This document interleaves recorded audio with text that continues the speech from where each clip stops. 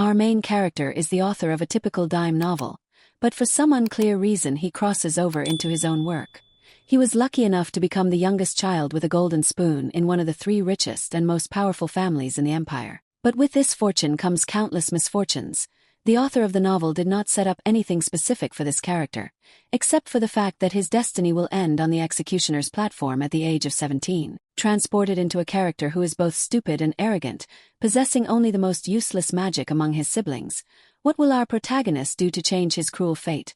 Follow along with Hades' Manhwa. For the past 3 days, this young man has been waking up in a panic, then staring blankly at the end of the room, which is much larger than the one he used to live in. Across from the bed is a large, full-length mirror. He still cannot get used to the feeling of waking up in the setting of his own novel. He is currently in a mansion that spans hundreds of square meters, and this strange phenomenon is often called transmigration. This happens quite often in the fantasy world of Korean webcomics, and he has read stories like this before. However, he never thought that it would happen to him, so every morning for the past 3 days, he wakes up with a dazed expression, sitting on a large, luxurious bed that feels anything but soft. He cautiously steps off the bed, an action he has repeated identically for the past 2 days. He walks towards the mirror and looks at himself with disgust. He is still in this body, this face, and this fat belly. He still hasn't gotten used to it. His identity before transmigration was Cha Min-sung. He can't help but feel a pang of sadness as the proud, toned body of a man who served in the Korean Reserve Forces for 6 years suddenly disappears and is replaced by a young, immature boy standing there. He remains completely calm as he observes the strange characters appearing in the air before his eyes. He has accepted the truth. No matter how hard he rubs his eyes, the information remains clearly visible.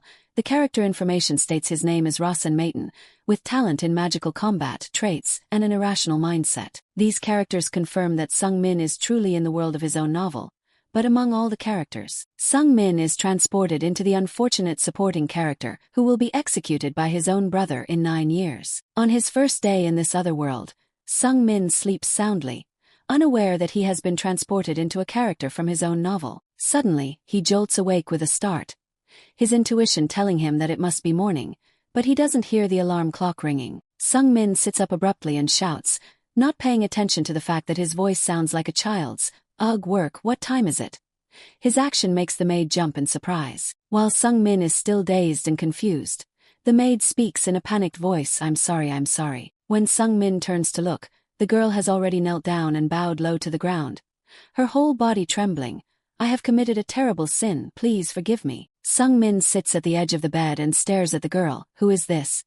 He still hasn't noticed that his feet are not touching the ground. Sung Min frowns as he examines the maid's face as she cautiously looks up at him. She has orange hair and white skin, with many freckles on her face. She doesn't look Korean, but she doesn't look very Western either. Regardless of her race, seeing a girl on her knees and bowing her head is not a pleasant sight. Sung Min laughs awkwardly and asks her, excuse me, where am I?" Instantly, the girl slams her head on the floor with enough force to make a sound. Her forehead is bleeding. "I apologize, sir. I didn't wake you up on time because I didn't know you had to get up early today. Please forgive me, it's all my fault." Sung Min is stunned and opens his eyes wide. He wonders if this is a dream. Why is the dream so vivid? No matter how he looks at it, it doesn't seem like a dream. Sung Min is worried that the girl is seriously injured and jumps down to approach her. You okay?" However, the maid screams, a loud scream that echoes throughout the mansion. Please don't hit me." Immediately afterwards, the girl faints, as if she just saw a large cockroach approaching. Sung Min approaches the girl in a daze, feeling dizzy and confused. "I just stood up and she fainted." These are the events that occurred on the first day, causing Sung Min to suffer a major shock and his spirit to inevitably collapse. From the first night until the morning of the second day, Sung Min was barely able to sleep at all. Although he knows he has been transported, he can't accept this miraculous event. No matter how much he thinks about it, he still can't understand the reason. He also can't understand why those strange characters appeared, and he has no explanation. Sung Min can only remind himself to adapt to this new environment. His name is Rasen Maiden, not Cha Min-sung. While Sung Min is pondering, a young boy cautiously opens the door and enters the room. His name is Hampton. He is a boy with black hair and dark skin. Hampton bows his head respectfully while clutching a large notebook in his hands. "Master, I will write your daily journal." Sung Min's eyes widen as he looks at Hampton with a puzzled expression. A daily journal. Hampton hurriedly apologizes with great seriousness, and even reverence. Yes, yes, that's right, I apologize, I promise I will finish quickly. Sung Min approaches Hampton out of curiosity and peeks down at the notebook while the boy diligently writes. Looking at Hampton's neat and fairly straight handwriting, Sung Min suddenly understands daily journal. Ah, I think I remember it. This is a natural part of the lives of heirs to prestigious families. They are often closely monitored every day in all their activities. Afterwards, someone is assigned to record these daily activities, and this continues until the heir turns 14 and begins their pilgrimage. Hampton jumps in shock as he turns his head and sees Sung Min standing close by, but he doesn't realize until now. Hampton is so panicked that he almost falls backward, and when he loses his balance and swings his leg to hit the table, he spills the ink. Hampton frantically picks up the notebook while glancing at Sung Min with fear in his eyes. I apologize, I will clean it up right now. Suddenly, one of Sung Min's legs rises high in the air, shocking even him. What? Hampton sees the movement and breaks out in a cold sweat, as if he knows what is about to happen to him. Meanwhile, Sung Min is in utter panic. How is my body moving on its own? It's like I'm programmed with a formula engraved in my muscles. I feel like I have to kick him. Sung Min immediately kicks Hampton in the face, but luckily the boy manages to dodge, only being grazed by Sung Min's heel. However, blood still sprays out of the boy's mouth. Hampton trembles and raises his hands in defense, while Sung Min immediately backs away with a feeling of frustration in his heart. He can't control his actions. His body is like an automated program with a formula engraved in its muscles. As the morning of the second day passes, the memories of the original owner begin to flow into Sung Min's mind like a stream, leaving him completely speechless because of the owner's past personality. According to the memories of Rasen Maton, this body is currently 9 years old, and it will be another 5 years before his pilgrimage. In Sung Min's mind, memories flash back to when Rasen was only 4 years old.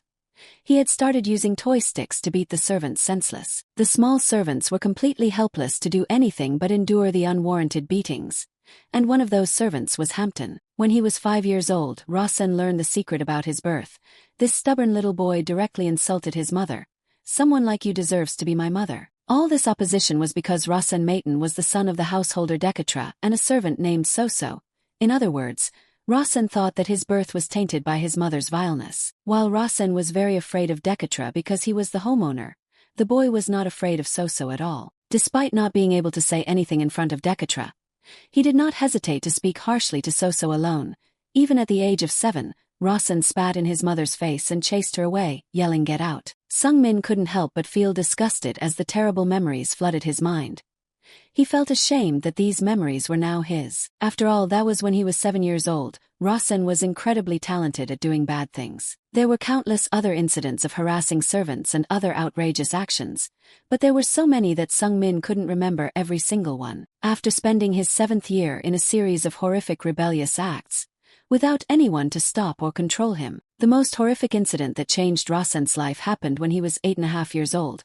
Sung Min didn't remember why Rasen beat a girl, but it was a plausible event considering his arrogant nature. Sung Min could only vaguely remember Rasen grabbing the girl's shirt and swinging his club, shouting with arrogance, "You stupid, ugly girl, be my punching bag." Rasen, an incredibly arrogant child, bragged to everyone that he had beaten Rosalind, the only 6-year-old daughter of a prestigious martial arts family. Thanks to his rebellious son, Dekatra had to bow his head and apologize to the head of the Grandel family. As a natural consequence of this outrageous behavior, before Rasen turned 9, he was banished to a subsidiary mansion called Maple in a remote location. Following Rasen's memories, even after such punishment, his character remained unchanged. Just a few days ago, he went on a rampage for a reason that seemed ridiculous to Sung Min. Sung Min recalled Rasen yelling, "Bring me verdant chocolate." Sung Min couldn't help but burst out laughing at the absurdity of it all. This kid is obsessed with chocolate. No wonder he's all belly fat. Sung Min also laughed because it was so ridiculous. Rasen Maton was clearly a character in Sung Min's novel titled The Legendary Swordsman said. And Sung Min did write the boy in the story as a very troublesome teenager who acted like a reckless idiot. But Sung Min had never written about a supporting character's life in such detail. In other words, even the author himself was amazed at the detailed background and past memories of Rasen. This wasn't a world that Sung Min directly described.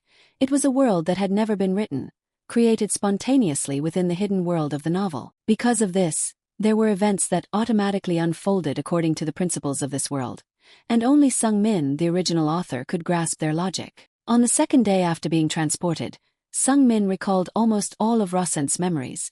Although they were all rubbish, they made him even more annoyed. On the third day, Sung-min had no choice but to accept that he had been transported into a character he had no fondness for. Sung-min started to shake off his confusion and regain his composure. This wasn't a dream, it was reality.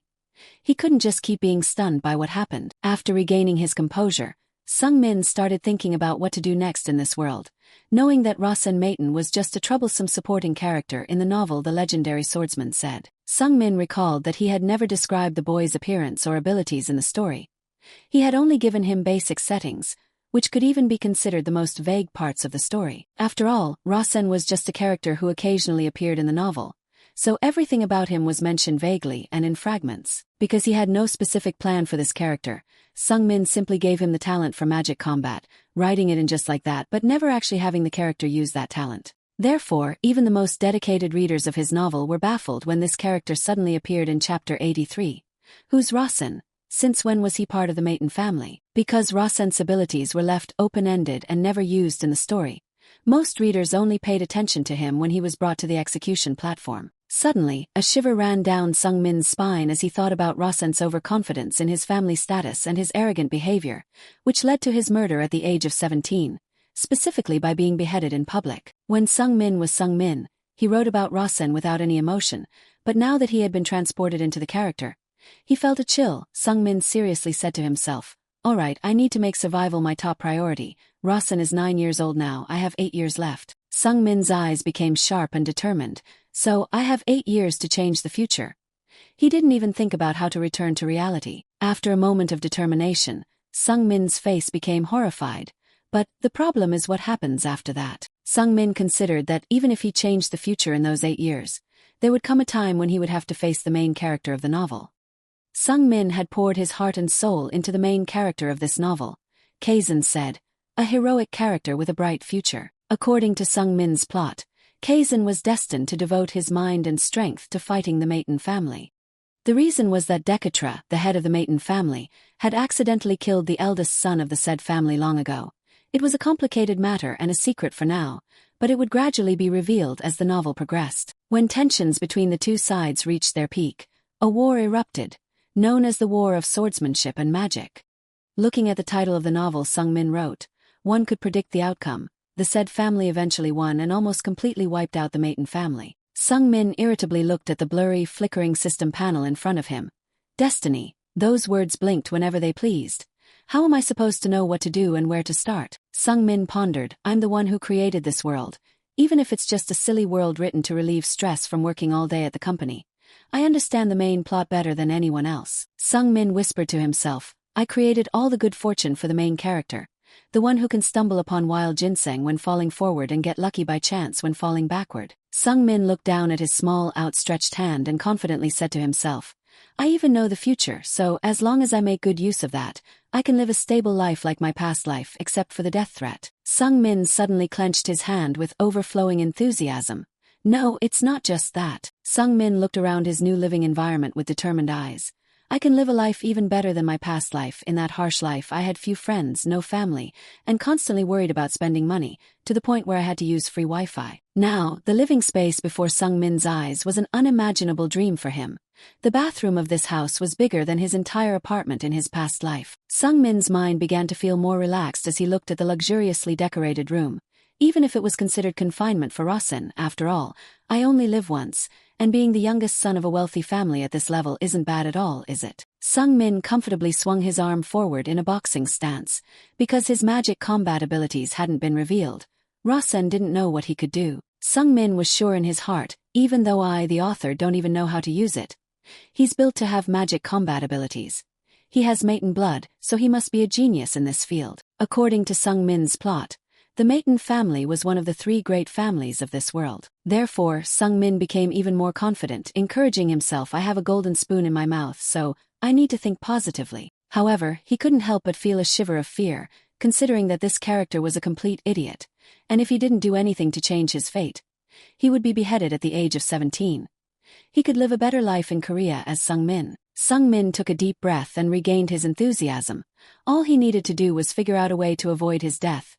8 years was a long time. At this moment, something strange appeared in the air. causing Sung Min to jump in surprise. Sung Min looked questioningly at the system's message board, which reappeared with a buzzing sound. The text he had been seeing since his transmigration had changed. System notification. Rasen Maiton's aspirations have been activated. The Saint's Eye has been activated. Sung Min stared speechless for a moment. The Saint's Eye. He knew about that too. Sung Min's eyes lit up with surprise and joy. This was the skill of the protagonist of the famous swordsman said. Sung Min wondered, staring intently at the words the Holy Eye had been activated. So how could I have this skill? He stood in front of the system's message board, lost in thought. This was confusing. This was supposed to be a special ability of the protagonist, Kazan said. Suddenly, I realized that the words he had seen since he had gone through space were definitely due to the influence of that ability called the Holy Eye. Sung Min furrowed his brow, stroking his chin thoughtfully. Weird, how did he have it? He wasn't the protagonist. However, it didn't take long for him to relax his face and shrug. Oh well, it didn't matter, since his transmigration, normalcy and logic had flown away long ago. The famous swordsman said was a typical cheap novel. Even Sung Min admitted it. That was why the protagonist's abilities were so overpowered. Kazan said in the story was idealized, possessing power that could destroy heaven and earth. According to Sung Min's description, Kazan could single-handedly destroy an entire continent, defeating any army of humans or monsters. It didn't stop there, the protagonist could even destroy the entire universe. The problem was, he would use that power to destroy the Maiton family. Even if Rasen lived past the age of 17, he would still face other risks of death. While contemplating a tumultuous future with the ultimate goal of survival, Sung Min suddenly noticed a circle appearing on Rasen's chest. This circle was completely invisible to the naked eye. Sung Min felt like the Saint's Eye was examining this body. Sung Min thought for a moment and realized that this circle might be the first cycle. According to Sung Min's novel, a cycle was a mana ring formed around the heart. This was an essential factor in using magic, acting like a power battery. In the initial world setting, even just this first cycle required a lot of learning and training to acquire. It could be said that it was a field with extremely high scholarship, requiring a lot of money and patience to explore. Thinking about this, Sung Min couldn't help but wonder. There was no way that someone as insignificant as Rasen would have trained hard enough and learned enough to obtain this. He didn't even have any memories of him participating in any training. So, it could only have appeared naturally. While Sung Min was pondering, the sound of knocking interrupted his thoughts. After 2 days, Sung Min had begun to get used to his daily routine here. At this time, it must be Era. As he expected, a young girl's voice whispered from outside the door, "Master, can I come in?" Sung Min replied coldly. "Come in." A girl gently entered the room and immediately knelt down. Although Sung Min had encountered Era in a cowering and fearful state every time these past 2 days, her sudden kneeling before him today surprised him. Sung Min stared intently at Era, making her unable to look up. Her eyes were lowered, staring at the floor in panic. A piece of memory flashed through his mind, helping Sung Min understand the situation. Rasen had previously stepped on Era's head and taught her, "Whenever you accidentally look directly into my eyes, you should know your place and kneel down immediately, understand?" It seemed that Era had accidentally looked into her master's eyes earlier, and out of natural instinct, she knelt down. Sung Min felt disgusted in his heart. This idiot had created so many ridiculous rules. As Sung Min felt sympathy for the fragile girl who looked like she was about to cry, suddenly the Saint's Eye ability activated, causing him to open his eyes in shock. Sung Min carefully read the content of the notification from the Saint's Eye. A shiver ran down his spine. Wait, what was this? Character information display, name, era, talent, assassin, trait, unable to analyze. Sung Min was confused. How could the primary talent of a young maid be an assassin? Sung Min looked at Era's innocent and kind face, wondering why a girl who was kneeling and trembling could be an assassin. He didn't remember setting anything like this for her. Soon after, Sung Min realized the issue. He had completely forgotten. The world in the novel the famous swordsman said was a crazy world, where power and violence reigned supreme. It was a world ruled by the law of the jungle. The strong survive and the weak die.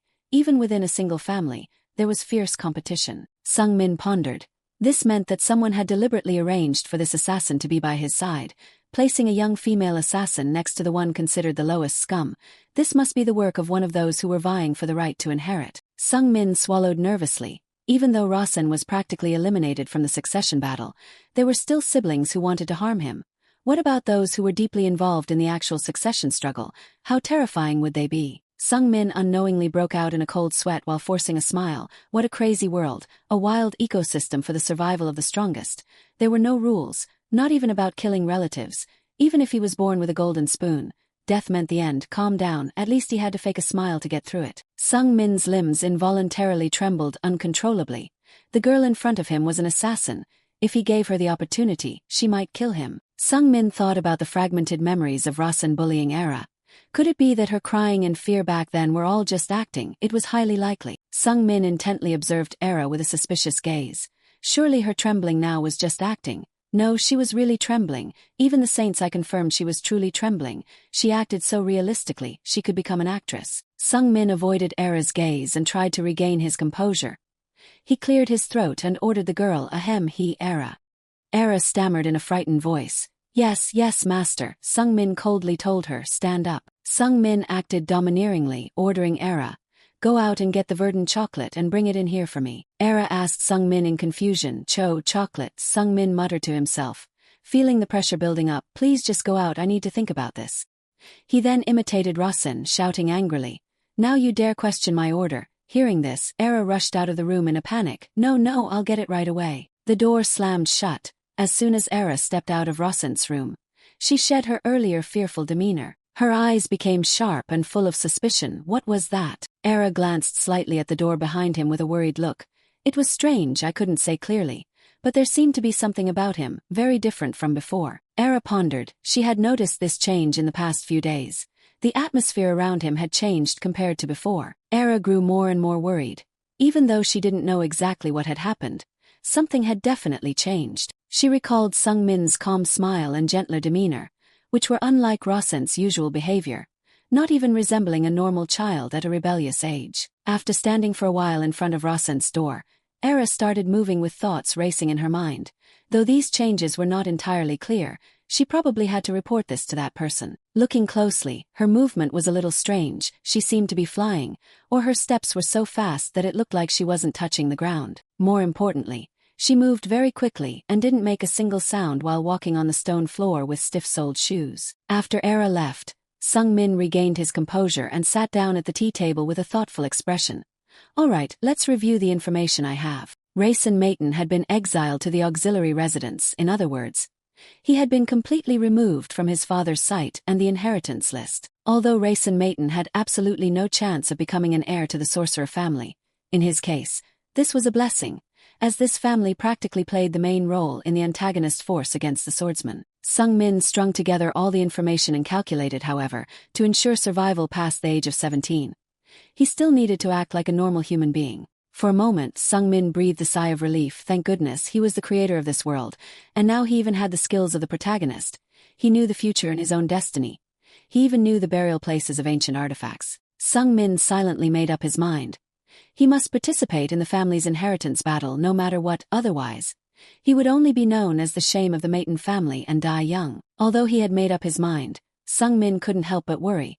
Everything seemed fine now because he was only 9 years old, but the inheritance war would officially start for him when he turned 10.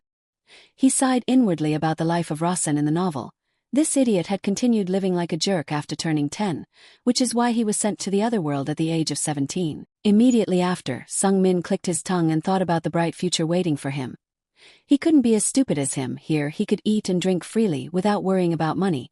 He could also travel everywhere and live a free and luxurious life different from the past. He just needed to keep himself in the middle of the inheritance contenders, not act cowardly or do anything too extreme, and everything would be fine. Sung Min felt more and more confident as he thought about it. He had done this many times before. This was the survival secret in the Korean army. With his thoughts clear, Sung Min's eyes shone brightly. All right. He knew how he should behave in this world. And now it was time for the things he had to do from now on. Suddenly the system notified Sung Min, due to insufficient mana, the effect of the divine eye would be deactivated. Just then, Era knocked on the door and peeked in with a frightened expression. Please, I'm sorry, young master. She spoke hesitantly to Sung Min. I can't bring you the verdant chocolate, because it's really hard to find. Sung Min coldly glanced at Era and said, it's okay. In his heart he thought, I don't really want to eat chocolate, I just need some time to think. Era stammered an explanation, but was stunned by Sung Min's indifferent attitude. I tried my best, but... Yes, seeing Era hesitate to leave, Sung Min bluntly dismissed her. I said it's okay, go away. Sung Min looked at Era with an apologetic glance. Temporarily, he had to continue playing the role of this jerk Rasen. But do you know what the creepiest thing is? Era walks completely silently. Era couldn't believe that a chocolate lover like Rasen would easily let her off the hook. So she stood hesitantly at the door. So what about the verdant chocolate? Sung Min yelled angrily. I said it's okay. Get out now. Only then did Era hurriedly close the door. Yes, have a good day, young master. Era awkwardly walked back and forth outside Rasen's door with a jumble of thoughts. Did I hear wrong? What did that jerk just say? No, I'm sure I heard every word. Era remembered Sung Min's expression when he said it was okay. His eyes and tone were cold, with no anger at all. Era's eyes flashed with suspicion. A chocolate maniac like him said it was okay. She had to observe for a while longer before deciding whether to report this or not. Meanwhile, Sung Min was feeling chills because in this world, not only were heroes hiding their powers, even the servants were hiding their powers. This world was too dangerous and unpredictable. A week later, Sung Min ordered Hampton and started making big changes in Rasen's life. Get ready. Hampton stared at Sung Min with wide eyes. Yes, young master, prepare what? Sung Min replied calmly. We're going to the training ground. Hampton continued to look at Sung Min with a confused expression. The training ground. Sung Min yelled, stop questioning me. Do I need to repeat the order to you? Only then did Hampton hurriedly run away. No, I'll schedule it right away, 7th young master. In the past week, Sung Min had thought a lot and reorganized his thoughts roughly, regarding how he could survive here. He was almost certain he had figured out a direction. First, to survive past the age of 17, Sung Min needed to join the inheritance battle and act like a proper human being. Second, to act like a human being, he would have to train hard. Finally, he must survive and become independent by any means. After successfully surviving past the age of 17 without being beheaded and turning 20, Sung Min would be eligible to become independent. His goal was to live happily in a place where Kaizen couldn't reach, and since Kaizen was the typical hero type, only those who directly participated in the war as a villain would be killed. That was what made Sung Min confident in his ability to survive in the distant future. However, before he could do that, there was something extremely important that Sung Min needed to verify: the effectiveness of Chapter 1, the combat magic ability, and the Divine Eye. That was why Sung Min decided he needed to go to the Maton family's training ground to test them in battle. Meanwhile, Hampton was running as fast as he could to prepare the carriage for Sung Min, young Master Rasen. He's changed. Even though he was shocked, Hampton seemed very happy. Hampton was both surprised and excited inside, because he had noticed the change in his master in the past few days. However, everything wasn't completely clear until now. Hampton thought to himself, the reason why I'm bruised is because the young master beat me. But that's not something to be angry about, but regrettable after all. It's because I couldn't support him properly. Hampton's steps became lighter due to the happiness of confirming that his master had changed. Now, the 7th young master wants to go to the training ground. The change is clear. Previously, Sung Min had used the Divine Eye to read Hampton's character information. The main attribute was poison. The characteristic was a cowardly shadow. This almost made Sung Min go berserk. First, an assassin, and now a poison user. What the heck is this? Sung Min couldn't help but shiver as he looked at Hampton's innocent face. When did he learn poison? He must be planning to secretly oppose him. However, as soon as he read Hampton's characteristic, a shadow, Sung Min breathed a sigh of relief. Any heir of the sorcerer family would have a well-trained assistant. They were trained and brainwashed from a young age to support their master, and they had sworn loyalty and were willing to sacrifice their lives for their master. It could be said that these shadows were loyal to the point of being stupid. People who would believe that manure is soy sauce, as long as the master said so, and Sung Min's shadow was Hampton. This made Sung Min both surprised and relieved.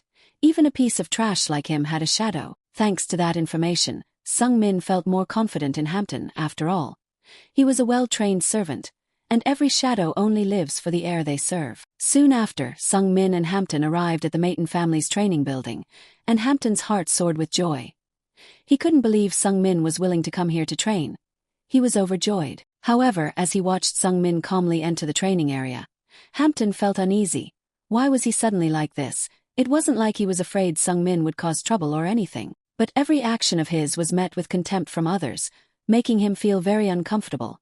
Hampton felt a pang in his heart as he remembered Rasen's past mischief. But in the next instant, a deep faith shone in his eyes. No, he had to trust the young master. While Hampton was anxious and restless, Sung Min stood there, stunned, looking at the massive training building in front of him. It was a modern building in a fantastical fictional world, and it made Sung Min laugh bitterly. He was truly lazy when it came to setting things up. Sung Min comforted himself, thinking that at least he could comfortably use it as he was familiar with it in Korea. As he reached the entrance of the building, the system announced the current location, Training Area 1. A trainer, as per the scheduled appointment, stepped out to greet Sung Min. Typically, there was at least one manager operating each training area like this. The manager was dressed in a bulky mage's robe but wore a pair of cool sunglasses. He warmly greeted Sung Min. "Seventh young master, you're here." The manager grinned and introduced himself. "I'm Noah. I'm the manager of the Leaf training area." Sung Min politely nodded. "Yes, nice to meet you," while Noah bowed deeply at 90 degrees. "Yes, it is my honor, young master." While bowing deeply, a vengeful expression crossed Noah's face. "I was the one you slapped a year ago. Just because I didn't bow deeply enough when greeting you. You damn bastard, you don't even remember me now, do you?" Sung Min silently followed Noah into the training area, secretly observing him. Why can't I read him with a holy eye? It's probably because he's much stronger than Rasen. Well, it's normal for a training area manager, I guess. Sung Min thought to himself, I shouldn't be arrogant, it's best to treat him nicely.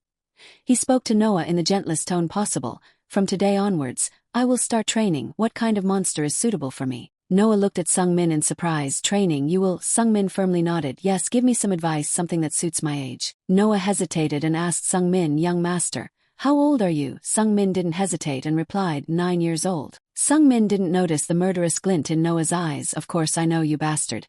It's been 396 days, 8 hours, and 32 minutes since you slapped me." Noah silently calculated. "How do I deal with him now? I want to handle him in the most justifiable way possible, so that no one can hold me accountable." After a while, Noah grinned and said to Sung Min, "Sixth young master successfully defeated a monster when he was 9 years old." Sung Min furrowed his brow and thought, monster, what? Fortunately, he still remembered the setting. It was about 50 centimeters tall, shaped like a large mushroom, and moved by jumping around. It was the lowest level monster. Feeling that it wasn't too dangerous, Sung Min quickly nodded. "Okay, arrange it." Noah immediately replied excitedly. "Yes, I'll prepare it right away. I'll set the battlefield as a mushroom forest." Sung Min calmly replied. "Okay, go ahead." Noah then laughed happily. "Yes, it'll take about 3 minutes." Sung Min looked at Noah with puzzlement as he skipped and hopped with every step. Why is he so excited? But Sung Min didn't pay too much attention to Noah's unusual behavior. He closed his eyes and pondered. The monster isn't a difficult one. No wonder sixth young master could kill it when he was 9. Sung Min breathed steadily and told himself, "Focus for 3 minutes. I can feel the circle in my chest. My talent is combat magic. Be confident, after all, I'm inheriting the bloodline of the most powerful magic family." Sung Min recalled what he had written in the novel. For members of the Maiden family, using magic was as natural as breathing. It was a stroke of luck because it allowed him to have an innate understanding of how to use magic, even though he didn't fully understand it. 3 minutes later, Noah returned with a radiant face. "Please proceed this way." Then, the scenery around Sung Min changed. He entered the training space with the holy eye still active, announcing the current location, Mushroom Forest Illusion. Noah's voice echoed from behind after closing the space simulation area. "Good luck." Sung Min quietly looked around the forest. It was just a mushroom forest, nothing special, but then he noticed a rock in the distance and sensed the presence of a monster behind it. There was something black and wriggling behind the rock. Sung Min squinted, focusing his gaze. "Is that it?" As the monster jumped out of its hiding place and roared, Noah casually instructed Sung Min, "Young master, the monster's weakness is its plant body. Because it's a mushroom-type monster, it's weak to fire." Sung Min stood thoughtfully, staring at the monster with disgust. "That's the monster, even though I created it myself. It's a little creepy to see a mushroom moving like that." Sung Min clenched his fist and looked at the monster with a cold glare. "All right, let's do this." Blue mana quickly emanated from his fist. As Sung Min prepared to attack the monster, a new notification window suddenly appeared. System notification, bodies will confirmed. Combat magic skill within the body activated. At the same time, the mana circle in Sung Min's heart began to spin violently. Meanwhile, outside the simulation room, Noah was watching Sung Min through a crystal ball with a vengeful attitude. "I was a fairly famous mage in the Dorothy region before joining the Maiden household. Though my appearance wasn't outstanding, I was once called a genius in my hometown." Noah was a confident man who loved himself dearly, therefore. He couldn't forget the shock he experienced a year ago, when he was slapped by a brat. Noah still clearly remembered Rasen saying, "How dare you call yourself human when you only bow 82 degrees? Noah held a grudge against Rasen ever since. "You humiliated me just because I bowed 82 degrees instead of exactly 90 degrees. The moment Sung Min stepped into the simulation room without any precautions, Noah was overjoyed to the point of madness. "Today, I will get my revenge. I've upgraded the monster to the highest level." At this moment, the monster in the training room began to move and attack Sung Min. Its speed was so fast that the human eye couldn't even see its movements. Looking at the monster charging towards Sung-min, Noah was overjoyed. Mages are usually born with something called a main attribute, but that idiot's talent is called combat magic, something considered inferior within the magic family. It's a branch of magic that uses spells to maximize physical abilities. However, it's also a difficult magic to master because of its half-baked nature. Noah was certain in his heart, with your combat magic, you'll never be able to injure these monsters. You won't even be able to touch them. Noah silently chuckled smugly. I reminded you about the monster's attribute just to fulfill my duty as a manager, but I haven't told you yet that it has excellent resistance to physical shock. Now, my revenge has begun, you milk-mouthed brat. However, Noah's joy didn't last long before his face turned pale. Noah couldn't continue his evil laughter because an unbelievable situation had occurred. Sung-min had grasped the monster's movements and directly jumped towards it with a glowing punch. Surrounding Sung-min's fist was a brilliant blue light of mana. As he reached within an arm's length of the monster, he unleashed his thunderous fist and punched a round hole straight through half of its body. Noah watched it happen and immediately shouted in astonishment. With just one punch, the mushroom monster fell to the ground and exploded with a sound like a popped bubble. Sung-min landed softly. Seems too easy, huh? As the mushroom monster disappeared without a trace, new notification lines began to appear in front of Sung-min's eyes. System notification: the level of the newly awakened combat magic is novice. You have used the awakened combat magic. A small amount of irrational thoughts have been filled. The novice combat magic has been stored. Immediately after that, Sung-min felt like the blood was boiling in his heart. His body was clearly heavy, but strangely it felt a little lighter than before. His heart was beating rapidly. Sung-min felt a strange sense of excitement. The system continued to announce, novice combat magic, use weight, has been stored in the mana circle. Sung-min was surprised because he had never set it up. What power is this? Noah looked at the crystal ball with his eyebrows twitching. What the hell is this? Noah stared at Sung-min and still couldn't believe what had just happened. Is this pure combat magic? Combat magic is magic with physical destruction power. He shook his head in confusion. The monsters have good resistance to physical destruction, but he hunted them down too easily. It can't be. Before Sung-min could complain about the poor training style that ended with just one monster, Noah spoke first. Young master, it doesn't seem like the monster can be used as a training dummy for you anymore. Sung-min replied, I was thinking the same thing. Noah frowned suspiciously at Sung-min's calm expression. What the hell happened in the year I didn't see him? He wiped the cold sweat from his face and continued to speak to Sung-min. I'm thinking about increasing the difficulty a little. Sung-min calmly asked, difficulty, how much? If it's too difficult it will be a lot of trouble. I don't have much mana left. Noah immediately explained, it's the pink monster. They are similar to ordinary monsters but very fast and strong. Not only that, if you can't kill it fast enough it can also multiply many times. Noah said while taking a deep breath to regain his composure. I should ignore my personal feelings. I just need to get the information to report. The mages in the training area like Noah have the duty to understand the level of magical achievement of the successors and report back. But earlier he couldn't even see anything clearly. Seeing Sung-min hesitate, Noah added, if I see the situation becoming too dangerous, I will end the training right away. Sung-min pondered, pink monster, I haven't set anything like that up. But maybe it's just a kind of monster with its origin from the original setup. After a moment of careful consideration, Sung-min said to Noah, okay. Noah immediately reported to him, young master, the monster will appear right now. Just a few seconds later, a mushroom monster with the same height and shape as the first one appeared. The only difference between them was the color of the mushroom cap. Sung-min felt a bit disdainful when he looked at the pink monster. What's the difference from the previous one except for the color? However, in the next second, Sung-min was startled by the pink monster. The mushroom monster rushed towards him like a bullet, but Sung-min lowered his center of gravity in time to avoid it by bending his waist and knees slightly. The pink monster charged into a rock behind Sung-min and a large explosion occurred immediately. Before Sung-min could figure out the monster's position in the blinding dust, it charged again. It moved really fast. The speed of closing the distance was completely different from the previous monster. The closer it got to Sung-min, the faster it felt like it was charging. This time, the pink monster's speed increased significantly so Sung-min couldn't avoid it, and a loud collision happened between the two. The mushroom spores scattered in the air and gathered where the pink monster stopped. Luckily Sung-min activated his mana in time to defend, making the collision with the mushroom monster not cause any significant damage to his hand. Sung-min seriously analyzed the monster. It was strong and very fast, but it didn't seem threatening at all. Suddenly a spark flashed in Sung-min's eyes just as the mushroom monster jumped from the ground again. This time, the pink monster jumped straight at Sung-min's head to attack. The jumping form was light and didn't look threatening at all. and he recognized its move when it was only an arm's length away from his face. Sung Min did not hesitate to cast defensive magic again to repel the mushroom monster. Noah in the observation room continued to be amazed and shouted like he was narrating a thrilling boxing match. He deflected it. Seizing the opportunity when the pink monster was knocked away, Sung Min actively jumped towards it. He secretly felt smug. I realized one thing, its attack style is very simple, just running in a straight line. When Sung Min grabbed the mushroom head, he excitedly made an instant decision. Practice is better than theory. I'll use the power I just unlocked. When Sung Min used the novice combat magic, using weight engraved in the mana circle, he felt that mana could be taken out and used more quickly and conveniently than before, but at this moment, the system notified that there wasn't enough mana. When the concentration of mana in Sung Min's fist had just become slightly thicker, it suddenly dropped, causing Sung Min to be caught off guard. Damn it, I don't have enough mana. However, the mana-deficient fist still followed the momentum and struck the pink monster in the face, sending it flying 10 meters. And at the moment Sung Min's fist hit it, he felt like the monster suddenly slowed down. Sung Min wondered, what was that just now? It felt like time slowed down for a moment. Anyway, thanks to that I was able to defeat it. When the monster disappeared, the system notified Sung Min, this is the first time you have used up all the mana in your body.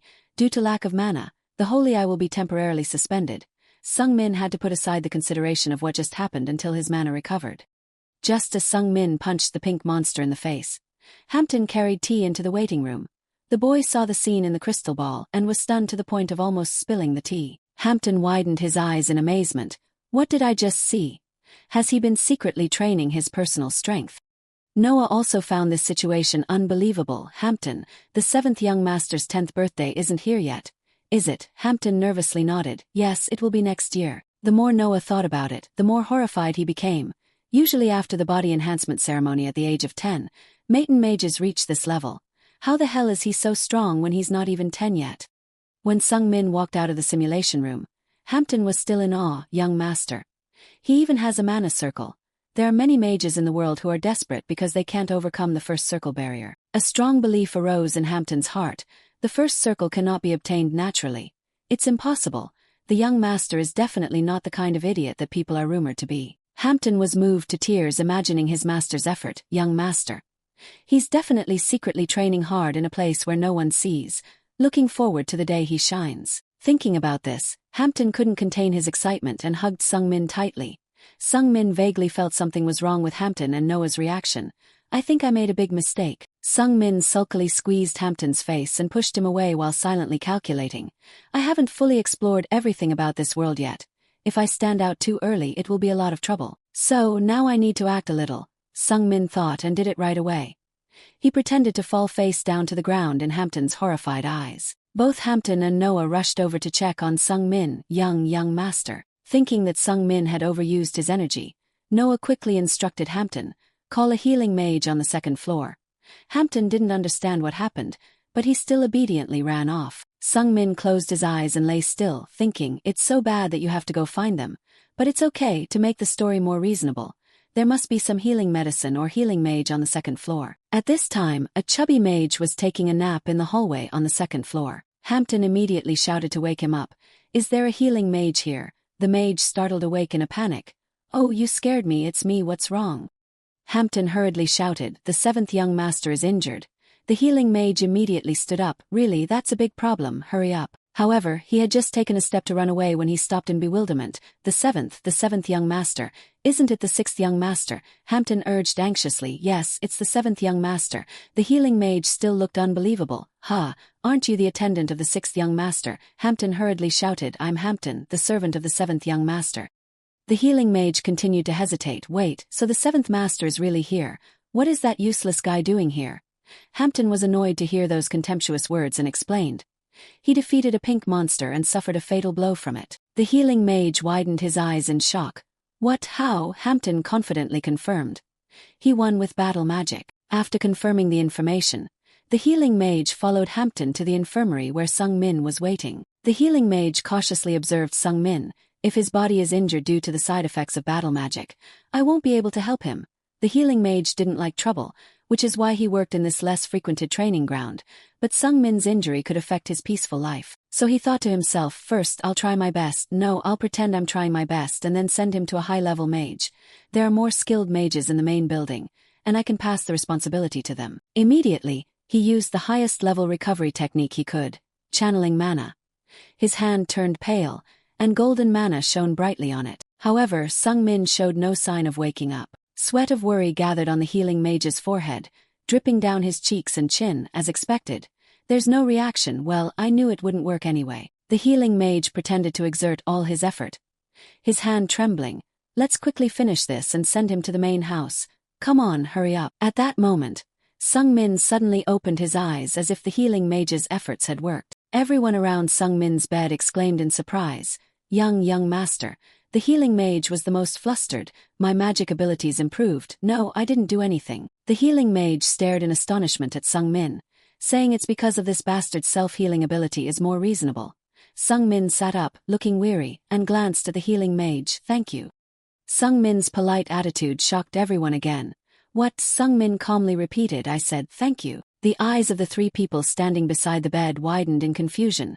The rumored young master who's a jerk. He knows how to thank someone. After returning to the Maple Mansion, Sung-min decided to rest temporarily until his mana recovered. Shortly after Sung-min returned, Era came back with 2 chocolate bars in her hand.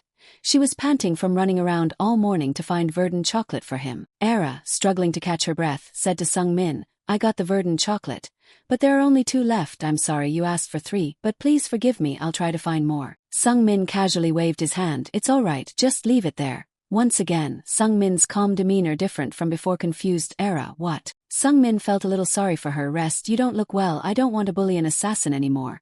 Then, he rudely dismissed Era. I'm tired from training, don't bother me anymore, go away. Sung-min cautiously glanced at Era as she bowed deeply. I understand, young master, please rest. Going downstairs to the kitchen and hearing Hampton's story about the morning at the training ground, Era exclaimed in astonishment. Really, the young master actually went to train. Hampton said proudly, I told you it's true, the young master went to the training ground. Era continued to scream in amazement. It's impossible. Meanwhile, Sung-min was lying comfortably on the bed munching on chocolate.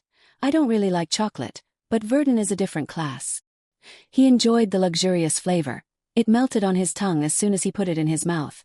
The sweetness gradually became warm, spreading warmth throughout his body like being wrapped in a soft blanket. Suddenly, a glimmer of interest sparked in Sung-min's eyes. Wait, what if this isn't just a feeling?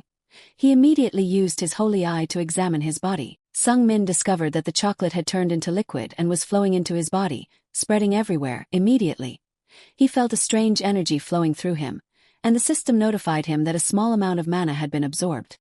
Sung-min was astonished. This is insane. Is this the reason he absorbed so much mana? The system displayed a new notification. You have discovered a fragment of an illogical thought. Sung-min looked at Rasen's strange body in amazement. It feels like my character has just taken another step forward. The scattered pieces are gradually being arranged and linked together, so this body could absorb mana by eating chocolate. In this world, mages usually have to go to places with high mana concentration to absorb it. They have to go through hell on earth just to obtain a little bit of mana. Sung-min nodded. It seems Rasen has a special physique. Even though I didn't set it up like that, that must be the reason his characteristic is called a fragment of an illogical thought. Sung-min chuckled, leaned back on the bed, and continued to enjoy the free mana. The only side effect was weight gain. When his mana recovered a bit, Sung-min thought about what happened during his fight with the Crimson Witch. That's right, the feeling back then. Let's reimagine that scene. The Holy Eye analyzed the situation and revealed that the slow flow attribute had been activated. Sung-min furrowed his brow in confusion. Slow flow, what's that? Suddenly, a knock on the door interrupted Sung-min's thoughts, making him irritated. I told you I don't need anything today, Era said hesitantly. Young master, there's a guest, Sung-min snapped. Tell him to go away. However, the door to the room opened. Look at how you welcome your brother. The 6th young master Carlton entered Sung-min's room with arrogance. Your brother arrived and you don't even bother to stand up and greet him. Did you throw your manners to the dogs? Want to eat bird droppings again, don't you? Sung-min's mind immediately recalled memories of Carlton. This is the brother that Rasen is afraid of. Sung-min quickly played the role of a meek servant, bowing his head in front of Carlton. Brother, you came, Carlton sneered mockingly. That's why you never get anything done. You're always slow like a useless guy. What are you waiting for? Sung-min tilted his head in confusion. What? Carlton swung his stick with a haughty attitude. Lie down and crawl like a bug. Are you going to kneel? At that moment, the system popped up a notification. The slow flow attribute has been activated. Sung-min widened his eyes in surprise. That's it. I feel like his movements are slowing down. Just like I thought, this slow flow attribute is really quite effective. The image of Carlton's stick smashing down on Sungmin's head played out like a slowed-down film, making him feel triumphant inside. This is a skill that will help me a lot in any situation. Thanks to Carlton's slowed-down movements, Sungmin easily intercepted the stick and knocked it aside. When the stick flew out of Carlton's hand, Sungmin jumped back a step to create distance. Everything happened in less than 3 seconds for Carlton, but for Sungmin, it felt like half a minute. Carlton questioned Sungmin in shock.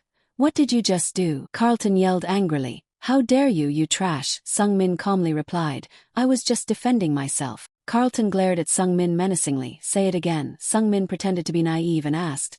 "Say what?" Carlton repeated in a harsh tone. "Say that dead dog thing again, you trash." Sungmin calmly said, "Dead dog." Sungmin's indifferent expression drove Carlton mad. "What?" But Sungmin continued nonchalantly.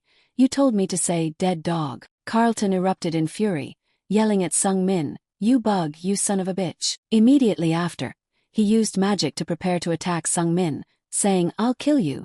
Sungmin quickly noticed a circle around his heart. Thanks to his holy vision, Sungmin saw that Carlton was about to unleash energy from that circle. The holy vision also gave Sungmin information about Carlton's water attribute. A hot-tempered kid. At the same time, Carlton activated his attribute magic, and small water circles appeared around him. Thanks to delay flow, Carlton's movements slowed down again in front of Sungmin.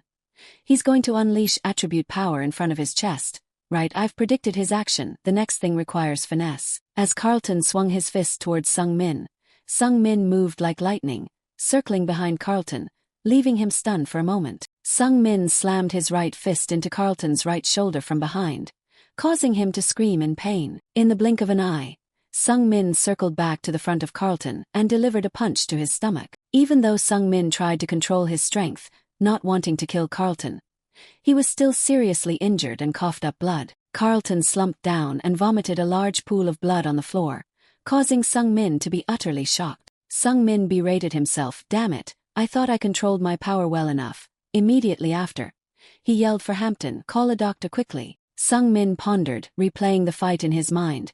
Maybe before his magic became stable, his control over it wasn't perfect yet. Hampton rushed in with a worried expression. "What happened, master?" Sungmin didn't explain, just shouted, "I told you to call a doctor." Hampton glanced at Carlton, who was kneeling in front of Sungmin, and became even more panicked. Yes, I understand." Sungmin sighed internally, looking at Carlton still coughing. "Looks like I hit my brother a bit too hard." However, he secretly smiled triumphantly. "I think I've found the most effective way to deal with mages. The main goal is to survive until I'm 17. I can see a bit of hope now." The next day, an argument broke out between Hampton and Era. Era yelled in shock, "That idiot beat 6th Master." Era reacted fiercely. "No way, how could that happen?" Hampton sighed. "Of course, it sounds absurd. Even I wouldn't believe it if I hadn't seen it myself." Hampton pondered for a moment, then hesitantly said, "Sister, can I be honest with you?" Era replied calmly. "What, are you about to say that you're a shadow?" Hampton was shocked and gaped in disbelief. Era casually plopped down on the chair. "Everyone except that idiotic master knows that you are his shadow." Hampton also openly revealed Era's secret. "I also think you aren't a regular maid. Your steps are so light, almost silent." Era chuckled mischievously. "Well, that's something everyone can see, except for that idiot." Hampton vehemently retorted, "Sister, you still think he's just a lazy fool." Era nonchalantly sipped her tea. "Well, what else? Go on," Hampton confidently told her. "I think because his 10th birthday is coming up, 7th Master is finally starting to change." While Hampton and Era were fiercely arguing, Sungmin went to the family library by himself. It had an old architecture that fit the setting, but it was incredibly huge. After his fight with Carlton, Sungmin thought he should learn how to control mana properly. Sungmin was overwhelmed by the scale of the building. "So this is where I'll learn to control mana, Star Library." He looked up at the library in awe. It looks more like a shopping mall than a library. No wonder Rasen has never been here before. Then, as he stepped inside the library, he was even more stunned. "This is crazy. Is all this books?" Sungmin wandered around the library, feeling a bit confused. "All 3 floors are like this." He mumbled to himself, "I wonder how many books there are here." Suddenly, a voice answered, "About 200,000 books, 7th Master." Sungmin looked around the library frantically, seeing no one. "What? Where is that voice coming from?" Suddenly, a beautiful girl with long, flowing black hair appeared, floating in midair. Sungmin frowned at the girl. "Who are you?" The girl replied coldly, with a sharp gaze. "I am the librarian of Star Library, Evian." Meanwhile, in the kitchen of the Maple Mansion, the debate between the two servants continued. Era asked Hampton with doubt, "You're saying he's preparing for his 10th birthday, and you think he's hiding his true self?" Era shook her head with a sigh. "Does that even make sense?" Hampton firmly defended his point. "What if Master has been intentionally doing this for the past 10 years? Era scoffed. "I can't believe you actually think that." Hampton retorted angrily, "But I saw it with my own eyes." Master finished the first tome. Era's eyes widened in surprise. "The first tome," Hampton continued. "Do you think it takes only a few days to complete?" Hampton firmly persuaded Era. "Think about it. 7th Master's name was almost erased from the inheritance race because of his past mistakes." Era nodded. "Well, that's true." Hampton continued. "If he attracts too much attention for his talent too early, imagine how disadvantageous it would be for him in the inheritance battle. That's why 7th Master is underplaying himself to hide his potential." After a moment of thought, Era pursed her lips and shook her head. "It still doesn't sound right. It doesn't make sense after all. That bastard's talent is only limited to battle magic." Hampton resolutely disagreed with Era. "No, I bet what I'm saying is true." Era shrugged nonchalantly. "Why are you so sure?" Hampton answered with determined eyes. "Because I'm his shadow. He has definitely shown me his future." Era sighed softly at the shadow's somewhat blind faith, but Hampton continued to persuade her. "If 7th Master suffers any misfortune, we'll both be abandoned, sister." Hampton nervously suggested to Era. "So why don't we cooperate and support him with all our might?"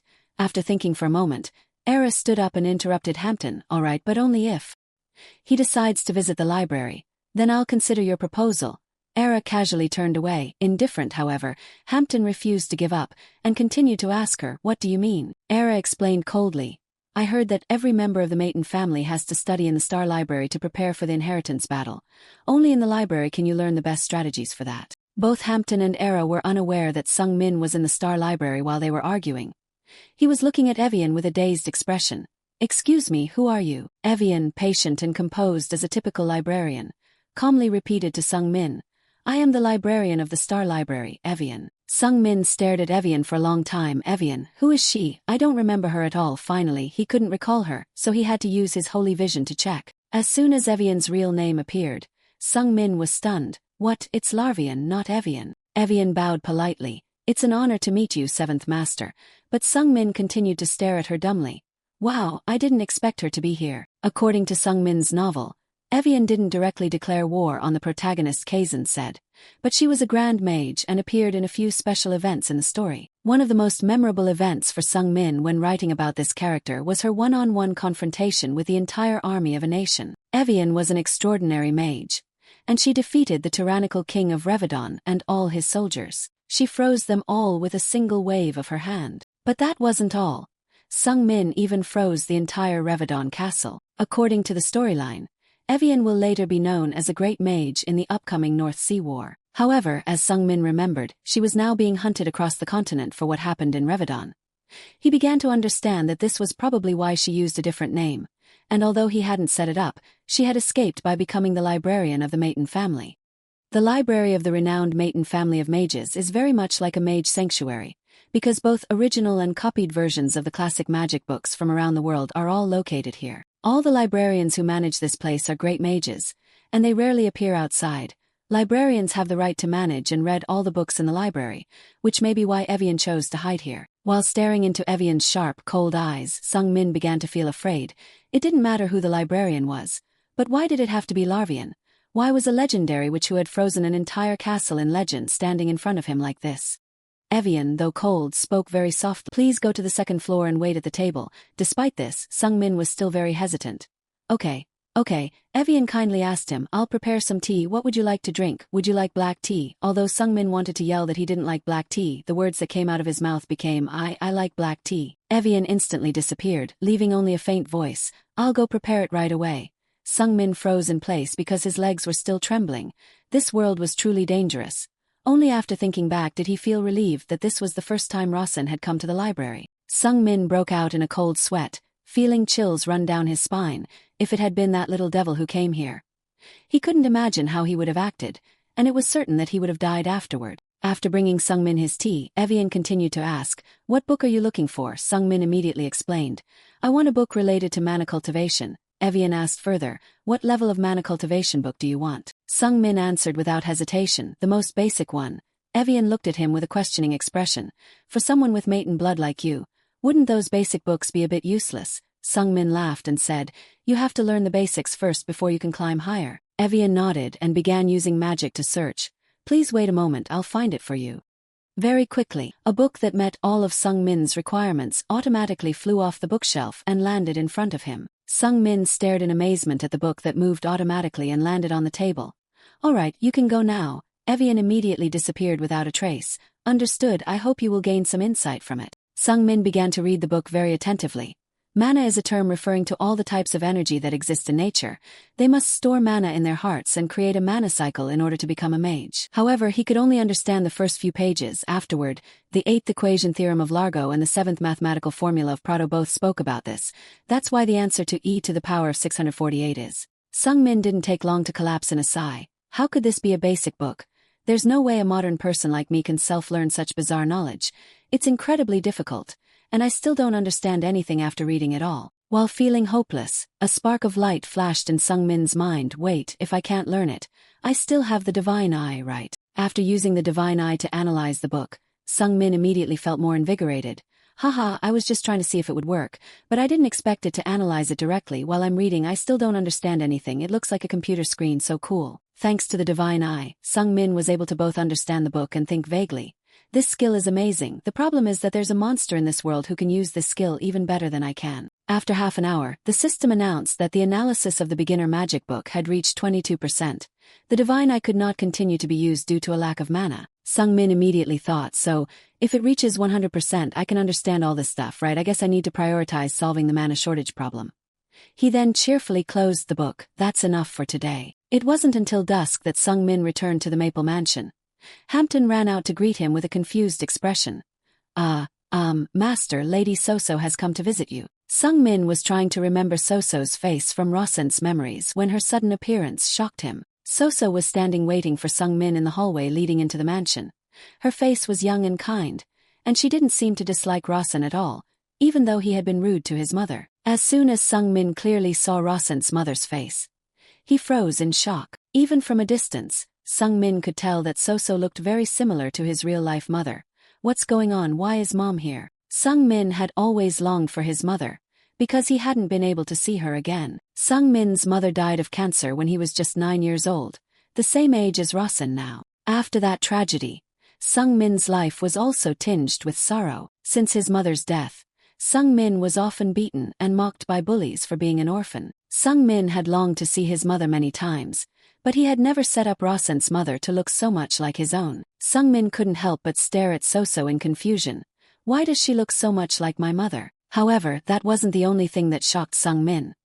He was even more surprised when he read Soso's information using the divine eye. According to what the divine eye read, Soso was in the early stages of hex nut disease. Even Soso's health condition had similarities to Sungmin's mother. Afterward, Sungmin didn't chase Soso away as Rossent had done in previous encounters. He politely invited her to his private room. While sitting opposite Soso, whose face was exactly like his mother's, Sungmin couldn't even raise his head to look into her eyes. Sungmin was filled with guilt for what Rossent had done in the past. His heart ached when he remembered Rossent's criticisms of Soso. Why did Rossent, why did he talk to mom like that? After a moment of contemplation, Sungmin took a deep breath and looked into Soso's eyes. Mom. The word hesitated to leave his lips. Just that one word was enough to make Soso's eyes widen and well up. She had been surprised since Sungmin had treated her politely and even invited her to his private room, but she couldn't imagine a day when she would hear a loving call from her son's mouth. Sungmin awkwardly spoke to Soso. I don't know where to begin. Meanwhile, Era stood quietly behind him, observing with suspicion. Is it really true that the young master isn't a scumbag, and he was just pretending all this time? Era's gaze toward Sungmin was still sharp and cold. Could this be part of a plan for the family inheritance war? Whatever. I can't underestimate him anymore. At this moment, Sungmin gathered all his courage and said to Soso, I apologize for my past actions. Soso continued to remain silent, but her eyes widened a little more, unable to hide her surprise at her son's transformation. Sungmin shyly smiled and said to Soso, I don't know if you believe me, but I understand a little more now. The person I am now is different from before. Soso tried to appear calm as she lifted her teacup. I understand. Afterward, Sungmin apologized repeatedly for everything Rossent had done to his mother. So just bowed her head and listened without any reaction. However, simply hearing So's choked voice in those few brief words was enough for Sungmin to understand why she wanted to stay silent. She was just trying to suppress her emotions. When she was about to cry, So immediately stood up and left. "I'll go first, I still have things to do." Sungmin didn't stop her, even though he knew she was no longer a maid, so she didn't need to work anymore. While So left, Sungmin pondered over the illness she was suffering from. Lu hat was a rare disease. 3 green dots would appear on the patient's chest, and there was no cure yet. If it reached the stage of 3 dots, treatment would be impossible. Fortunately, she only had one. So ran out of her son's room and quickly shut the door, trying to hold back the tears that were welling up. In the end, So couldn't hold back her tears. She could only cover her mouth to stifle her sobs. On such a joyful day, why did she keep wanting to cry? The more she thought, the more emotional she became. Her only son finally called his mother, and it was also the first time he called him that. Sungmin knew that So was still outside, and he suddenly proposed with a gentle voice. "Mom, can you spare an hour for me each day?" Sungmin spoke from inside the room with an earnest voice. "I'll have the Karun grape tea from the Shapelian mountain range ready. So, every day at this time let's have tea together, okay, Mom?" So tried to suppress her sniffles and answered her son, "Okay."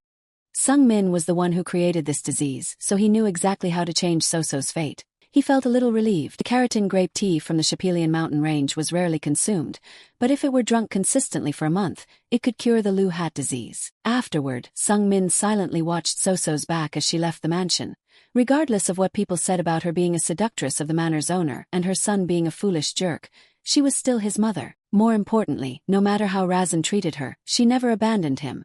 Sungmin felt grateful in his heart for seeing his mother again, even if it was only a simulated image. Sungmin tried to hide a soft sigh.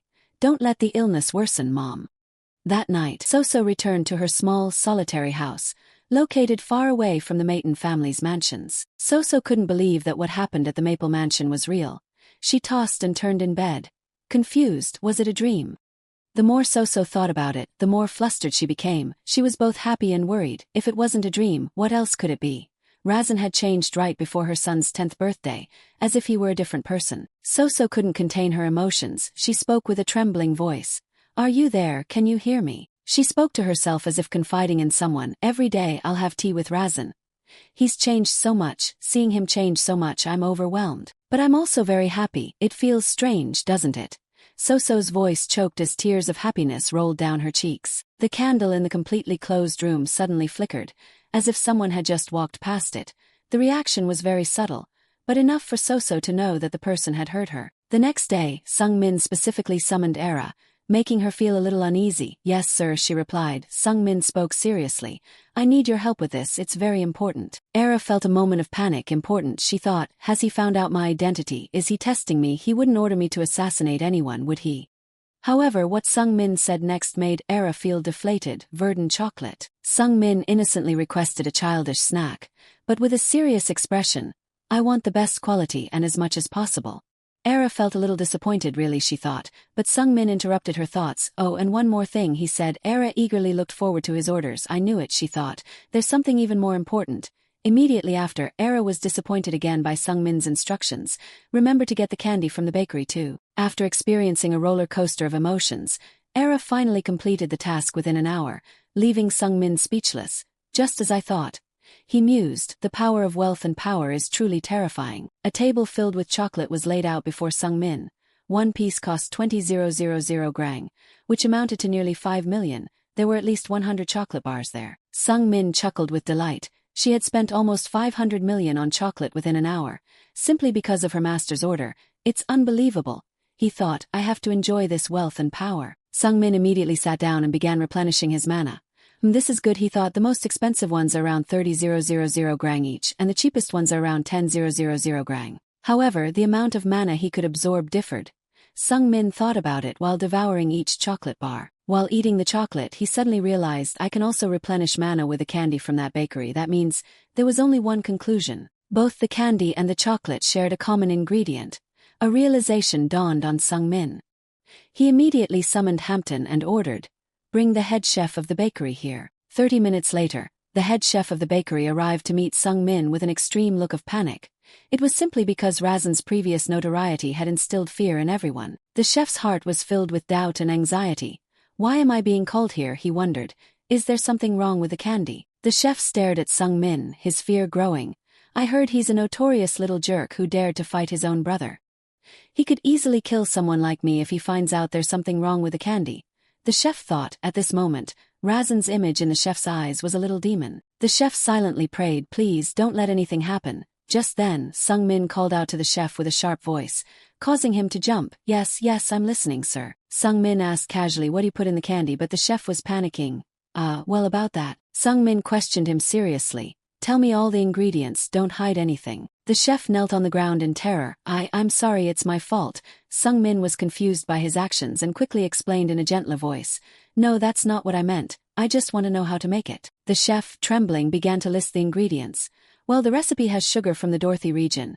1,000-year-old herb powder, 2 tablespoons of herb powder and corn syrup. Sung Min was surprised, as the recipe was simpler than he thought. That's it, he asked. The chef, terrified, quickly assured him. Yes, that's right, sir, I swear that's all. After that, Sung Min didn't press any further and let the chef go home. But the brief encounter was enough to make him lose a decade of his life. Meanwhile, Sung Min was lost in thought. I understand now, he said. It's this. The ingredient inside the verdant chocolate is the 1,000-year-old herb. It looks like a hemp leaf. Sung Min immediately burst into laughter. If I eat that herb directly, I can absorb even more mana, he thought. While Sung Min was happily enjoying himself at home, Noah was struggling with various troubles at the training building. Noah sighed wearily as he just sent off a group of curious people from the main building. I'm going crazy, he thought. Why do people keep coming here and asking about the 7th young master? There are only 2 things I can tell them, and they keep asking the same questions over and over again. Firstly, he defeated the pink freak with a single punch. And secondly, he recovered from the harmful effects of battle magic using the healer spell. I don't know anything more than that. Why do they keep asking? Noah was feeling dejected when the healer's scream startled him. Manager, do you know what happened? The healer said with a panicked voice. The 7th young master defeated the 6th young master. They fought fiercely, and everyone's talking about it now. Noah stood up in horror. What the hell? He suddenly felt creepy. That guy was really crazy. Noah felt more and more terrified. How could he have defeated the 6th young master so easily? Even with his battle magic that could be cast quickly. The healing mage whispered to Noah about the rumors circulating. It was his 10th birthday soon. Maybe he had put some effort into that fight to assert his presence to the master. The healing mage continued to murmur. He defeated the 6th young master so quickly that the 6th young master didn't even have time to get up. That means he has made progress that no one expected before. Noah was increasingly convinced it was impossible. Noah pondered. First of all, mages aren't that fast, and to compensate for their poor mobility, they usually have to use teleportation magic like Flash, but a 9-year-old mage can't use that. The healing mage continued with surprise. I never knew the 7th young master had such skills. Noah clicked his tongue and shook his head. Even if he is getting strong quickly with that battle magic, it still has its limitations. Noah seriously analyzed. Battle mages can't surpass martial artists. It also hinders activating other elemental magic. It's a type of stupid magic that has been abandoned by everyone. Then Noah sighed thoughtfully. He should know this. Why did he choose this path? The healing mage nodded. Do you think it's because he's too naive? Noah shrugged in response. Maybe, but I still think it's not the answer. The healing mage looked bored at Noah's excessive seriousness. Come on, aren't you thinking too deeply about this? Noah pondered for a moment, then shrugged. Well, I guess his 10th birthday will be quite fun. After finding the ingredients for verdant chocolate, Sung Min ate it as a snack. Seeing the system notification that he had absorbed a small amount of mana, Sung Min was overjoyed. This is it, I can absorb energy without any calories. Sung Min munched on the grass and pinched his chubby belly. That bastard has been eating verdant chocolate for almost 10 years, and it's all accumulated in his excess fat. That's why the energy is trapped in his body and can't be released easily. He began to think about solutions. If that mana accumulates in the heart, heat and energy will be generated. I can also eliminate my belly fat. The more Sung Min thought about it, the more excited he got. When my mana increases, my holy I can operate for longer, and I can learn more magic at the library. With that plan, just 3 days later, Sung Min finished understanding the basic book. The system displayed. Information on the introduction to magic has been analyzed. The holy eye has absorbed the information on the introduction to magic. When Sung Min thought that was it, another notification popped up. Magic book for easy energy cultivation by the great sage Alberto, revealing hidden page. Suddenly, the book automatically flipped through to find some information. A line of text in the book lit up, giving Sung Min instructions. Find the book, The Simplicity of Easy Energy Cultivation, the 77th book by the great sage Alberto. Sung Min furrowed his brow in doubt. The great sage Alberto, who is that? Suddenly, Sung-min let out a tired sigh. More importantly, if I want to know what it is, I have to go to the Starry Light Library again. Honestly, the librarian Evian is really scary. Sung-min grimaced and encouraged himself. I don't want to be involved with that ice witch, but I guess I have no choice.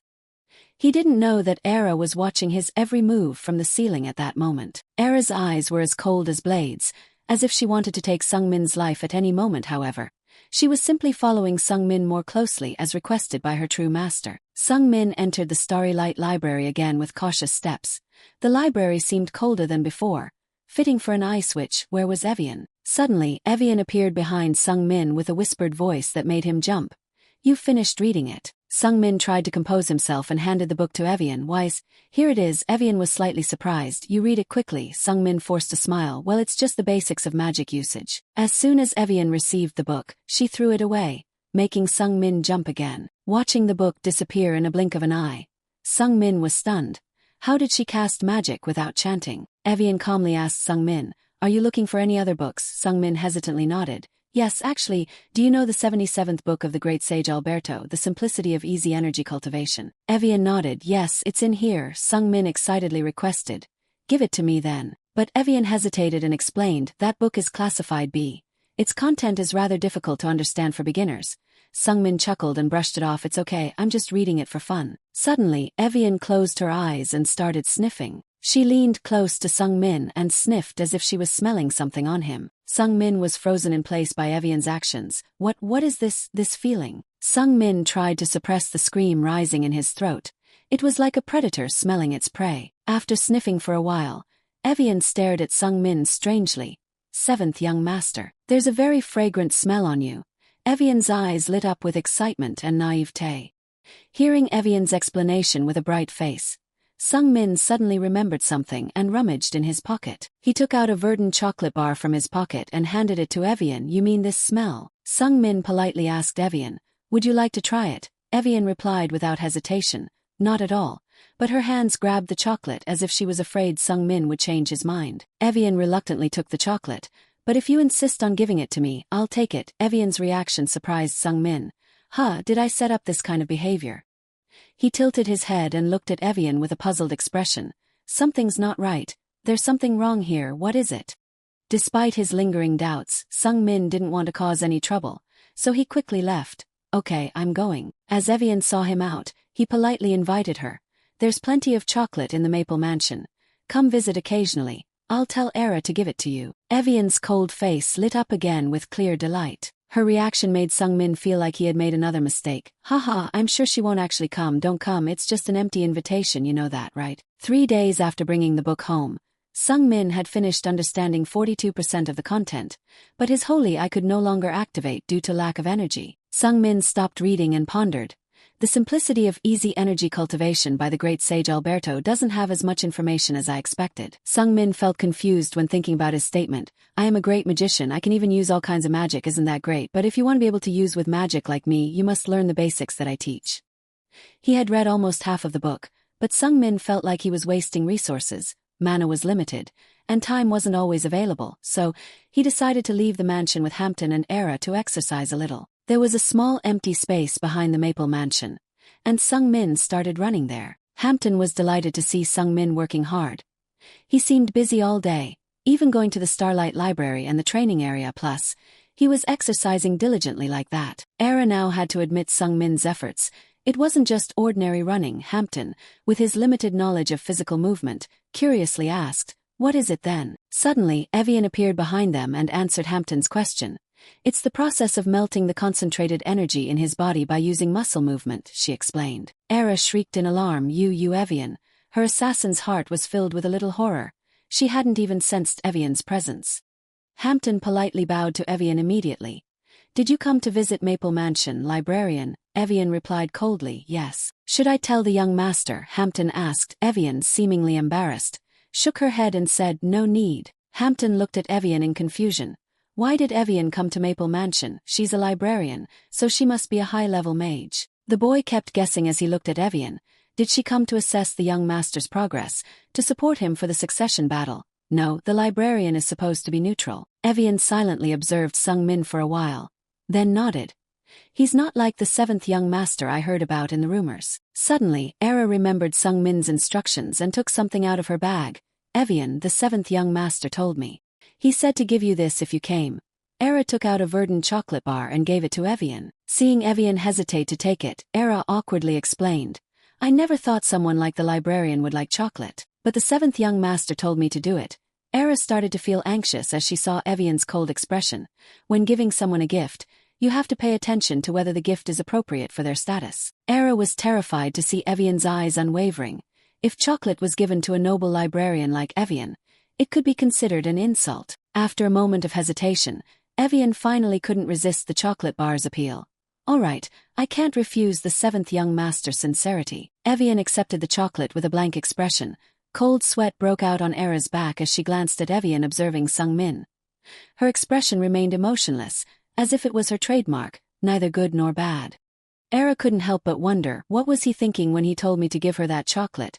Do they have some kind of relationship? 3 days later, Sung Min finally finished reading the second book. The system announced, the simplicity of the easy energy cultivation magic has been completely analyzed.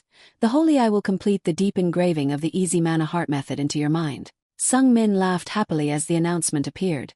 Finally done, I've mastered the easy energy cultivation book.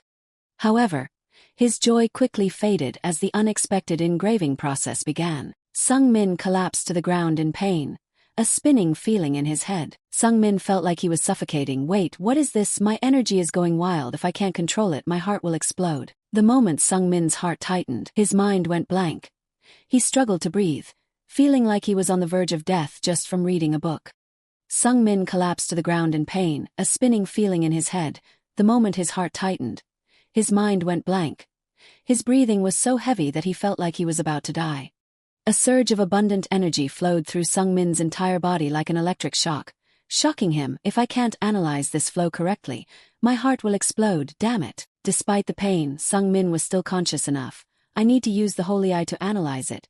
What kind of crazy world is this where you can die just from reading a book? Immediately, Sung Min regulated his breath, deep and steady. My mana is still sufficient. Focus, focus. After half a day, until the sun started to set, Sung Min was finally able to finish reading the book. Sung Min closed his eyes in a meditative posture.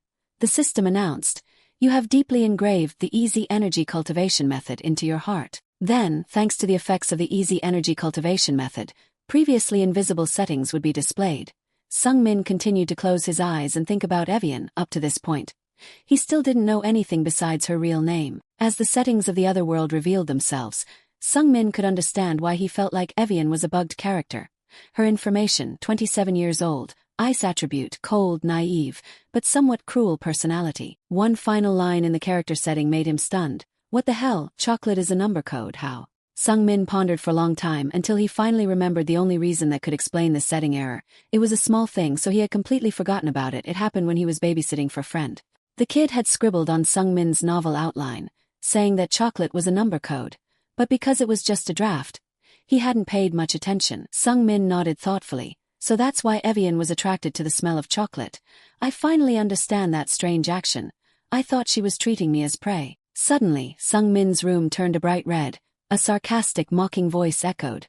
All that focus won't help you, darling. Sung Min looked around in confusion at the room filled with flickering embers and an ominous orange-red hue. Fire, fire, what's going on? A flamboyant figure walked towards Sung Min through the sea of fire, making him shocked. This fire isn't hot, and there's someone there. Who is that? A girl appeared with skin as white as a peeled egg and flowing lava-colored hair, however. Her voice was sarcastic. Hey, pig. The girl sneered menacingly. Why are you pretending to be so focused that you don't recognize me? Do you have any last words? The Holy Eye immediately displayed her character information. Persha, 29 years old, fire, earth, water attributes, cruel, malicious, aggressive personality. Sung Min recognized this character with fear. Did I actually create a crazy female mage like this, with 3 attributes, and why is she here? Persha chuckled, continuing her mocking tone. I just interrupted you, didn't I? I can't help myself when I see you. Sung Min wondered what she couldn't help herself from, until he carefully read her personality. Despises the weak and pitiable, enjoys dissecting bodies. Sung Min swallowed nervously. What a disgusting hobby. Seeing him just sitting there like an idiot, Persha urged him, hurry up and answer. Why are you pretending to focus? Sung Min was startled. Instinctively, he blurted out, I am very, but he stopped himself halfway through the sentence. Sung Min secretly sighed with relief. Damn it, I almost apologized. She hates those who are both weak and pitiful. If I apologize, she might cut off my limbs. Sung Min carefully considered. She definitely didn't come here to reprimand me for beating up my older brother. Maybe this is some kind of test for her. Sung Min ventured to reply in a firm voice. I don't pretend to be concentrating. Persha looked annoyed and asked, Honey, what did you just say? Cold sweat ran down Sung Min's spine. I know I have to say this, but it still feels terrible. Whatever, damn it, I have to go after it. He mustered up the courage to tell Persha. I didn't expect your abilities to be that weak, sister. Persha sneered. What else are you barking about? Sung Min continued calmly. With your abilities, you should know that I've truly focused. Persha nonchalantly replied. So what? Sung Min, unwavering, looked straight into Persha's eyes. You're only saying that to see if I'll cower and apologize like before. Persha unexpectedly burst into laughter, making Sung Min's heart nearly jump out of his chest. Is this it, success? Persha said with amusement. So you're a character like this, huh? The rumors about your change are true. Sung Min felt both relieved and confused, having passed one hurdle. What kind of rumors are these? However, he didn't have much time to think, so he could only calmly reply. I'm just trying to reshape myself. Persha again sarcastically remarked. Don't you think it's a bit late to be doing that now? Sung Min nonchalantly retorted with a proverb. When you think it's too late, that's actually the most appropriate time to begin. Seeing her younger brother dare to lecture her with his learned phrases, Persha instantly released a fire serpent, hissing at Sung Min's face as a warning. Persha chuckled. When something is too late, it really is too late. Her serpent swayed before Sung Min, displaying its power and reminding him not to try to claim what could never be his. Although Sung Min's toes were trembling, he understood Persha's intention and continued to maintain a calm facade. I know very well that I can't become the head of the family. I know my weight. As the serpent loosened its grip around his neck slightly, Sung Min continued to persuade Persha. But I can help the one who will become the head of the family. Persha's eyes lit up with a touch of interest. I'm listening, continue. Sung Min said with sincerity. I just want to say that I can be a small variable, depending on how it's used. Persha still chuckled with a dismissive tone. You're just trash, and you think you can be useful. Sung Min looked seriously into Persha's eyes. That depends on the ability of the one I assist, like how a pencil can change the world. Persha started to loosen the serpent's grip on Sung Min's neck a little more. So, whose variable do you want to be? Sung Min immediately guessed that she was probing him to see who he would choose. Sung Min replied ambiguously. Honestly, I don't know much about you guys, so I don't know who will become the next head of the family, nor have I decided who to support. Sung Min lied without blinking because in reality, he knew very well that the one who would succeed to the position of the next head of the family was Evelia, whom he had nicknamed the last great mage. Sung Min decided to gamble on his answer once more. Even though I don't know much, I still know that the one you fear most is your second sister. Sure enough, Persha's expression changed instantly. With the smile vanishing from her lips, the fire serpent immediately tightened its grip and hissed threateningly. Sung Min began to breathe heavily and his whole body burned as he felt the flames intensify. At this rate, I'll become roasted pork. Persha's voice became sharp. You only said that because you thought you were cute. Now you're spewing this nonsense. Sung Min sensed that she wasn't entirely bad. This was the decisive moment, so despite his suffering he calmly said, I also know that you hate lies. And you despise sycophants more than those who tell the truth, even if it's unpleasant. I don't want you to remember me as a weak and pitiful younger brother. Sung Min spoke in one breath, his voice growing louder despite the flames intensifying. Sung Min yelled at the moment he felt like he was being engulfed in hellfire. I'd rather die honorably than live in shame. I won't yield to force. Instantly, the flames extinguished, and both the serpent and the blazing orange color in the room vanished. Sung Min collapsed to his knees, coughing violently, but still managed to add, I believe you'll spare me because I only spoke the truth. Persha chuckled at those words, foolish at the same time. She created something spherical in her hand. Persha threw it towards Sung Min, and it hit his chest with a thud. Fortunately, it wasn't a fireball. Nevertheless, the throw, like that of a baseball player, caused Sung Min to cough violently again in pain. He gasped for breath and muttered, It feels like I just swallowed a bowling ball. When he looked down, Sung Min realized that he had been taken down by an apple. Even more surprising, the system displayed Novice Battle Magic Skill protected your heart from a high-level ability. Novice Battle Magic Skill, Determined Will, has been inscribed into your magic circle. Sung Min was astonished. Determined Will. I got a new magic skill just from being hit by an apple. While Sung Min was still dazed, Persha said, Eat it. Sung Min asked in bewilderment, What? But Persha disappeared in a burst of flames, leaving only her voice echoing. I said eat it. I found it on my way here. Sung Min wondered. She wants me to eat this apple. Sung Min picked up the apple with a dubious gaze. After a moment of contemplation, his eyes widened. Hold on, wait, could this be a magic item? The divine eye displayed the apple's information. Cartia, a top-tier mana item. This is extremely expensive and rare. Sung Min's eyes widened in astonishment. I didn't expect to get something like Cartia so easily. Although he found it hard to believe, Sung Min convinced himself. It sounds ridiculous, but it's probably somewhat reasonable after all. I'm the youngest son of the great Maiden family. He subconsciously thought of the main character of the lucky novel, Casson said, since he was favored by the god of luck. Cartia probably wouldn't have a chance to appear in his inventory. Whatever, he thought, no comparison means no pain. Meanwhile, Persha returned to her room, her chuckles echoing throughout the mansion. So, that's the little rascal from the Maple Mansion, huh? Persha said with a hint of amusement. Interesting, that kid actually created his first magic circle at only 9 years old. And he even self-taught himself. Persha muttered to herself with a dubious look. If he's been pretending to be reckless all this time, then he really is a slippery snake. A sinister smile spread across Persha's lips.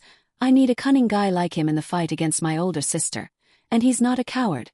He even knows how to hide his true abilities. Persha's fingers tapped on the table, faster and harder each time, until cracks began to appear. The important thing is, he has no chance of becoming the next head of the family because of clear limitations. A loud bang echoed as the table split in two, but Persha didn't care. She stood up triumphantly. He's a pretty smart kid, but he'll never have a chance to be the head of the family. Immediately after, Persha called out to her shadow, Sando, and a person dressed entirely in black suddenly appeared in the room. Persha commanded Sando, keep spreading the rumors that Rasen is a scoundrel, so no one pays attention to him. If possible, prevent him from meeting the other siblings. Persha carefully instructed further. Remember, don't attract attention. I don't know if he's eaten the Cartia yet, but keep a close eye on him. Don't let him die from acute indigestion after eating it. Sando curiously asked Persha. It seems like you like him quite a bit. Persha chuckled maliciously. Things will be very troublesome if someone says I did something to him, and things will be even more interesting if he doesn't eat it. She suddenly summoned a fireball, her eyes gleaming with malice. If he's given a gift right under his nose and doesn't know how to enjoy it, he's a fool. Then I'll have a reason to cut off his limbs. At this time, Sung Min was staring intently at the apple's instructions. Absorbing too much can be fatal. When absorbing, you need the help of a high-level mage. It would be best if the helper is a water, ice, or wind mage. Sung Min pondered thoughtfully. I don't even know how much is the right amount to eat. And how much strength will I gain after eating it? But why did she give it to me? She wants me to be indebted to her, I guess. He carefully considered it for a long time, fearing Persha's reckless nature. Sung Min's mind was becoming more and more confused. No, Tam Young Miss wasn't an ordinary person. He was sure she was doing this out of curiosity or simply because she liked it, but if he absorbed this completely and became stronger, she would definitely find a way to use him. Sung Min silently lamented, not knowing if she would throw her away or keep her after taking advantage of her. But if he didn't eat this apple, she would have a reason to cut off his limbs. He was forced to eat it. Sung Min felt chills run down his spine thinking about Persha's strange hobbies, but thanks to that, he was able to make a decision. Sung Min took a deep breath and continued to ponder. He needed help. It would be better if the helper was a water, ice, or wind elemental mage, an ice mage. He immediately thought of Evian. He thought this was a reasonable choice. Although Evian fit theoretically, Sung Min felt uneasy. What if she wanted to kill him because she wanted this apple? She was very good at making excuses too. Sung Min imagined in worry. She could say that he died because he absorbed too much, that she tried her best but couldn't do anything else, and then she would finally get Cartia. That was the worst-case scenario. When Sung Min was sweating with fear, Evian suddenly appeared at the door of his room. It's Evian, can I come in? Sung Min barely suppressed a heavy sigh. Just as he thought of Chow Chow, Chow Chow arrived. He couldn't escape. She had the ability to sense the mana emanating from Cartia. Sung Min calculated silently. He needed to make a new plan. He then invited Evian in without hesitation. Sung Min spoke frankly. Evian, I won't try to escape because I know you've already discovered it. He looked at the apple on the table with a serious expression. As you see, this is Cartia. Evian just nodded slightly. Sung Min didn't hesitate to propose. I want to make a deal with you. Evian showed interest and asked, what do you want to exchange? Sung Min explained, I can't absorb this on my own, so I hope you can help me. Evian, without hesitation, immediately replied in a stiff tone, as a librarian, I must remain neutral. I don't participate in any war of the successor candidates in any form. Sung Min had anticipated that Evian wouldn't easily agree. He slightly furrowed his brows and added, I'm not asking you to help me participate in the war. Sung Min asserted decisively. I only want to advance as a mage, someone who desires to elevate pure magical will. Sung Min's answer made Evian slightly surprised. What? Sung Min directed a determined gaze towards Evian while she was thinking. He mentioned magical will, which is something that standard mages always strive for. Evian's eyes suddenly fluctuated as her view of Sung Min changed. It seemed that someone malicious had spread false rumors about the young master. Seeing that Evian remained silent, Sung Min continued, I have no intention of becoming the head of the family. Evian expressed doubt. I hear that members of the Maton family would risk their lives to fight to become the head of the family. Sung Min affirmed resolutely, I'm not interested in that. I simply want to enhance my own attributes. Evian remained coldly dismissive. Even so, as a librarian, I still can't interfere. I hope you will seek help from the central mages. Sung Min immediately dismissed that idea. I don't trust the central mages. I'm sure they've been bribed by my siblings. Sung Min looked directly into Evian's eyes with a staged, sincere gaze. Please help me, I'll tell you the truth. I want to protect my weak mother. As a writer and author of novels, Sung Min wanted to use an emotional appeal to melt the ice in Evian's heart. The Ice Queen, sure enough. Her eyes showed a strong tremor. Evian suddenly recalled her time in Levedon. The soldiers constantly harassed and extorted the people. Why do you dare not pay taxes? One soldier grabbed a woman's head and dragged her roughly. Let me make you an example for the others. The woman's son tried to struggle with him. Let my mother go, you evil monster. The soldier immediately drew his sword with a vicious look, annoying bug. The woman, seeing her son in danger, didn't hesitate to rush forward to protect the child. No. After a scream, the soldier's sword pierced the woman's abdomen. The soldier coldly and grumpily sheathed his sword. Damn it, so annoying. The woman collapsed in a pool of blood, and the child knelt beside her, wailing, Mother, no mother, open your eyes. Amidst the child's desperate cries, the surrounding commoners felt injustice. What did they do to deserve death? That soldier deserves to die. Evian witnessed the entire scene and was deeply compassionate for the people there. She was furious. She then went directly to the Emperor of Levedon to reason with him. But the only response she got was the king's arrogance and tyranny, along with his soldiers. Thinking that force would solve everything, the king of Levedon immediately ordered his army to attack Evian. The final result was that the entire castle, the king, and his army were frozen in an instant. Evian remembered the past and began to feel pity for Sung Min, a 9-year-old boy who was monitored for the rest of his life, and a concubine abandoned by a famous family. Evian looked into Sung Min's determined and sincere eyes. The youngest son of the renowned magic family had humbled himself. He was truly sincere when he said he wanted to protect his mother. But this was impossible. The candidates were all very strong, far beyond a fool like him. Evian continued to sink into her thoughts. With a humble background and the lowest magical ability, he was dreaming impossible dreams, but those impossible dreams, their starting point was not wrong. Evian pondered thoughtfully. A dream isn't just something that's always feasible. Evian's lips slightly pursed as she thought things through. I think the process of pursuing something can also be considered a dream. Evian gently opened her mouth, still in a cold voice. Let me make this clear first. Right after that, her eyes shyly avoided Sung Min. I'm not helping you just because you gave me chocolate. Sung Min's face immediately lit up with a bright smile. Then, Evian began to cast her magic on the apple and patiently explained to Sung Min in detail how the absorption process would work. Sung Min lay on the bed, ready for the absorption process, but Evian didn't start immediately. Right now, I'll freeze the mana that's released during the absorption of Cartia. Then I'll slowly melt it so your heart can absorb it. Evian carefully reminded Sung Min. Your body might be frozen as a side effect. Sung Min's eyes widened in surprise. My body could freeze. Evian continued to speak nonchalantly. If you're lucky, the ice will melt in a few months. If you're unlucky, it'll take almost a few years. Oh, if you're extremely unlucky, you'll die. Evian's indifference made Sung Min panic. Don't talk about it so calmly, Evian continued. Regardless of Sung Min's now pale face, however, I'm a pretty talented ice mage, so I will try my best to make sure the worst doesn't happen to you.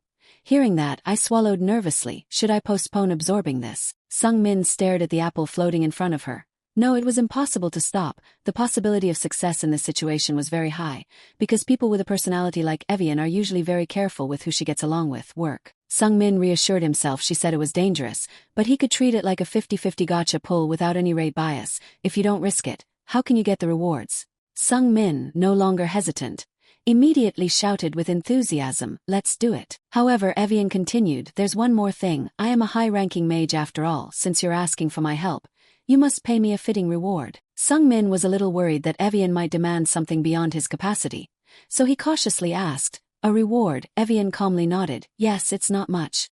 Evian coldly stated her price to Sung-min, "To ensure I maintain this figure, I think 24 chocolate bars will do."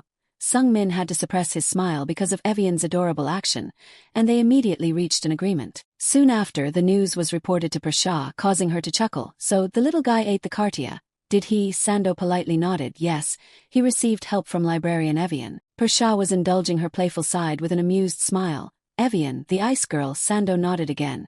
"Yes, I believe he made her think about the past to convince her." Persha curiously asked, "How?" Sando lowered his head with a guilty look. "I'm sorry, but I don't know the details. If I got closer, Evian's intuition would have detected me." A cunning smile played on Persha's lips. "So, my little brother holds the trump card that makes Evian's heart beat, huh?" Persha chuckled mischievously. "The cartia I gave him is of exceptionally high quality. Without Evian's help, the little guy would have died while eating it. I guess he already knew Evian was a Larvian, right?" Sando chimed in, "That's a possibility." Persha continued to ask Sando, "Based on what you're saying, it seems like the little guy absorbed it successfully." Sando respectfully nodded, "Yes, but there's something strange." Sando hesitated for a moment before continuing. "The young master's body has become incredibly strong," Persha exclaimed with amusement. "Really?" Sando added, "Yes, even the ice girl." Evian was shocked. Sando looked puzzled. "His mana absorption capacity is amazing. Not only that, his heart rate and body temperature are stable." Persha chuckled and nodded. "It must be because the kid has a strong heart. After all, he is a maiden." After pondering for a while, Persha continued to ask Sando, "How long do you think it will take for the little guy to absorb all the mana?" "Usually it takes 3 years, but I guess he'll be done in a year." Sando firmly shook his head, "Based on the current progress, I think 3 weeks is enough." Sando's answer caused Persha's smile to vanish, replaced by a more vigilant expression. "That's an absorption rate beyond imagination, even for a maiden." Meanwhile, at the Maple Mansion, Sung-min had finished absorbing the mana in the apple, but he was still suffering the consequences. Sung-min tossed and turned, unable to sleep, and his frustration reached a boiling point, causing him to yell, "Oh, for goodness sake." He sat up in bed, panting heavily, hot breath escaping his lips. "My body, it's too hot." Sung-min looked at his body. His entire body was drenched in sweat, radiating an abundance of mana. The mana accumulation was so high that his body automatically heated up. Sung-min threw off the blanket and started jogging in the middle of the night to relieve the pressure, but as dawn broke, he still didn't want to stop. He had been running for hours, yet he wasn't even close to being tired. As the rooster crowed, Sung-min continued running around the mansion's courtyard. His speed hadn't decreased after dozens of laps. While running, Sung-min thought, "My body is full of energy, but maybe it's too much. My heart feels like it's about to explode from the overwhelming mana." Hampton, who had just woken up and was still drowsy, received Sung-min's order, "Take me to the waterfall." Feeling like running wasn't enough, Sung-min went to the giant artificial waterfall in the mansion's garden and started climbing it with his bare hands. Sung-min panted as he clung to the slippery rock face. "This is much better. I can burn more energy than running." Feeling like this wasn't challenging enough, Sung-min ordered Hampton again, "Bring me some weights, each one around 10 kilograms. Sung-min strapped the weights around his wrists and ankles and continued climbing. Every time he felt the mana surge into his heart, the system announced, "Novice battle magic skill. Determined will is protecting your body. Determined will has been upgraded to very determined will. Very determined will is protecting your body even more." As he continued to activate his entire body to climb the rock face, he also leveled up another battle magic skill. Weight usage was upgraded to proficient weight usage. Sung-min was surprised to feel his body lighten significantly despite wearing 10 kilograms of weights. Excited, he ordered Hampton, "Increase it to 20 kilograms. A week later, still using the waterfall climbing training method, Sung-min leveled up his skill again and increased the weight to 30 kilograms. Another week passed, and the weight had reached 50 kilograms. Hampton couldn't bear the anxiety anymore and spoke up, "Master, your passion is admirable, but pushing yourself too hard can be fatal." Sung-min replied with a beaming smile, "It's fine," he thought to himself, "I haven't slept enough lately, but I feel even more energized." After 3 weeks, Sando returned to report the situation to Persha. "I think he's absorbed all the mana from the cartia." Sando spoke hesitantly with a worried look. "He actually has. A strange body." Persha showed a hint of surprise. "Really?" Sando described, "He climbs the artificial waterfall with his bare hands every day." Persha chuckled and asked, He doesn't use magic, Sando responded with an uncertain tone. He seems to be using battle magic. Persha spoke with a hint of disdain. Battle magic develops very early and rapidly in the early stages, but it has a certain limit. It should just remain a minor detail. Sando seemed hesitant again, but he's climbing the waterfall every day, with 50-kilogram weights. Persha raised an eyebrow in doubt. Not 5 kilograms, Sando firmly nodded, yes, and he can reach the top of the 30-meter waterfall in less than 5 minutes. Persha burst into a joyous laugh, haha. He must be overflowing with energy. I wonder how many days he can survive. Sando suddenly became worried. If we let this continue, he'll die within 3 months. Sando didn't hide his anxiety. His body contains too much mana. If there isn't a special power protecting his body, he'll explode. She timidly suggested to Persha. He can survive if you help him, young Miss Persha, however. Persha showed an indifferent face. I don't like it, giving him the Kartia is enough, let's see how he survives. Then, Persha let out a sinister smile. If he's about to die, at least we must make him reveal how he made Evian's heart flutter. On the other hand, after only 3 weeks of intense training, Sung Min had completely transformed physically. He comfortably brushed his hair in front of the mirror, admiring his own transformation. The fat on Sung Min's body had vanished, leaving behind a firm and muscular physique that made him extremely proud. It seems like I've changed quite a bit thanks to the mana absorption process, huh? After changing clothes, Sung Min spent time drinking tea with his mother as promised. Soso was a little worried and asked her son, don't you think you've lost too much weight? Sung Min shook his head with a beaming smile. It's just shedding excess fat after exercising a bit, Mom. Soso still felt uneasy. Appearance is important, but health is much more important. Sung Min laughed and showed off his muscles to his mother. I've never felt this healthy before, Mom, don't worry. Seeing her son so happy, Soso just smiled gently. Then she said to Era, your tea brewing skills are getting better. Era blushed slightly with shyness. Thank you for the compliment.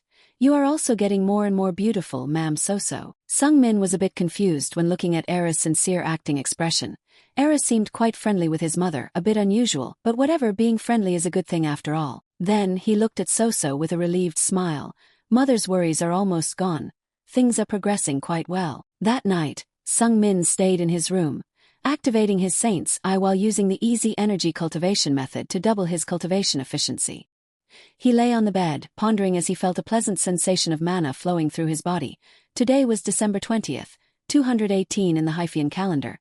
Soon it would be December 24th, the Stellanatio night, the eve of a star's birth. According to Sung Min's novel, the star here referred to the person who gathered all the demi-humans and primitive tribes to establish the first empire, King Hyphaean. In short, December 24th was the day before King Hyphaean was born. Of course, Sung Min didn't care much about the king or any holiday.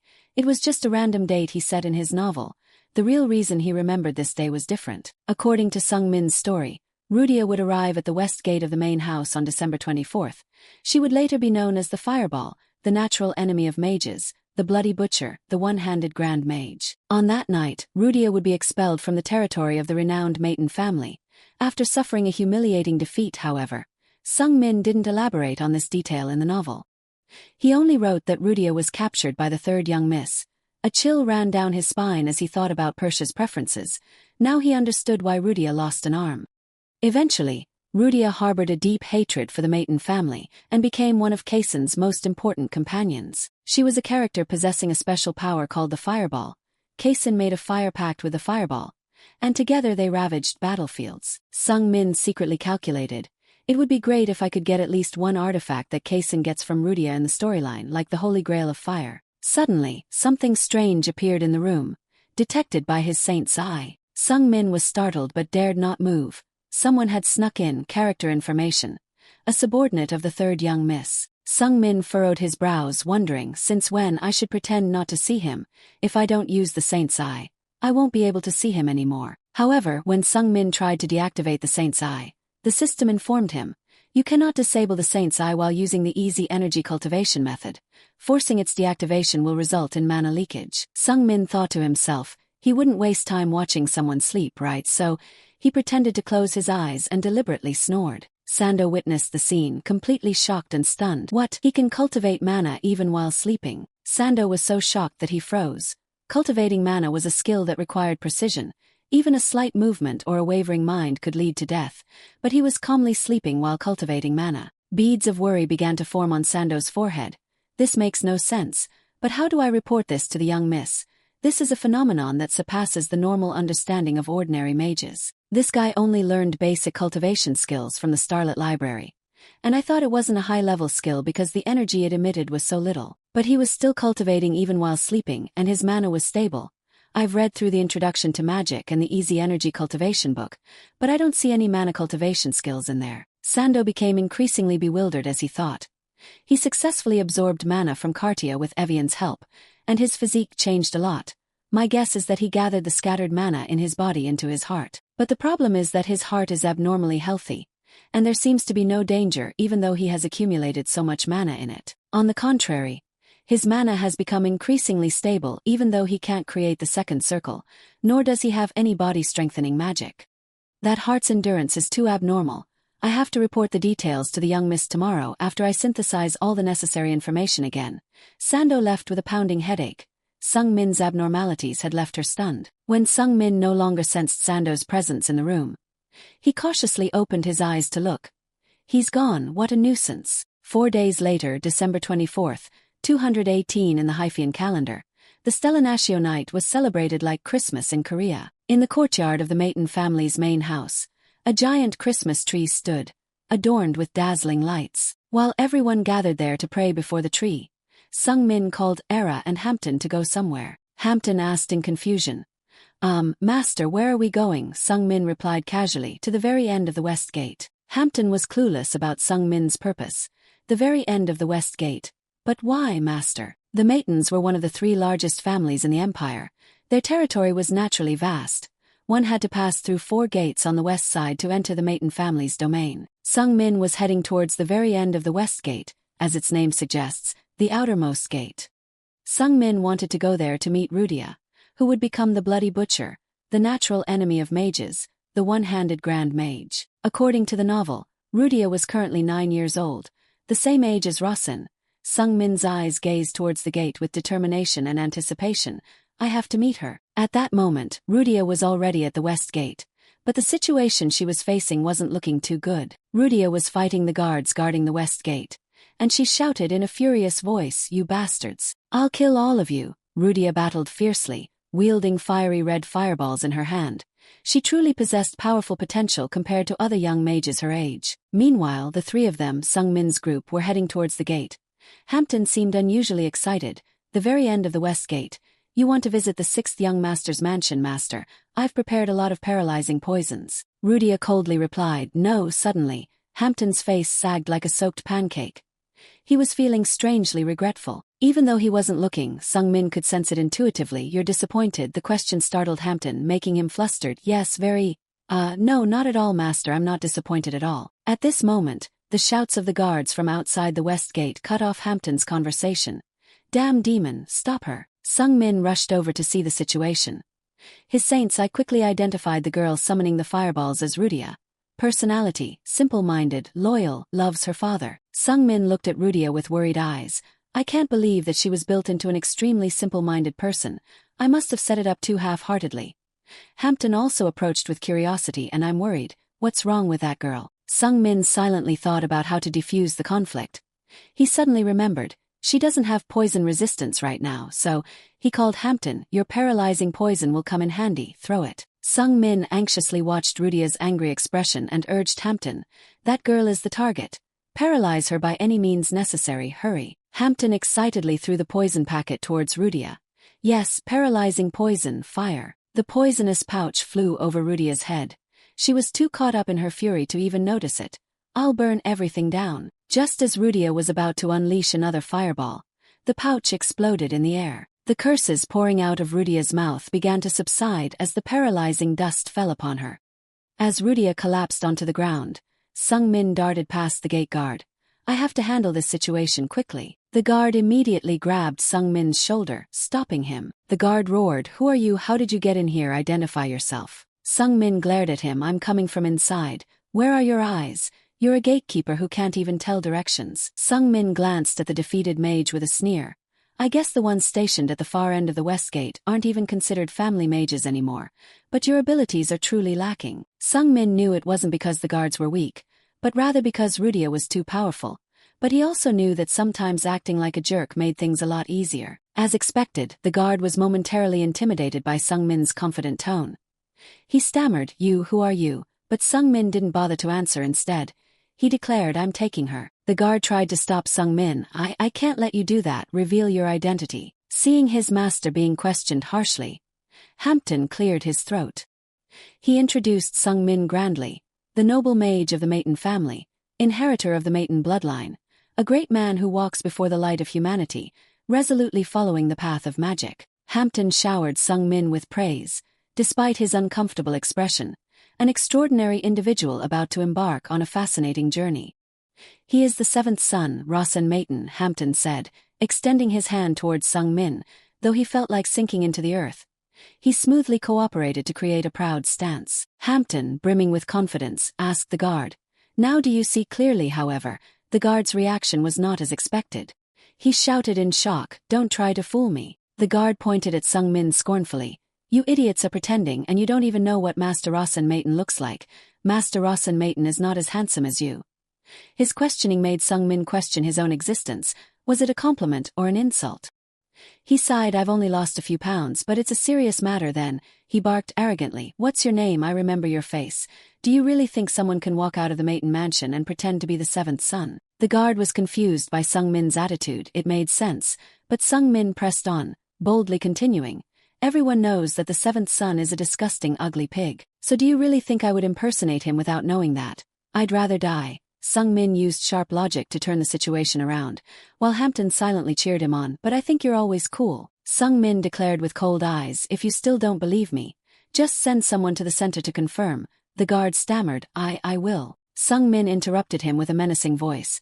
Do as you please, but once you confirm that I am indeed the seventh son, you will pay for your stupidity. The guard, terrified, immediately knelt down and bowed, Please forgive me, seventh son. However, he wasn't ready to let Sung-min leave easily. You master. But why do you want to take that girl with you? His question caught Sung-min off guard for a moment. Why, I didn't expect this guy to be so inquisitive. I haven't even thought of a reason yet. In a moment of urgency, he made up a reason, acting confused and a bit lustful, because she's very beautiful. The guard could only bow respectfully. I understand, but Era, listening to Sung-min's answer, was full of doubt. It was obvious that he had come here on his own initiative. Afterwards, the three of them successfully brought Rudia to the Maple Mansion's storage room, bound and gagged. Sung-min and the two servants patiently waited for Hampton's paralyzing poison to wear off.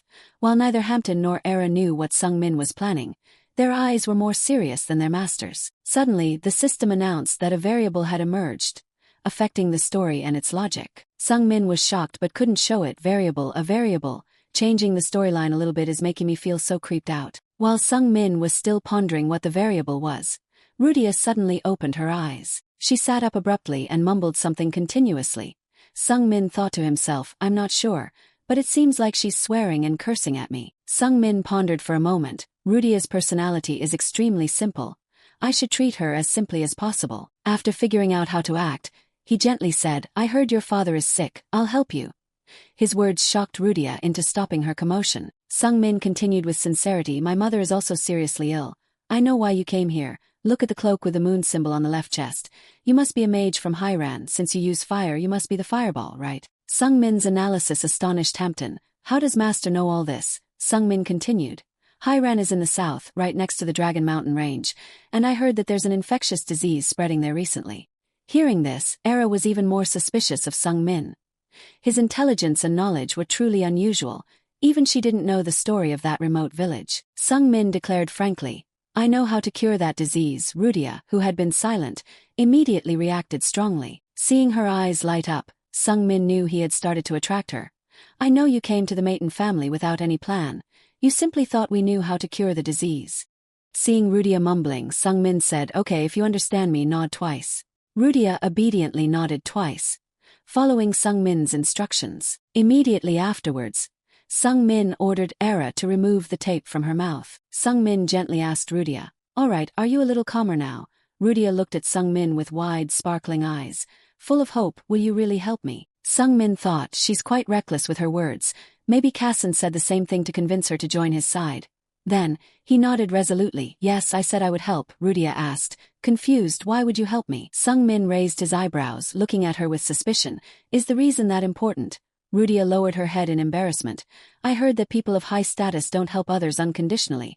Sung-min questioned her back. Who told you that? Rudia answered, my father. Sung-min continued to question her. Then why did you come to my family if you thought we wouldn't help you unconditionally? Rudia answered honestly. I was going to give a reason to be helped because I have some good items. A spark of excitement lit up Sung-min's eyes. Reason, good items, that must be the holy grail of fire, the thing Kassan said got in the original story. Sung-min felt even more excited when he thought of that magical artifact. He confidently asserted once again, I will cure your father. Rudia beamed. Really? Sung-min seized the opportunity immediately. But everything comes with a price, you know. Rudia slumped and replied, I have no money. Sung-min, appearing generous, said, You can pay later. Rudia, with a glimmer of hope, asked, How much do you need? Sung-min, not wanting to reveal his knowledge of the Fire Holy Grail, replied vaguely, I don't know yet. I'll have to see after I cure him. Rudia, with a bright smile and hopeful eyes, pleaded, Please heal him. Sung-min asked again, Are you sure you'll repay me? Rudia nodded resolutely, of course, at any cost. Sung-min continued to lead. Didn't you say you have some good stuff? Before Sung-min could elaborate, Rudia readily agreed, I will give it to you. Sung-min chuckled inwardly, all right, that's settled. He immediately called for Hampton and assigned him a task. Sung-min instructed Hampton, Go find some 10-year-old herbs and spread them throughout the Hiran region. Simply boil the 10-year-old herbs in silver-coated seawater for about 18 minutes, and it will cure the people of that area. Hampton looked at Sung-min in astonishment. This is the first time I've heard of a method of brewing medicine like that, master. Can you explain it to me? Sung-min didn't know how to explain, so he could only arrogantly reply, Don't doubt your master's abilities. Hampton, looking at his proud demeanor, felt a deep admiration.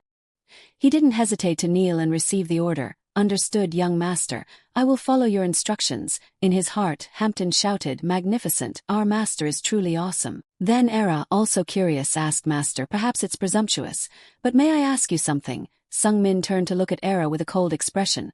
What is it? You're curious about that method of brewing medicine as well. Era, without hesitation, nodded. Yes, that's right, I can't comprehend it with my knowledge. Sung-min, out of ideas, simply put on a mysterious air. It's simple because I am a maiden. Era, unable to question further despite her lingering doubts, thanked him.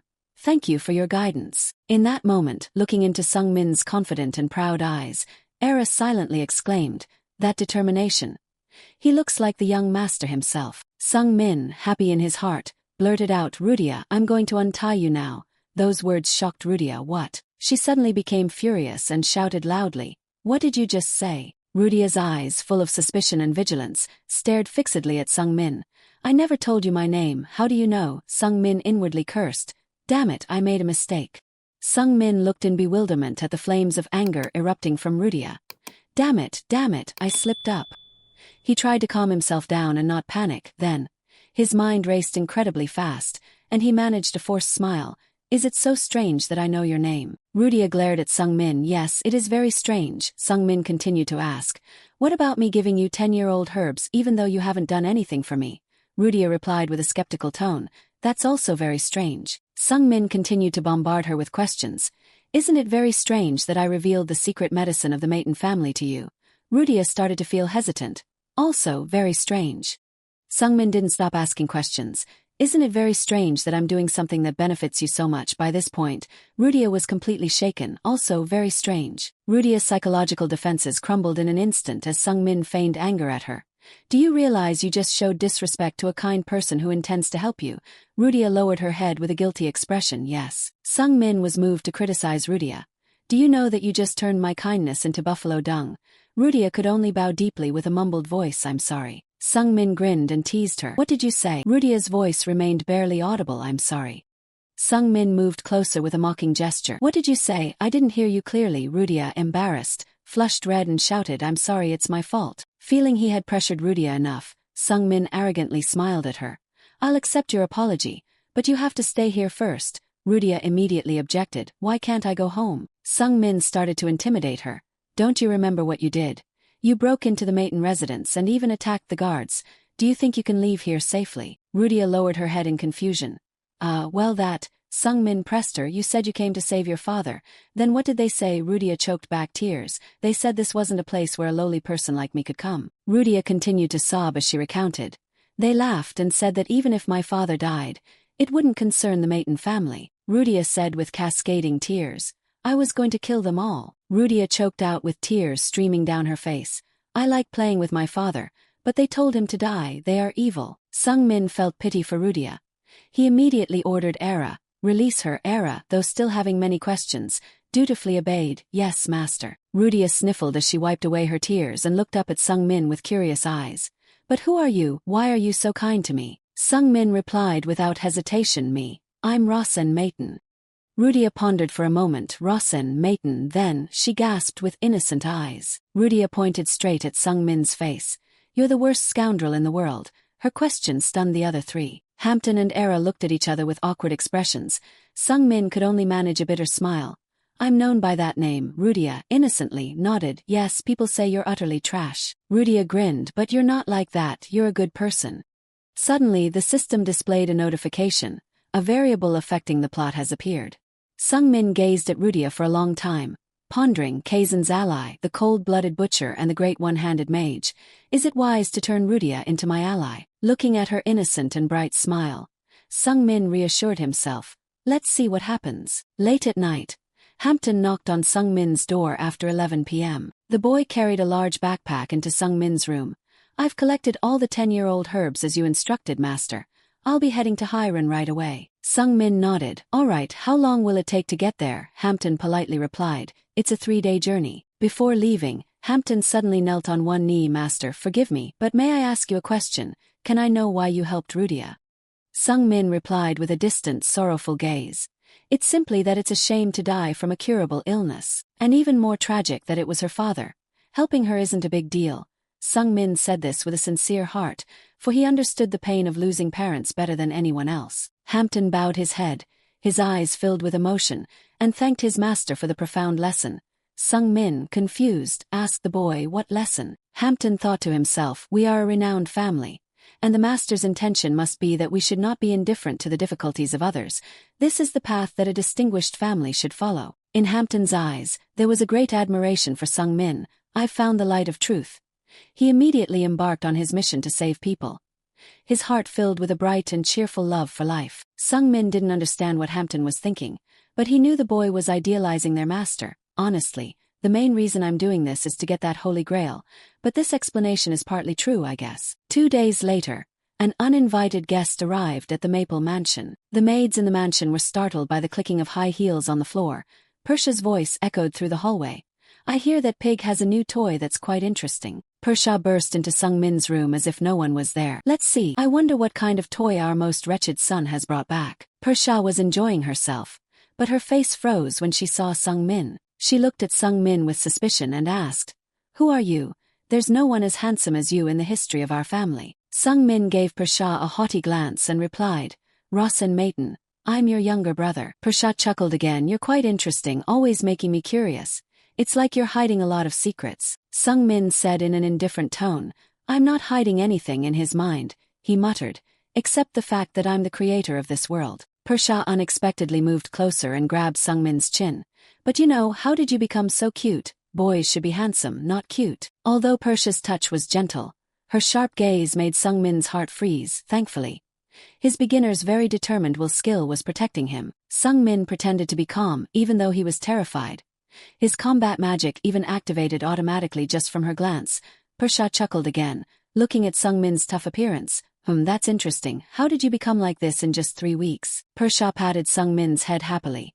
Good, I approve. If you grow up to be like this, your sister will love you very much. Sung-min grumpily pushed Persha's hand away. I don't need your love. Persha sighed and asked her brother, What's wrong? You realize this is just another test from me, right? So, he answered with determination, I want to be a great person, not a pet for you to pamper. Persha continued to tease Sung-min. Even with this expression, you're still cute. Immediately after that, Persha casually made a threatening remark that shocked Sung-min.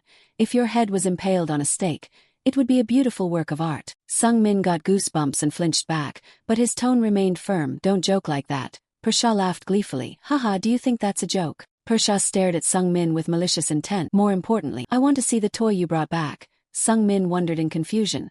Why does she want to see Rudia? Does she know about fire magic? Sung Min's heart sank. Persha was an unmatched fire mage. Maybe she had realized that Rudia was a fireball with power equivalent to hers. If she got hold of Rudia, she would... No, he couldn't let that happen like in the original story. Sung Min didn't hesitate to declare to Persha, "That toy is mine." Sung Min glared at Persha, challenging her authority. "That's a toy I found. I'm not obligated to show it to you. And I have no intention of doing so, no matter what." Immediately, an invisible wave of energy emanated from Persha. "You dare defy me?" Sung Min's very determined will skill quickly activated to resist the overwhelming energy. Persha glared at Sung Min, intimidating him mentally. "Look at you, do you dare to oppose me? You're just a brat with nothing but combat magic." Under Persha's pressure, the easy energy cultivation method assisted in activating the Holy Eye, allowing Sung Min to see the flow of Persha's mana, which was trying to crush him. At this moment, Persha narrowed her eyes with amusement because even the fifth master couldn't withstand that pressure. She unexpectedly declared, "I'll give you another chance." Sung Min looked at her with suspicion. "What chance?" Persha smiled cunningly. "You're learning combat magic, right?" Sung Min nodded. "Yes, although it's only at the basic level." Persha leisurely raised a finger. "I'll only use one finger to cast combat magic. I'll remove all elements and only use pure combat magic." Sung Min frowned with doubt. "You've learned combat magic." Persha shrugged. "A little. I just read it about 5 minutes before coming here." A forced smile appeared on Sung Min's lips. "Well, this is the best way to keep Rudia." Taking a deep breath, Sung Min quickly assumed a fighting stance. "I'll try my best to defeat you, third sister." Persha chuckled and created a fire serpent from her finger. "Our youngest brother is quite brave, I like it." The fire serpent shot towards Sung Min at its fastest speed. As the serpent charged, the Holy Eye detected that it was just an illusion. Sung Min's mana fist swung towards it without hesitation. In a flash, the punch, combined with the Holy Eye ability, shattered the fire serpent's illusion. Persha didn't feel angry but rather amused. The kid definitely improved since last time.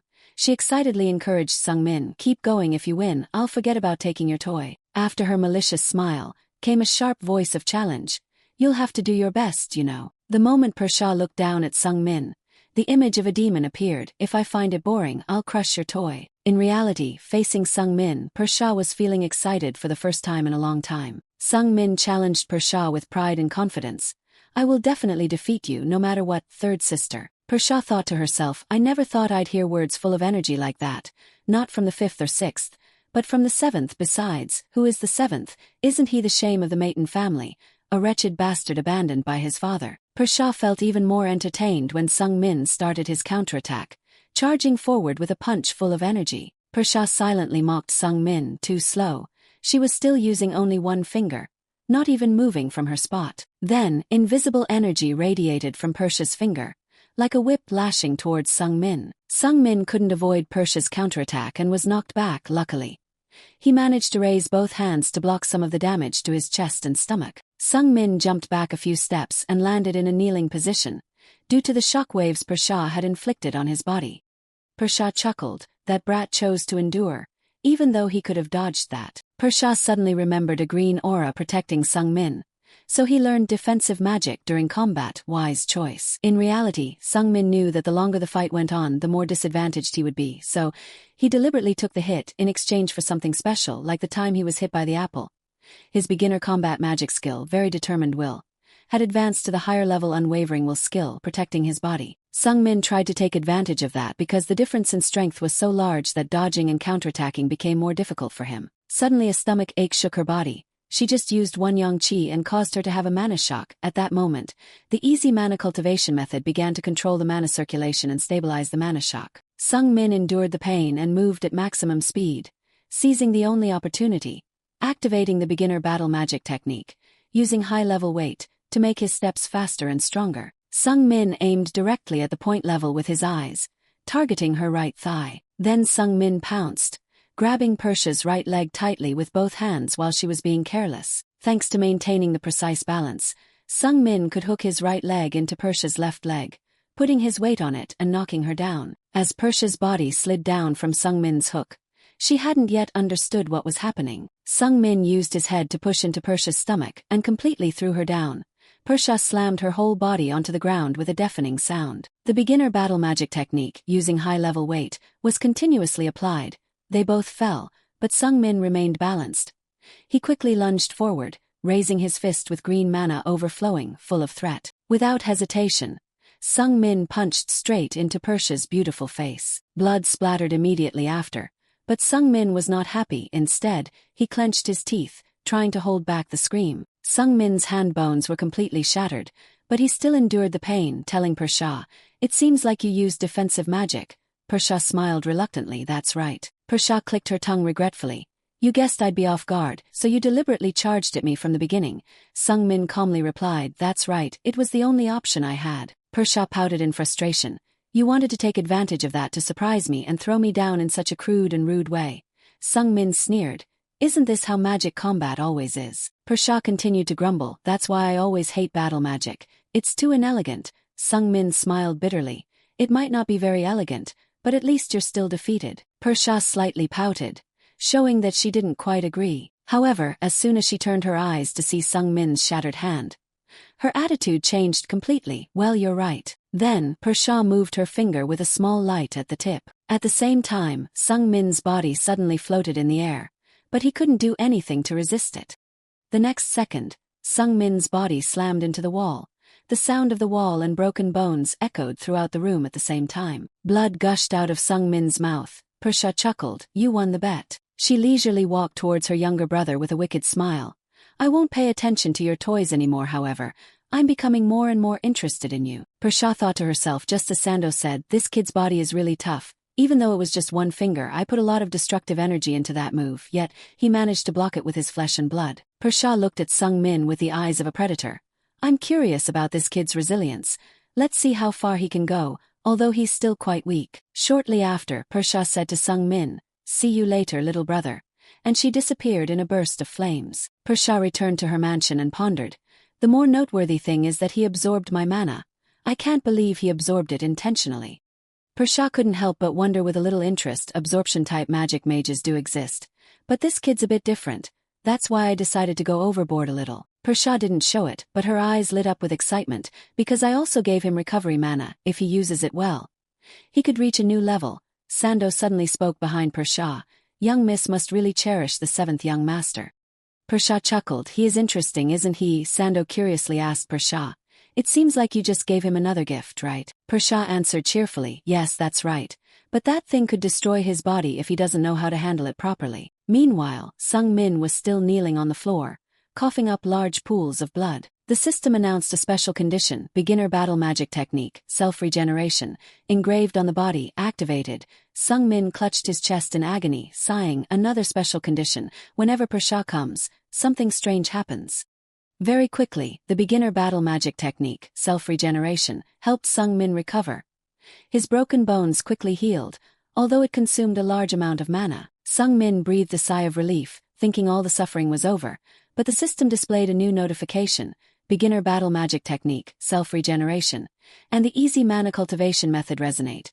Special condition occurred due to the resonance between battle magic, mana cultivation, and an external factor. The system continued to announce, conditions for body restructuring met.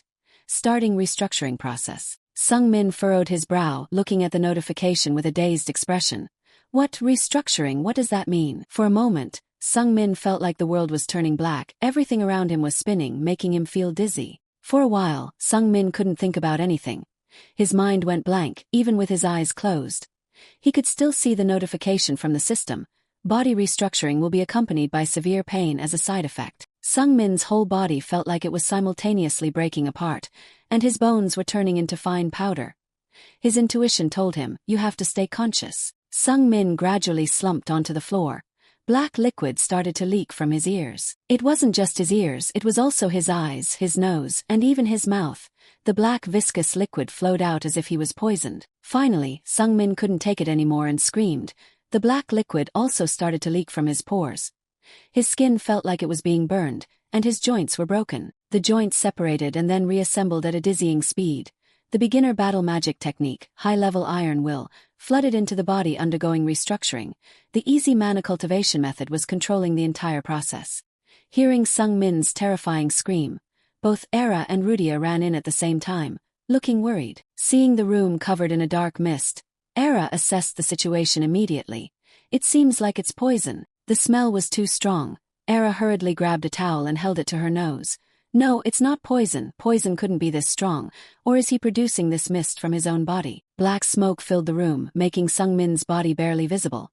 He needed a huge amount of mana for body restructuring, but his mana was almost depleted. He was panicked. Where did all the mana go? The system warned, insufficient mana, the restructuring process will be interrupted.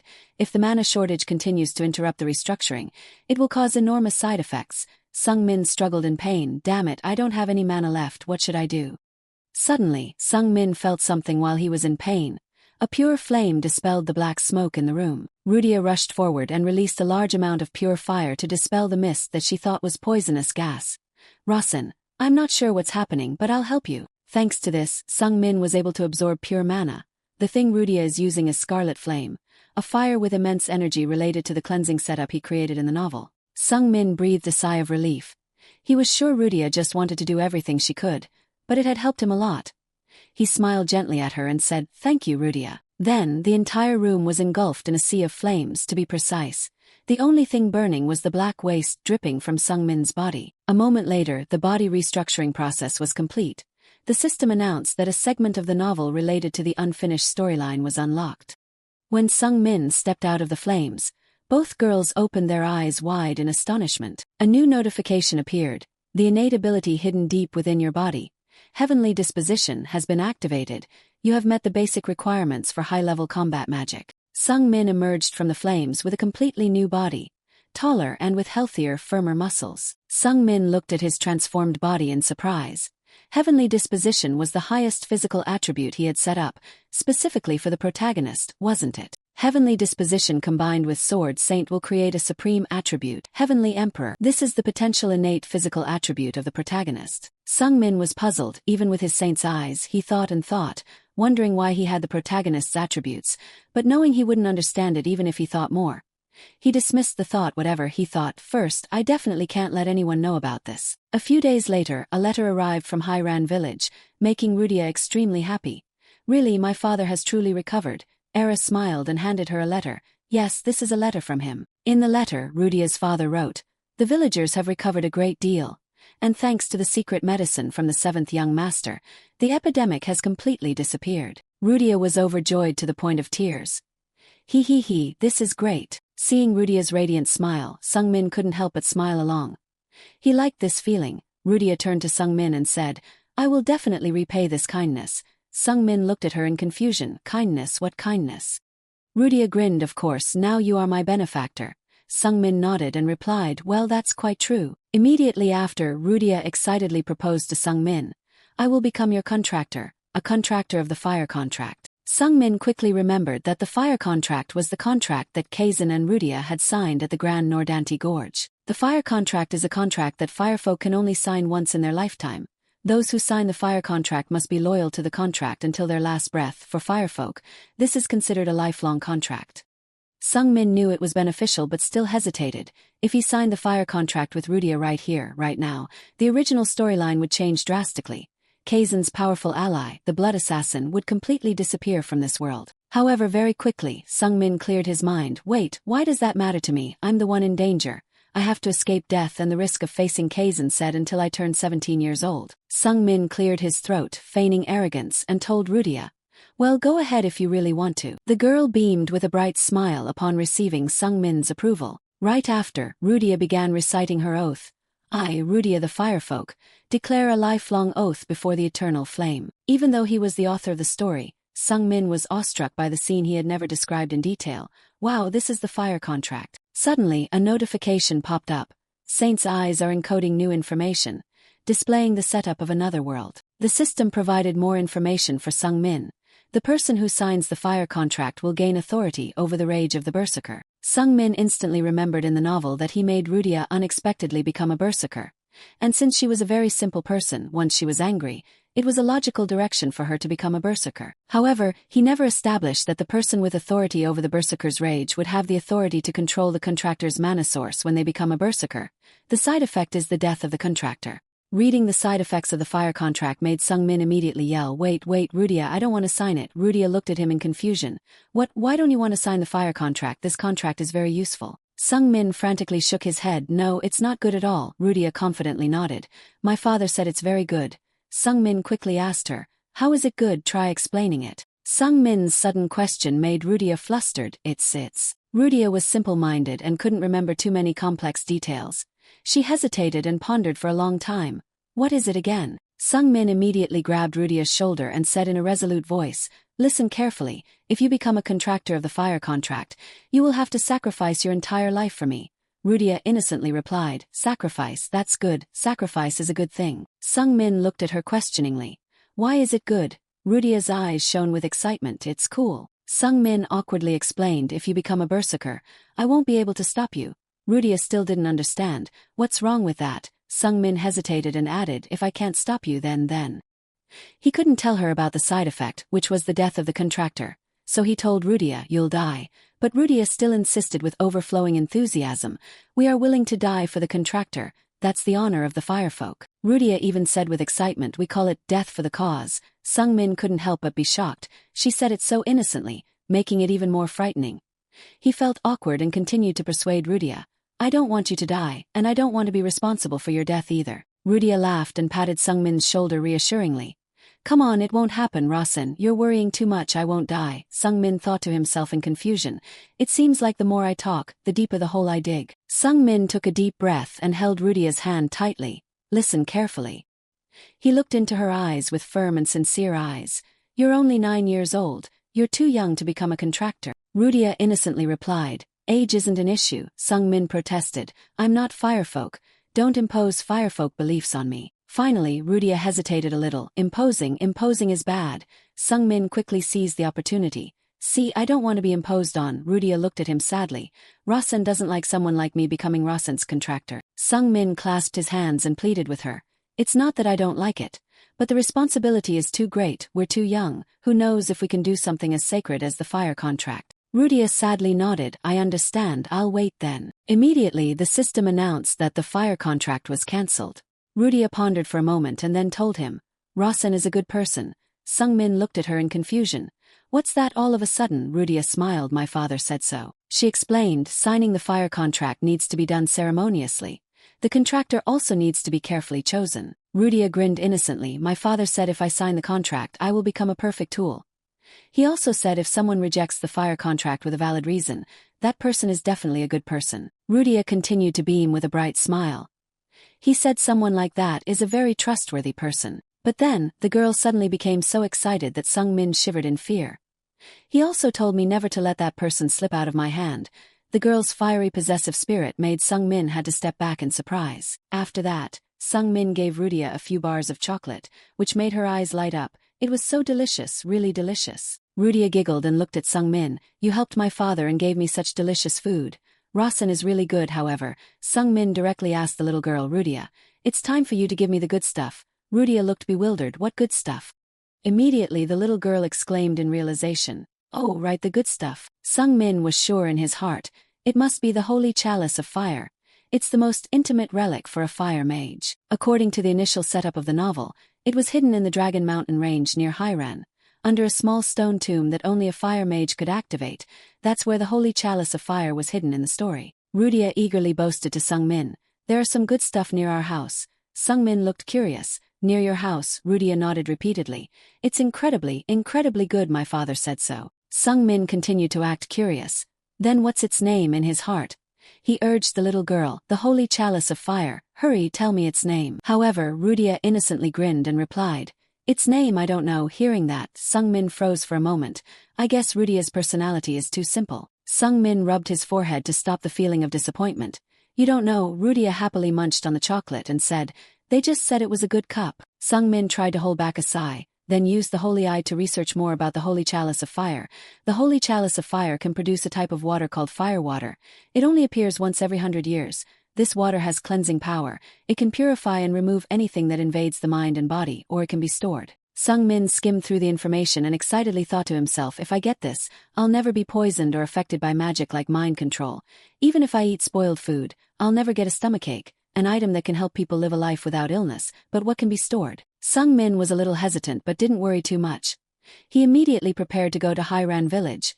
Let's go, Rudia. Rudia excitedly ran after him. Let's go, let's go. Before Sung Min went out, Era asked him, Master, do you need me to call the guardian? Sung Min frowned and pondered, guardian, why? It took him a while to remember that this was also one of the settings he had established in the novel. Whenever they go out, the main line of the Maiden family always brings along a guardian mage.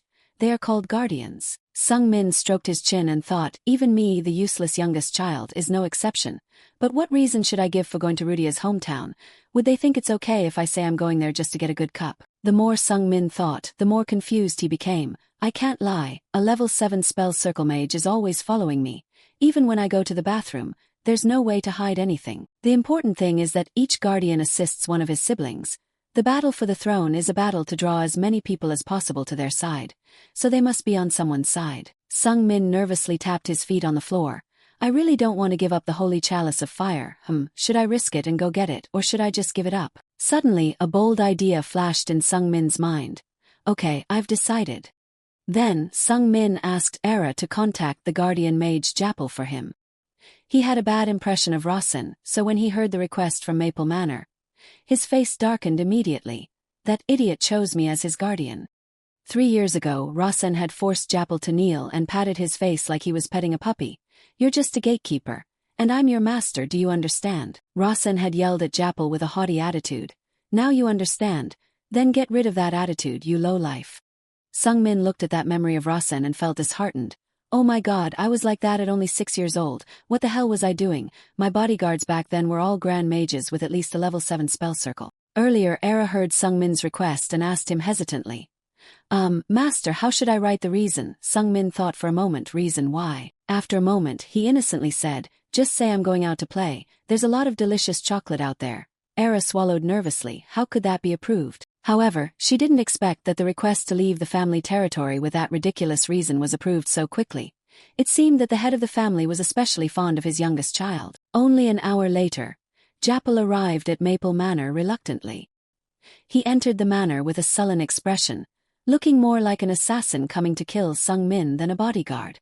Sung Min stood on the balcony, facing Japal with a proud expression. Welcome, Japal.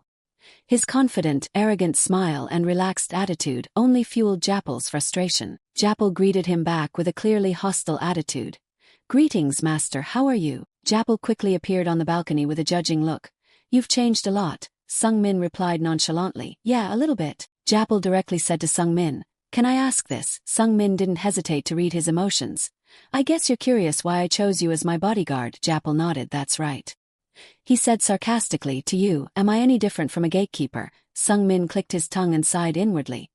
He still remembers every word. Level 7 spell circle magic does have a good memory. Sung Min didn't give in at all. Instead, he deliberately provoked him. Since you're the watchdog, it's obvious that you have to protect your owner too. Seeing Japal's face turn red with anger, Sung Min swallowed nervously.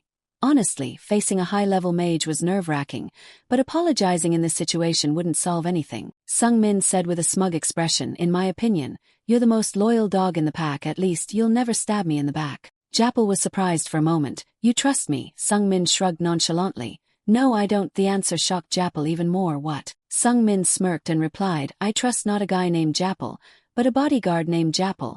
And I know you're very ambitious. According to the novel, Japal is a person with many ambitions. As long as someone shares his goals, he's willing to work wholeheartedly with them. Therefore, he's trustworthy, but not overly reliable. Initially, he was very loyal to the 4th young Master Saren, but later suddenly joined hands with the 2nd young Miss Evelia, all because their ambitions were different.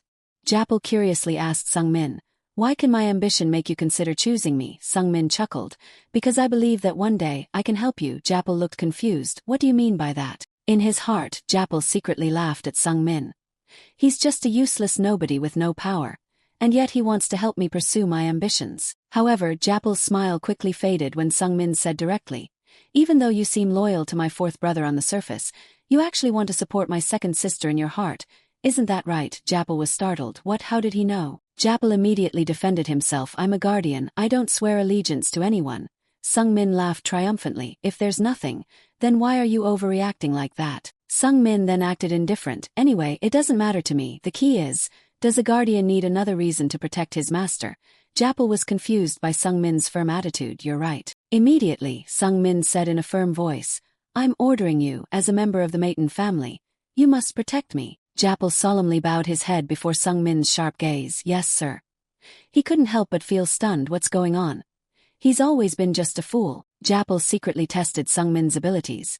I heard rumors that he had just attacked young Master 6, and was able to create a level 1 magic circle even without anyone teaching him. But to my surprise, it wasn't a normal first-level magic circle. I could feel the mana from the 2 magic circles combined in there. Even the second young Miss Evelia couldn't contain it, that mana in the first-level magic circle. Japal embarked with Sung Min, his heart filled with doubts. He was sure Sung Min was hiding something, and he had to keep an eye on him. After a few days of travel, the 3 reached Rudia's village.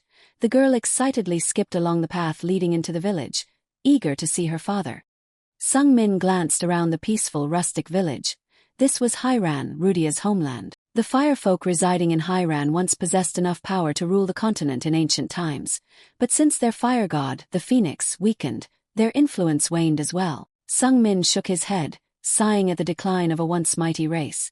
Now, it seemed like just an ordinary village in the countryside. Seeing the dog outside the village gate start barking at the strangers, Rudia took a deep breath. Then, she let out a loud call for her father, her scream reverberating and shaking the whole village. Sung Min, unable to withstand the power of the scream, covered his ears, but Japal seemed unfazed by it, remaining calm. Just minutes after Rudia's earth-shattering scream, Hampton rushed out to greet them. Young master. Hampton panted, apologizing for the late greeting. I didn't know you were coming, young master. Sung Min nodded. It's all right. Rudia eagerly asked Hampton, where's my father? Hampton grinned. He's inside. Rudia immediately ran straight towards the house without a second thought for Hampton. Father. Hampton hurried after Rudia like children playing merrily. Wait for me. Seeing Sung Min not complaining as his shadow scurried around like a child, Japal grew more suspicious. Something was off. He recalled Sung Min's earlier words, spoken with the tone of an adult. Though you outwardly appear loyal to my 4th brother, your heart desires to support my elder sister. Doesn't it? I believe that one day I can help you. Japal pondered further, confused. This kid had changed so much, and he'd never revealed his intentions. A short while later, the group gathered in front of Rudia's house, watching the father and daughter reunite in tears of joy. Rudia's father and daughter bowed respectfully to Sung Min. Thank you, young master. Japal stared at Rudia. I can't believe a 9-year-old girl has so much mana. And how did the young master become friends with her? After greetings, Rudia excitedly told her father, Father, Rossen is very kind. I brought him back to give him a gift. Her father smiled brightly and ruffled her hair. That's right, daughter, you should repay kindness. Their conversation made Japal feel even more strange. What, she's calling that villain kind, and repayment, what kind of favor? Japal's sharp eyes constantly scanned the surroundings. But that wasn't all. The villagers here seemed to like him as well. Why was he so welcomed? No, it didn't matter what he did. What mattered was that the guardians were unaware of all this.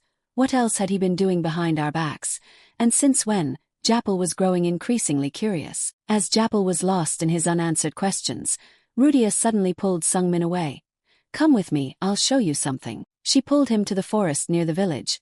The sight before them made Japal even more confused. What is this? Rudia pointed at a stone grave and told Sung Min, it's here. Japal peered into the stone grave. His eyes filled with suspicion, but he was even more confused when he couldn't find anything special about it. Then, Rudia began to chant a special spell to open the grave. A blinding golden light enveloped the entire grave, and the large and small stones trembled, bumping against each other. Just a moment later, the stones parted automatically, revealing a treasure beneath. The holy fire chalice flew out of the grave, accompanied by a brilliant light as if it were on fire. Japal watched in amazement as the item flew out of the rubble, carrying a tremendous amount of energy. He widened his eyes in shock. What the heck, is there a fire-powered solution in that goblet? Japal glared at Sung Min. He said he just wanted to go out and eat chocolate. Was he lying? I can sense a very strange energy from that goblet. Sung Min saw the item he himself had set up for the first time, and he was astonished. Here it is, the holy fire chalice. Before Sung Min could rejoice, the system popped up with a notification. A setup from another world has been discovered. The setup from another world hasn't reached completion. The notification continued. Only those with a pact with the firefolk can drink the pure fire water from the holy fire chalice. Those who haven't made a pact with the firefolk, upon drinking the pure fire water, will vomit and experience abdominal pain until death. In that instant, Sung Min nearly froze, so to drink this I have to make a fire pact. The system didn't give Sung Min any time to contemplate, it continuously notified him. The pure fire water in the holy chalice is gradually oxidizing due to exposure to the outside air. The longer it stays out, the less effective it becomes. Sung Min was caught in a whirlwind of hesitation. If this continues, the pure fire water will turn into plain water. I can't hesitate any longer. But if I accept the fire pact, I have to control Rudia. Even Kazan has a hard time controlling her. Can I do it? Sung Min's heart burned with anxiety. But this opportunity won't come again. In this situation, author, Sung Min, what are you going to do? After carefully considering the pros and cons, a smile appeared on Sung Min's lips as he had a clear thought. He no longer hesitated and called out to Rudia. Sung Min decisively said to the girl, let's make a fire pact after all. As long as I can control her and prevent her from going berserk, everything else will be beneficial. After thinking it through, Sung Min looked resolutely at Rudia and said, fire pact, let's do it. Rudia grinned. Really? Sung Min urged her. Hurry, we don't have much time. Rudia nodded excitedly. Okay. Immediately, she kept holding the holy chalice out of the grave while silently forming a pact with Sung Min. While the fire pact was being formed, the holy fire chalice started to undergo changes. Japal gaped in astonishment as the holy fire chalice's lost light gradually returned. In just a minute, the holy fire chalice regained its shiny golden color as if it had just been crafted. Japal once again cast a suspicious look at Sung Min. He said he went out to play and eat chocolate. He's a smooth liar, isn't he? Was he already planning all this? Then, his sharp eyes darted towards Rudia. That fire mana. This is the first time I've seen such pure fire mana, as powerful as the fire magic of the third young miss. Japal furrowed his brow, glancing at Sung Min again and muttering, I'm certain of my own judgment. Japal clicked his tongue with a doubtful look. The information about the seventh young master must have been distorted by someone. After a while, Rudia gasped for breath from exhaustion and said to Sung Min, the fire pact is complete. Sung Min stared at the Holy Grail and mumbled, excellent. The holy eye showed that the fire pact was complete. Rudia had sworn to become a false fire pact. The story had a new variable. For a moment, Sung Min felt his body filled with energy, but that feeling quickly faded away, leaving him bewildered. The fire energy he had just sensed was gone. At this moment, the holy eye continued to read the information. The Fire Holy Grail has undergone a pact purification.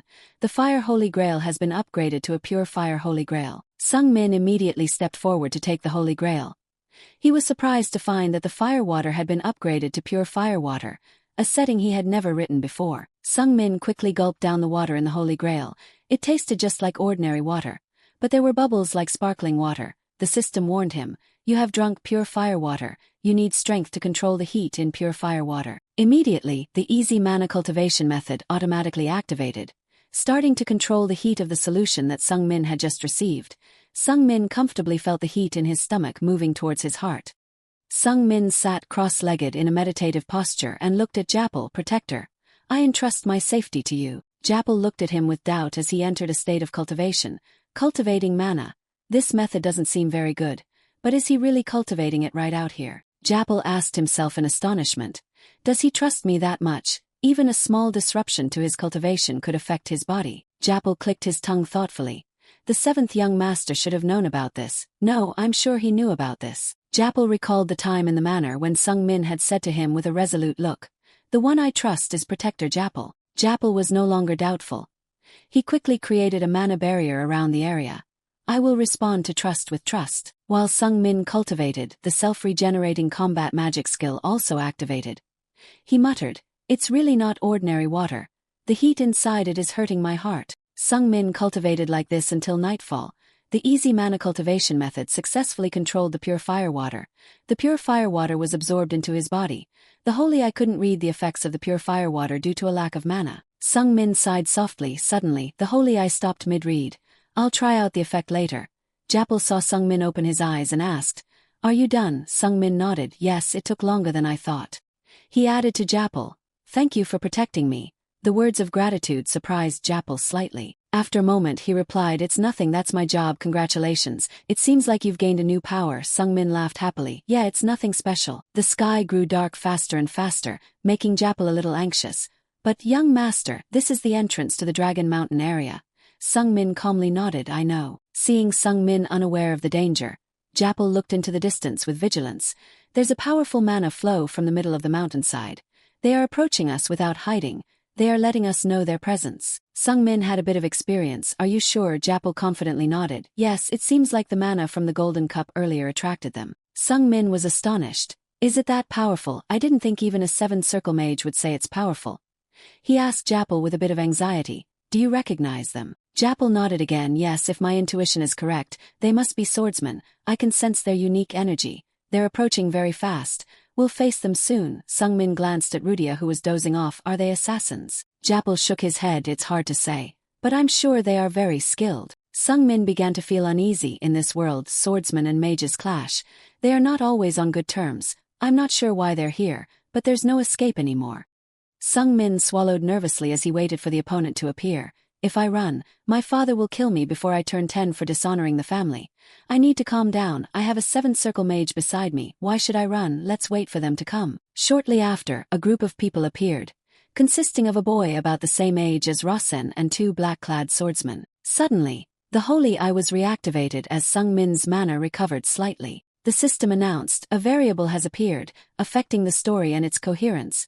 Sung Min widened his eyes in astonishment. Wait, damn it. Before Sung Min now was the real male lead of this world, a genius among geniuses, with unlimited golden fingers, the overpowered male lead of a classic dime novel, the monster he himself created. The holy eye displayed information about the character Kaisen said. Sung Min's vision suddenly blurred from dizziness. How is he here? The two groups stood facing each other with vigilant eyes, a heavy silence enveloping them. Japal quickly deduced the opponent's identity. The blue eagle engraved on his left chest, the same age as the 7th young master. He must be the 2nd young master of the said family. Japal immediately identified him as Kaisen said, and the protectors of the renowned said sword family. The top 3 famous families of the empire are capable of recognizing each other. This ability is inherent in their mana, similar to how monsters recognize each other. Sung Min stared at Kaisen, trying to maintain his composure even though his heart was pounding. I'm sure Kaisen has recognized that I'm from the Maiden family. Suddenly, Kaisen stepped forward in front of Sung Min with small, gentle steps. It seemed like the boy didn't want to be hostile. Kaisen bowed politely, meeting Sung Min's astonished gaze.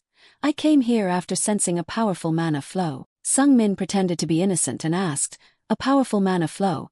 Kaisen remained bowed and replied, yes, my protectors and I all sensed an explosion of fire mana. Sung Min's heart was filled with doubt. Japal said the same thing, but I don't think it's that powerful. Why are they all reacting like this? He continued to pretend to be naive and asked Kaisen, is that why you came here? Kaisen still bowed calmly. Yes, because I'm very curious. The holy eye told Sung Min that as a child, Kaisen was very curious about everything around him, and he would always try to satisfy that curiosity whenever it was aroused. That's also the reason why he developed to a level beyond others. Sung Min was confused and changed the subject. It seems like you know who I am. Kaisen looked directly at Sung Min. I'm not sure, but I guess you belong to the Maiden family. The boy thought for a moment and continued to guess, because you look older than me, so you must be the 6th young master, but I heard he studies water magic, and I can't sense any water element from you at all. Kaisen thought for a moment more and asked Sung Min, so you are the 5th young master? Sung Min hesitated. I don't want to have anything to do with Kaisen at all. Should I just let him think I'm the 5th young master? However, he immediately dismissed that idea. No, if I'm found out, it will be very troublesome. I have to change my plan. Sung Min calmly said to Kaisen, my 5th brother studies earth magic. Kaisen was stunned and widened his eyes. No way, are you the 7th young master? Sung Min burst out laughing. Haha, I seem very different from the rumors, don't I? Kaisen frankly nodded. You're completely different. The protectors of the said family were also very surprised to know Sung Min's identity. Sung Min could even see the shock in their eyes clearly, even though they were hiding it under the darkness of their hoods. Sung Min giggled with an embarrassed look. We're the same age, so let's not be so formal anymore. Kaisen didn't hesitate to nod. Then I'll talk to you normally from now on. The holy eye gave new information to Sung Min. Kaisen as a child had everything, the love of his parents, a good master and the right way of education to become the strongest person in the future. But there was one thing missing. Kaisen had no friends his own age. Family couldn't fill that void and Kaisen had never experienced friendship. Sung Min secretly felt sorry for Kaisen. It was understandable. Who could be friends with young Master Kaisen of the famous sword family?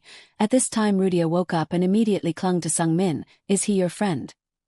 He glanced at Rudia's innocent face and thought to himself, Only a special person like Rudia who doesn't fear anyone can become his companion. As Sung-min had predicted, Rudia, with childlike innocence, introduced herself to Kason right away.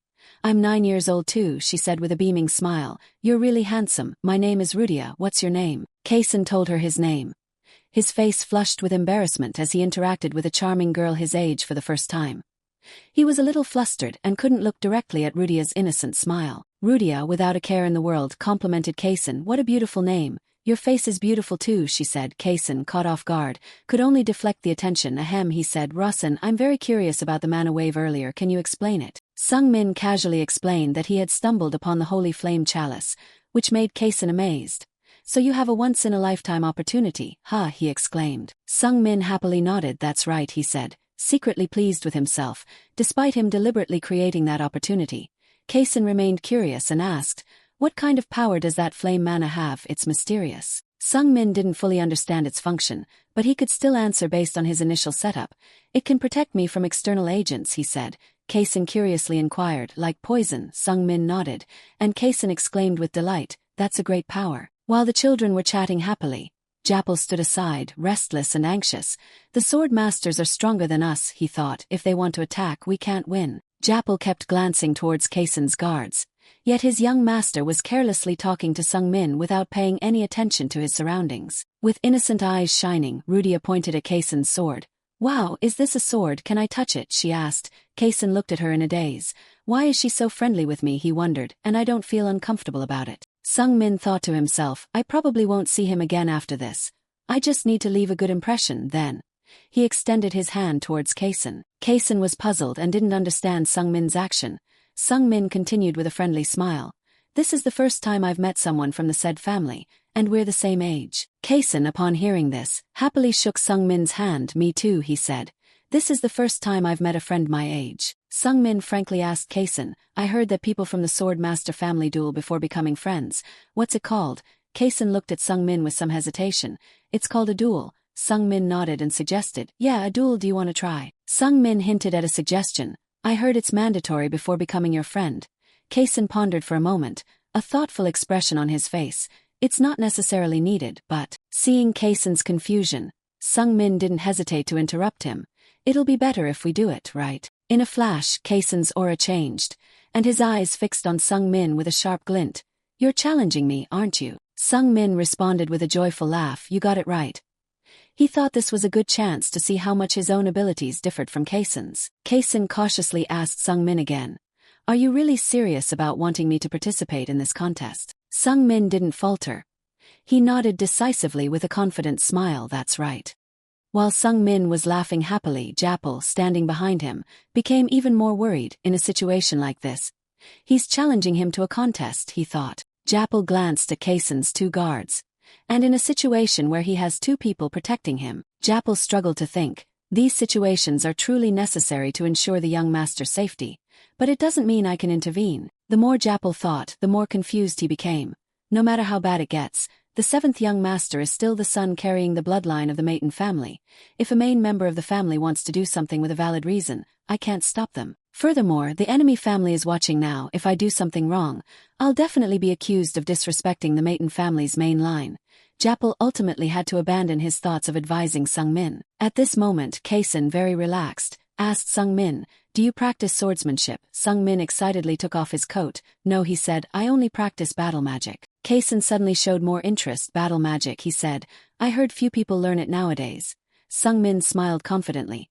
"Battle magic is my only forte." Kason continued to look at Sung-min with curious eyes.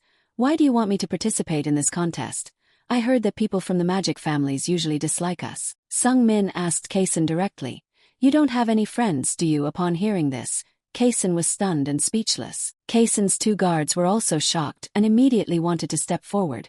This was no different from an insult to their master. Japal was also terrified, sweating profusely. Why did he say something so hurtful? Seeing Kason's silence, Sung-min easily got his answer. He shrugged casually. "I don't have any friends either." "Well, I mean, it's like that. I'm just like you." Kason's eyes gradually softened with sympathy for Sung-min.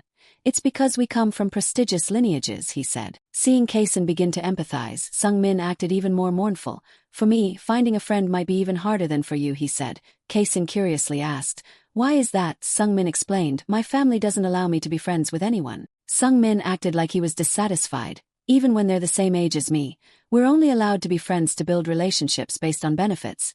Kason expressed his displeasure. How can you call that friendship? Sung Min nodded, a momentary flicker of loneliness in his eyes. You're right, that's not friendship.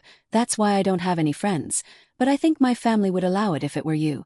And that's why I want you to duel me. While Kason was considering the saints, I was interpreting the state of the world, checking the relevant settings.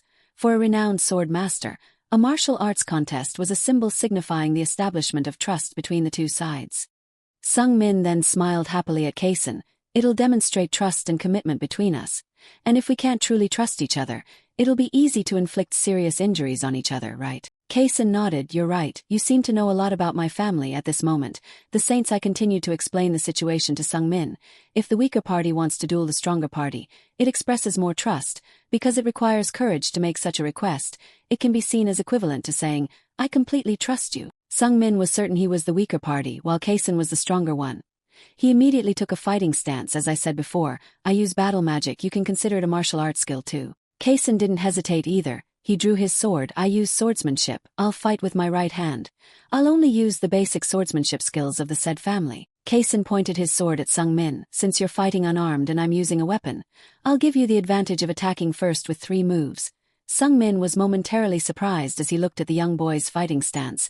It seemed much neater and more confident for his age. Sung Min suddenly asked Kason, before we start the duel, who do you think will win? Kason hesitated, unsure of how to answer. I think. Sung Min didn't hesitate to say directly, of course you'll win. Sung Min continued to ask Kason, then why do you think I want to duel you even though I know the outcome? Kason hesitated before answering, because you want to be friends with me. Sung Min laughed generously. Then does it still matter who wins or loses? Kason shook his head. No, he said, that doesn't matter in this contest. Sung Min looked at Kason with determined eyes. I'm not challenging you because I want to win, but because I want to be friends with you. And friends should be equals, he continued, because I'm the same age as you. Treat me fairly and don't hold back, okay? Sung Min clearly displayed his self-respect, which made Kason a little embarrassed. Kason lowered his head in embarrassment. Sorry, he said. I didn't mean to offend your pride.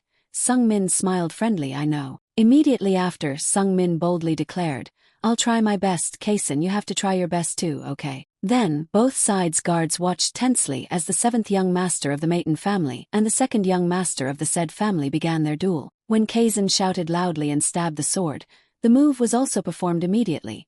The delay movement skill was automatically activated, causing the sword to slow down, allowing him to narrowly avoid the sharp blade. Sung Min sucked his stomach in and leaned to the side, looking in shock at the sword blade slowly dragging across his eyes. It was crazy. As soon as he called out the skill name, the sword rushed at him immediately. Afterward, the beginner combat magic high-level weight was activated. Sung Min regained his balance and leaped backward, landing on a nearby tree trunk. In a blink, he used the tree trunk as leverage, launching himself toward Kason like an arrow. He could win. For Sung Min, everything was unfolding slowly. But in the eyes of others, his movements were incredibly fast. However, Kason's speed was even more terrifying. Kason sheathed his sword and continued to thrust again as Sung Min was about to close in. Sung Min was forced to stop his advance and dodge the sharp blade. Damn it, how was he so fast? He wouldn't let me get close. Sung Min dodged Kason's sword and immediately retreated a few steps. I needed to get close to him to utilize combat magic, but he kept pushing me away to maintain distance. Sung Min silently calculated, if I recklessly approach him, I'm definitely going to be hit. But if I don't try to get close, I could still be hit because he attacks at long range very quickly. Sung Min used his holy vision to continue observing Kason's movements. This was definitely the protagonist's aura. I never dared to dream of winning against him, but it seemed possible now. Sung Min secretly gloated. I could predict the direction of his attacks. Thanks to my skills, once I knew what he would do next, I could approach him. Sung Min didn't hesitate, swinging his fist towards Kason. Was he going to slash sideways? This was just a fake move. After I get close, he'll definitely use the thrust again. However, shortly after, Sung Min was stunned. No, it wasn't a fake move. He changed his mind, seeing that I wasn't reacting as expected. He turned it into a real attack. I couldn't dodge it anymore. I could only let him hit me on the side. Following the momentum, Sung Min charged towards Kason, raising his arm to protect his head and chest. The beginner combat magic iron will skill was activated, enhancing his resistance. Despite this, Sung Min was still severely injured when Kason's blade slashed across his bicep. Sung Min collapsed to the ground, coughing violently. I thought getting hit in the arm would be better than the body, but this caused mana shock. Seeing this, Kazin calmly walked forward and pointed his sword directly at Sung Min's face. Sung Min chuckled and conceded defeat to Kazin. I've lost. Japal was taken aback and clenched his teeth. What? Never mind, it's all right. Everything ended peacefully without anyone being seriously injured. Kazin immediately sheathed his sword and kindly asked Sung Min, "Is your arm all right?" Sung Min nodded with a calm smile. "Yeah, but I feel like my arm just got punched by a steel beam. My body is completely exhausted." Kazin immediately complimented Sung Min. "You know how to defend well." Sung Min chuckled bitterly. "You're still saying that after I blocked it with my hand?" Kazin grinned in response. "No, it's just that I was impressed. Those sudden flashes of light really surprised me." Sung Min furrowed his brow, suspiciously glancing at Rudia, who was sitting huddled in a corner. What light? Why did he suddenly say that? Was Rudia sneaking around doing something? Everything happened so quickly, so suddenly, I didn't even have time to see what happened. Kazin excitedly boasted to Sung Min. "This sword is an artifact." Sung Min was amazed, really. Kazin proudly nodded. "I can even cut through steel with it." Sung Min felt dizzy and faint. "My hand got slashed by that." Kazin laughed gently, reassuring Sung Min. "Of course, I tried to control my power to the lowest possible level, but I'm still very impressed by your defensive technique." "I'm really surprised," Sung Min chuckled, sitting down on the ground. "Thanks, I knew I was going to lose, but I didn't expect the difference in skill between us to be this large." Suddenly, Kazin extended his hand towards Sung Min, as if wanting to help him stand up. Sung Min immediately understood and grabbed Kazin's hand to stand up. Kazin grinned and said, "Everyone who fights me finds me difficult to deal with." Sung Min twitched his lips. "Well, they're much weaker compared to you." Sung Min smiled warmly, complimenting Kazin. "It's normal for someone weaker to find it difficult to fight someone stronger." Kazin chuckled and asked, "So you're not normal, are you?" Sung Min grinned. "Well, I just feel like I can trust your control over your strength." Kazin laughed gleefully. "This is the first time I've met someone like you." After a pleasant duel, Kazin quickly left. "I'm glad I met you today, Ross and Mayton. Let's meet again sometime." As soon as he finished speaking, Kazin and his two guards disappeared. It was as if they dissolved into thin air. When Kazin left, the system immediately displayed a notification. A variable has emerged, affecting the story and its logic. Sung Min couldn't help but feel apprehensive. Another variable. Suddenly, Japal's voice interrupted Sung Min's thoughts. "Young master, this might be a bit presumptuous, but can I ask you something?" Sung Min calmly replied. "Go ahead." Japal looked at Sung Min suspiciously. "Since when did you learn fire magic?" Sung Min was taken aback. "What? When did I use it now that you mention it?" Sung Min furrowed his brow, pondering Kazin's earlier words. "Those sudden flashes of light really surprised me." Sung Min looked at his hand, which was emitting two intertwining streams of blue and red energy. "Wait a minute, I sense something. I can feel a stream of fire energy very close to my heart." Sung Min pondered deeply. That energy flow wasn't strong, but it was definitely flowing through me. My mana was imbued with the heat characteristic of fire. Soon after, he recalled the situation during the duel with Kazin and simultaneously checked it with his holy vision. As Kazin had mentioned, there were flashes of light like electrical sparks when the boy's sword clashed with Sung Min's hand. In a fleeting moment, unknown to Sung Min, a thin layer of fire shield erupted. The fire and heat from it suddenly surged forth, completely astonishing Kazin. More importantly, he noticed the anomaly that occurred in that single second. The holy vision analyzed. Fire attribute mana has merged with pure water fire. The mana of two attributes successfully merged thanks to the easy mana cultivation method. Sung Min silently read each line. "Oh, so that's how it is." Sung Min secretly rejoiced. "I transformed pure water fire instead of regular water fire, so I was able to utilize mana with fire attributes. Although using attributes in combat magic is almost impossible. Those who possess this ability must be high-level mages, and they are monsters like the Tri-Young Miss. Even so, using attributes in combat magic is not very effective, so high-level mages often ignore it." Japal saw Sung Min lost in thought and asked again, How did you do it?" Japal feigned innocence and shook his head. "I don't know anything." Japal became even more suspicious. There was no way he didn't know anything. He just didn't want to reveal it to me. He wanted me to keep my mouth shut. Japal began to formulate a conspiracy theory. This trip was likely planned by the young master beforehand. I think this accidental encounter with Kazin was also part of his plan. The more Japal thought, the more suspicious he became. None of the protectors have any real information about him. There must be a more powerful person involved. Someone at least as powerful as the Tri-Young Miss. I need to act more cautiously. Then, Japal had to pretend nothing happened and told Sung Min, "I'll take you back to the Maple Mansion." Sung Min had already put on his coat and calmly nodded. "Okay." Suddenly, Rudia stormed towards Sung Min in a fit of anger. Immediately demanding her previous words be taken back, Sung-min looked at her in bewilderment. What? Rudia suddenly erupted in fury, shouting, if you don't take back those words, I will burn you alive. Sung-min looked at the flames erupting from her in alarm. Wait, but what words are you talking about? Sung-min thought for a moment and then remembered what he had told Kason earlier. I don't have any friends either. Rudia furiously yelled at Sung-min. I thought we were friends. That's why I made a fire pact with you. Sung-min was startled by Rudia's reaction. I guess friends are really important to a 9-year-old. He forced a smile, trying to calm Rudia down. You are my friend too, Rudia retorted with a pout. Then why did you say you didn't have any friends just now? Sung-min stammered. Well, I take it back. Rudia's anger began to subside. Are you serious? Sung-min said with a remorseful tone. Really, it's my fault. I'm sorry. Rudia immediately beamed. Are you telling the truth? Sung-min breathed a sigh of relief and nodded rapidly. Really, you're my friend, Rudia replied cheerfully. That's the way it should be. Rudia smiled brightly and linked her arm with Sung-min's. Remember, I'm your friend. Don't forget that. Sung-min smiled and flattered her. Of course, Rudia nodded innocently. I forgive you because it's your first time. After returning to the Maiden household, Japal still couldn't believe what had happened, but he couldn't tell anyone else. Everyone only knew that Sung-min had gone out to eat chocolate and was indignant on Japal's behalf. That bastard. He really only went out to eat chocolate. Other attendants continued to discuss. He's so reckless. Why does the master let him do whatever he wants? I don't know, I'm curious about this too. The attendants spoke without any restraint. There are countless ways to get rid of him and make it look like an accident. It's easy enough. Only Japal remained silent the whole time. This is definitely strange.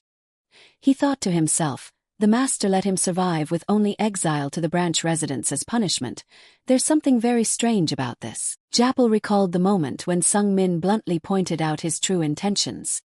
Japal was filled with worry and doubt. Maybe he wasn't just deceiving me back then. The day Sung-min returned to Maple Manor was New Year's Eve.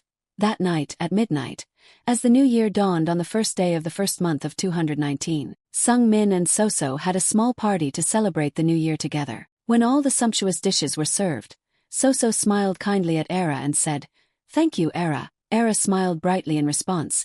It's my responsibility, ma'am. When Sung-min looked at Era, the holy eye was still activated and displaying character information, but he wasn't too concerned about the fact that Era was an assassin anymore. While eating, Sung-min chatted with Soso. Mom, what kind of person is Dad? In Rasen's memories, there was no information about his father at all. He had never met him once and seemed to be terrified of his father. Sung-min thought to himself, it's as if Rasen deliberately erased his memories of his father. Soso was flustered and bowed her head at her son's sudden question. He is a lonely man.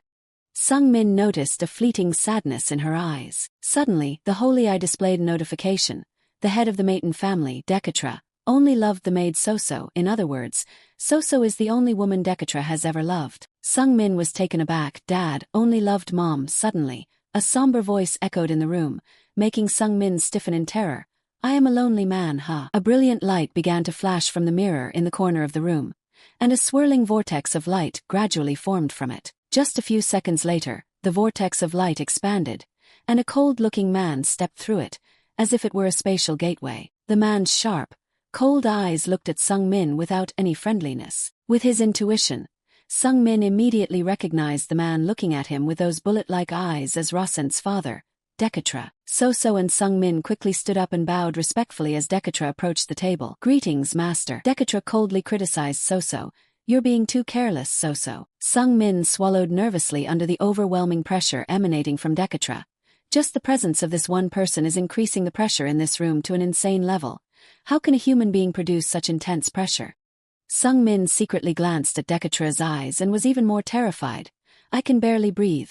My head is screaming in alarm just from looking at him. Dekatra sat down and directed his cold eyes at Sung-min. Son, Sung-min obediently answered. Yes, master. Dekatra immediately questioned his son. I hear there was some trouble between you and your older brother. Sung-min hesitated to answer. If you're referring to what happened with sixth brother, then yes, that's true, Sung-min pondered. He's not the type of person to blame me for what happened back then, so why is he questioning me? Dekatra asked Sung-min in a grumpy tone. Why did you do that? Sung-min tried to reassure himself. He's just a character I created at the last minute. Be more confident, this is just a test, I can control the situation. Sung-min answered calmly. He was going to hit me with his fist, not magic. Dekatra continued to question. So that's why you acted that way? Sung-min nodded firmly. I think a mage's honor was insulted when he did that. Sung-min answered nonchalantly. He hit me in the wrong way, and I responded by using mana as a mage. Dekatra frowned at his son. So, are you saying you didn't do anything wrong? Sungmin asserted. Yes, I didn't do anything wrong. He tried to speak with a calm voice. I just wanted to end that pointless fight as quickly as possible as a mage. Dekatra still looked dissatisfied. So, you acted excessively just because of that. Sungmin continued to retort. I don't think it was excessive, sir. Sungmin looked at Dekatra with unwavering eyes. I didn't use any dangerous moves as a mage. And I just wanted to make sixth brother respect magical combat as much as martial arts. Sungmin began to steer the conversation in a different direction. The reason we have to fight for succession, I don't think it's simply about vying for benefits among siblings of the same bloodline. Sungmin declared boldly, I believe we are not truly enemies. Those families known for their martial arts like Grandel or swordsmanship like Zed, should be forced to kneel before our magic and lick our feet like dogs, crawling like insects. That should be our goal. Dekatra, after a few seconds of thought, gave a cunning smile. I like what you said. Sungmin became even more enthusiastic in his speech. Sixth brother should be thanking you, because you gave him the chance to experience what's important when facing a martial arts family like those maggots. Hearing this, Dekatra was secretly delighted. I never had high hopes for the sixth and seventh children, but the seventh seems more promising than the sixth. Sungmin had finally completely turned the situation around. If he's still resentful towards you for that, then he's not worthy of being a maiden. Looking fierce on the outside, Sungmin was trembling inside. I wonder if I overdid it. I'm still scared to death. At that moment, the Holy Eye continued to provide more information to Sungmin. The only woman Dekatra has loved is Soso, and he still loves Soso. Incomplete plot information was also revealed. The reason Rasen Maiden lived until the age of 17 is because he is Soso's son. Sungmin was astonished after reading it. So, that's why I was able to survive for 17 years. Sungmin began to think deeper. Now that I think about it, it's really illogical that Rasen, the biggest scumbag in the family, was able to survive for 17 years. The original work doesn't mention it in detail, but Soso will die a few years later from a sick-seed disease. Because of her death, the last bastion protecting Rasen also collapsed. In the past, Dekatra Maiden exiled Soso, a servant with no status or power, to an isolated village and never visited her. Because Rasen was a rebellious, illegitimate child who lacked the strength to protect his mother, and he was a useless son who couldn't help his father, his dismissal was inevitable. Dekatra intentionally treated Soso coldly and banished her because he knew the uselessness of his son.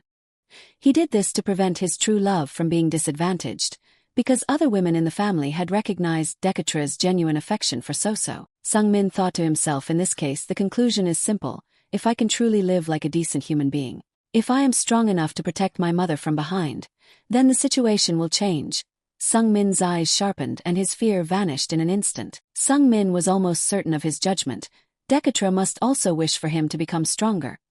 He then told his father, I intend to do my best. Sungmin continued with confidence, as you said, combat magic is a technique with clear limitations. Dekatra interrupted, it's very weak, you can't even call it magic, it's just a half-baked thing. Sungmin firmly countered, however, even though it has clear limitations, I can't sit still and do nothing. Dekatra responded coldly, even if you try your best, something that can't happen won't happen. Sungmin continued to reason, I'm not saying I want to become the head of the family, I don't have the caliber to achieve that. However, I can help the person who will become the head of the family. My magic may have its clear limitations, but my personal limitations are undefined. Sungmin's words conveyed his unwavering will and pride. Please don't forget, I still inherit your bloodline, father. Sungmin sincerely declared while looking at Soso, I will definitely stand tall, climb high, and protect my mother. Sungmin's words not only moved Soso, but also a faint, silent smile appeared on Dekatra's lips. After that day, Sungmin received a handwritten letter from Dekatra himself, to go to the main hall of the Maiden Manor. Sungmin sighed, it's so short it can't even be called a letter. But I must have been invited because of the Maiden family tradition. The 10th birthday party has been scheduled. The 10th birthday is a tradition for members of the Maiden clan. When they turn 10, the entire clan gathers together and enjoys a simple party. And the most important thing, that is where the body-strengthening battlefield will be set up. Strengthening a magician's body is quite different from strengthening the normal body structure. Instead of strengthening physical strength, it is a method of gathering elemental mana for the mage's main attribute. There are 7 elements to choose from, including water, fire, earth, metal, light, lightning, and darkness. Sungmin was eagerly looking forward to this day. He dressed in a neat suit with a composed demeanor. Sungmin was proud as he looked at himself, who was quite different from the first day he transmigrated here. Not only his appearance, but also his mental state was much better. That afternoon, Sung Min took Era to the main hall of the Maiden Manor early. Sung Min nervously walked inside. So this is the venue for the 10th birthday party. This is the main hall I set up like this. The holy eye displayed that the effect of the release magic has been permanently engraved into this table. Sung Min was astonished. Permanent? They really spend lavishly. Sung Min asked Era, "Where is my seat?" She respectfully replied, "The young master seat is here, opposite the head of the family." Sung Min continued to ask, "What about my mother?" Era hesitated. "From what I know, Madame Soso was not invited." Sung Min showed no disappointment. "That's what I thought." Just then a familiar sharp voice sounded. "Hey you." Carlton aggressively pointed his stick at Sung Min and yelled, "Are you Rawson?" Sung Min nonchalantly taunted him. "Oh, hello Carlton, is the place where I hit you better now?" Carlton glared at Sung Min suspiciously. "This bastard, something is different about him. How dare a sandbag I used to trample on every day act so arrogant?" Sung Min continued with a sarcastic tone. "Carlton, there's no reason to think you lost just because you got caught off guard. Feel free to challenge me anytime you want, however, it will be more painful next time. My skills have improved considerably since then." Carlton strode past Sung Min angrily. "Soon, I'll crush you, you bug." When Carlton passed by, Sung Min smiled and challenged, "Sure, if you can, just try your best." Sung Min was a little excited. Instead of trembling with fear, he was like, "This is much more interesting to me." After Carlton's appearance, the familiar sound of Persha's click-clack heels came. Persha entered with a chuckle and teased Sung Min. "Oh, our adorable younger brother. You came early, didn't you?" Persha asked Sung Min with a sly smile. "Did you like playing with the toy you got last time?" Sung Min also smiled arrogantly. "Yes, I had a lot of fun playing with fire." Persha made a gesture of regret. "That's why I wanted to take that toy away. It's a shame." Sung Min shrugged indifferently. After all, a bet is a bet. Carlton felt anxious upon hearing this. His oldest sister actually bet on that garbage. Carlton's heart began to panic. Not only that, but that fool actually won that bet. It couldn't be. Then the sound of high heels hitting the stone floor echoed again. But this time the sound was gentler and more refined. Sung Min glanced towards the door and was a little surprised. Appearing before him was the last great mage, Evelia Maiden, Rawson's elder sister and the next head of the family. She was an incredibly impressive mage, but Sung Min didn't think this character's appearance would be so beautiful. Although she has a calm appearance, if it's for the honor of the family, she is a character who is willing to do anything, like her third sister Persha. Her second sister Evelia is a level 7 mage. Her main attribute is light and her secondary attribute is darkness. Furthermore, she is an important character who was beheaded by the protagonist Kazan. Ironically, this character was also Kazan's first love. After settling into her seat, Evelia glanced at Sung Min and coldly turned away immediately. "Your younger brother has changed a lot, hasn't he?" Sung Min cheerfully replied. "I'll take that as a compliment," Evelia said in a casual but gentle tone. "Of course." Sung Min sighed in his mind. "I'm going crazy. Now seeing both Persha and Evelia close to each other, I'm completely sure." Sung Min swallowed nervously as he looked at the energy emanating from his two older sisters. "Just focusing on my half-baked ability is not enough. No, even if I exhaust everything I have to climb as high as possible, I'm not even sure I can reach the halfway point of this family. I was too arrogant." After that, 2 other brothers and 3 stepmothers also appeared and sat in their positions. Dekatra was the last person in the room, and his expression was as grim as ever. Except for the eldest son who had disappeared, including Dekatra and his 3 wives, along with their 6 children, a total of 10 people gathered here. Dekatra broke the tense silence that hung over the room. "The youngest is 10 years old now. Congratulations." Everyone followed suit and offered polite congratulations to Sung Min. Receiving these greetings made him shudder, but he still forced a smile and thanked everyone. After a few short birthday greetings, the birthday party turned into a family meeting as Evelia stood up and reported, "As per father's order, I have returned after slaying the evil Bulgro that emerged from the stream of chaos and darkness." Sung Min didn't feel upset about it either. He knew this gathering wasn't just a simple tea party and would end there, but rather a gathering for the siblings of the family to brag about their achievements. Rawson's third brother stood up right after Evelia sat down. "I have captured the Northern Spirit Summoner, Karen, and sealed her in the Devil's Coffin. We have also slaughtered more than 20 Spirit Summoners under Karen's command." Dekatra asked coldly, "What about the casualties of our family?" The third brother proudly replied, "I was the only one who went out to conquer the Spirit Summoners." Dekatra praised him. "Well done." The third brother thanked him and sat down right after. It was Persha's turn to stand up abruptly. Persha smirked and said, "I have brought back the wings of Sylvia, which were kept in the abandoned temple." Sung Min was shocked when he looked at Persha's sinister smile.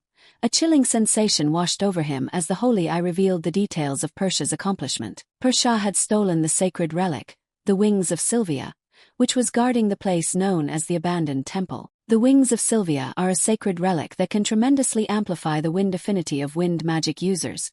30 priests, 7 monks, and 17 holy knights guarding the Wings of Sylvia were slaughtered. Dekatra, appearing satisfied, asked Persha, "It seems we have made an example out of the temple. How is the Holy Kingdom reacting?" Persha replied, "There has been no notification yet. I think there will be an official announcement soon." Dekatra said nonchalantly, "Anyway, all they can demand is an apology from us."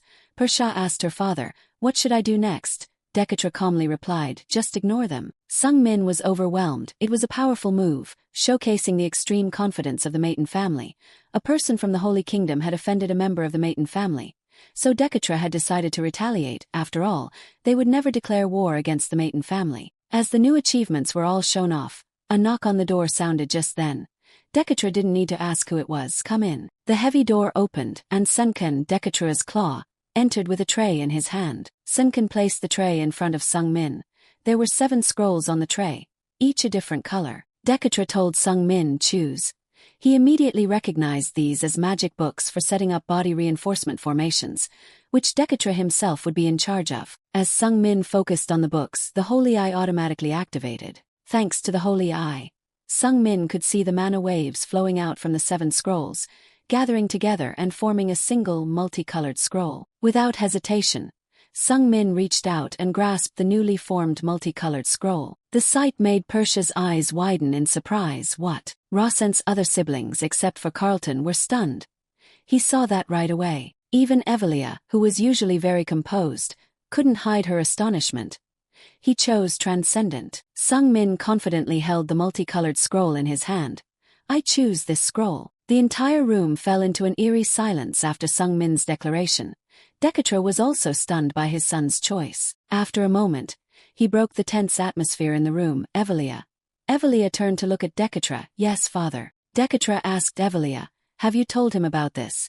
Evelia returned to her composed expression. "No, father." Before Dekatra could ask, Persha automatically answered, "Me neither." The third brother followed suit. "Me neither, father." Dekatra looked towards Sung Min with suspicion. "So, you're telling me that a 10-year-old kid is analyzing mana waves on his own? Even you, Evelia, couldn't do this when you were 10. Evelia humbly replied, "I think he has better eyesight than I did back then." Persha silently let out a chuckle. "Interesting, I didn't think that brat could do this." Evelia softly added a compliment to Sung Min. "Perhaps because he has an aptitude for combat magic. Combat magic development is very rapid in the early stages." Dekatra continued to look at Sung Min with suspicion. "Is that why Rossen was able to do that at just 10 years old?" Evelia replied. "I think that's the only conclusion we can draw right now. None of us learned combat magic at that age, so we can't be sure that it's impossible." Dekatra finally accepted to temporarily drop his suspicions towards Sung Min. He coldly told his son, "Bring me that scroll of Transcendent." As per tradition, members of the Maiden family receive 7 scrolls in their 10-year birthday ceremony.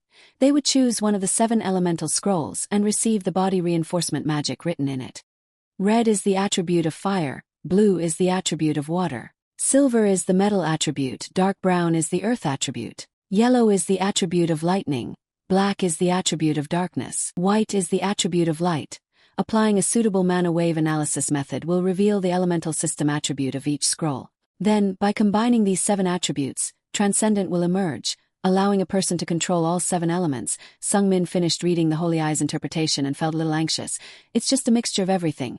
Having everything in one thing is usually never good, but... Dekatra frowned at his son. "I didn't expect you to choose it." Sung Min calmly replied, "I'll take that as a compliment." Carlton was stunned by his behavior. "What kind of attitude is that when talking to your father? Doesn't this brat have any fear?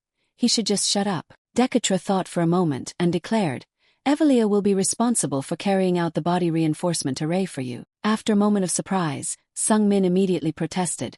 "I was told you would do it, father." Dekatra replied coldly, "If I do it, there's a 99% chance you'll die. If you want, I'll do it." Sung Min felt dizzy. The Holy Eye hadn't explained this to him yet.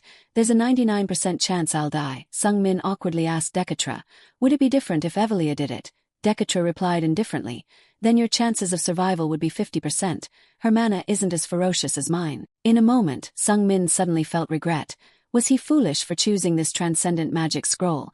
No, he shouldn't regret it, he could do it, he had to overcome it. Sung-min looked at Evelia with full trust. Sister, I rely on you. Evelia immediately asked her brother. Do you trust me? Sung-min nodded firmly. I trust you as a magician. Evelia frankly said to Sung-min, Father has too much faith in me. In my opinion, the success rate will be lower. Transcendent attributes have strong and destructive mana. The body-enhancing magic to execute it will also be potentially destructive. Sung-min tried to salvage some hope. What do you think my chances of survival are? Evelia opened the scroll calmly. At best, 50%. Sung-min asked again. What if you try your best? Evelia firmly replied. Still 50%. Sung-min had a tinge of regret and wanted to find a way out. Do you want me to choose a different attribute book? Evelia calmly shook her head. Those who walk the path of magic don't impose their thoughts on others. Sung-min hesitated to persuade Evelia, but Evelia understood Sung-min's anxiety and encouraged her brother. I hope you will be truly strong. Sung-min felt awakened by Evelia's words. He had promised himself that he would become strong, but now he wanted to back down, which was something he couldn't accept. Sung-min resolutely declared, I'll still choose it. Evelia immediately told her brother, Take off your clothes. Sung-min nervously asked, How much is enough? Evelia said, Everything except your underwear. Sung-min didn't hesitate anymore. He immediately followed Evelia's instruction and took off his clothes in front of everyone. His sculpted six-pack body made everyone in the room pay attention. Persha smirked with amusement as she saw her brother's greatly changed appearance. She thought to herself, looking at that physique, who would think it belongs to a 10-year-old kid? His body wasn't like that a month ago. I wonder how this little guy could understand the transcendent attribute scroll. And what about that sculpted body? What secrets is this kid hiding?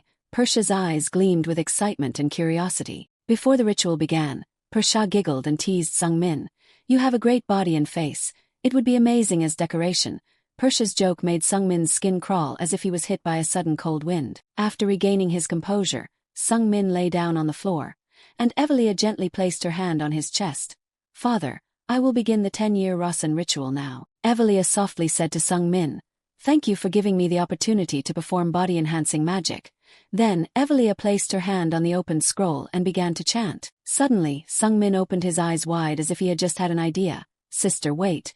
Evelia immediately stopped chanting. What's wrong? Are you scared suddenly? Sung-min replied no. Sung-min quickly turned to look at Dekatra. I have something to say to father. The other children of Dekatra looked at Sung-min with astonishment. Dekatra furrowed his brows and asked Sung-min, What is it? Sung-min spoke frankly, If I live, please grant me a request. Sung-min's brothers listened intently, each with different thoughts. Request, that's clever. What fool would make a request during a 10-year ritual? Sung-min directly made a condition to Dekatra.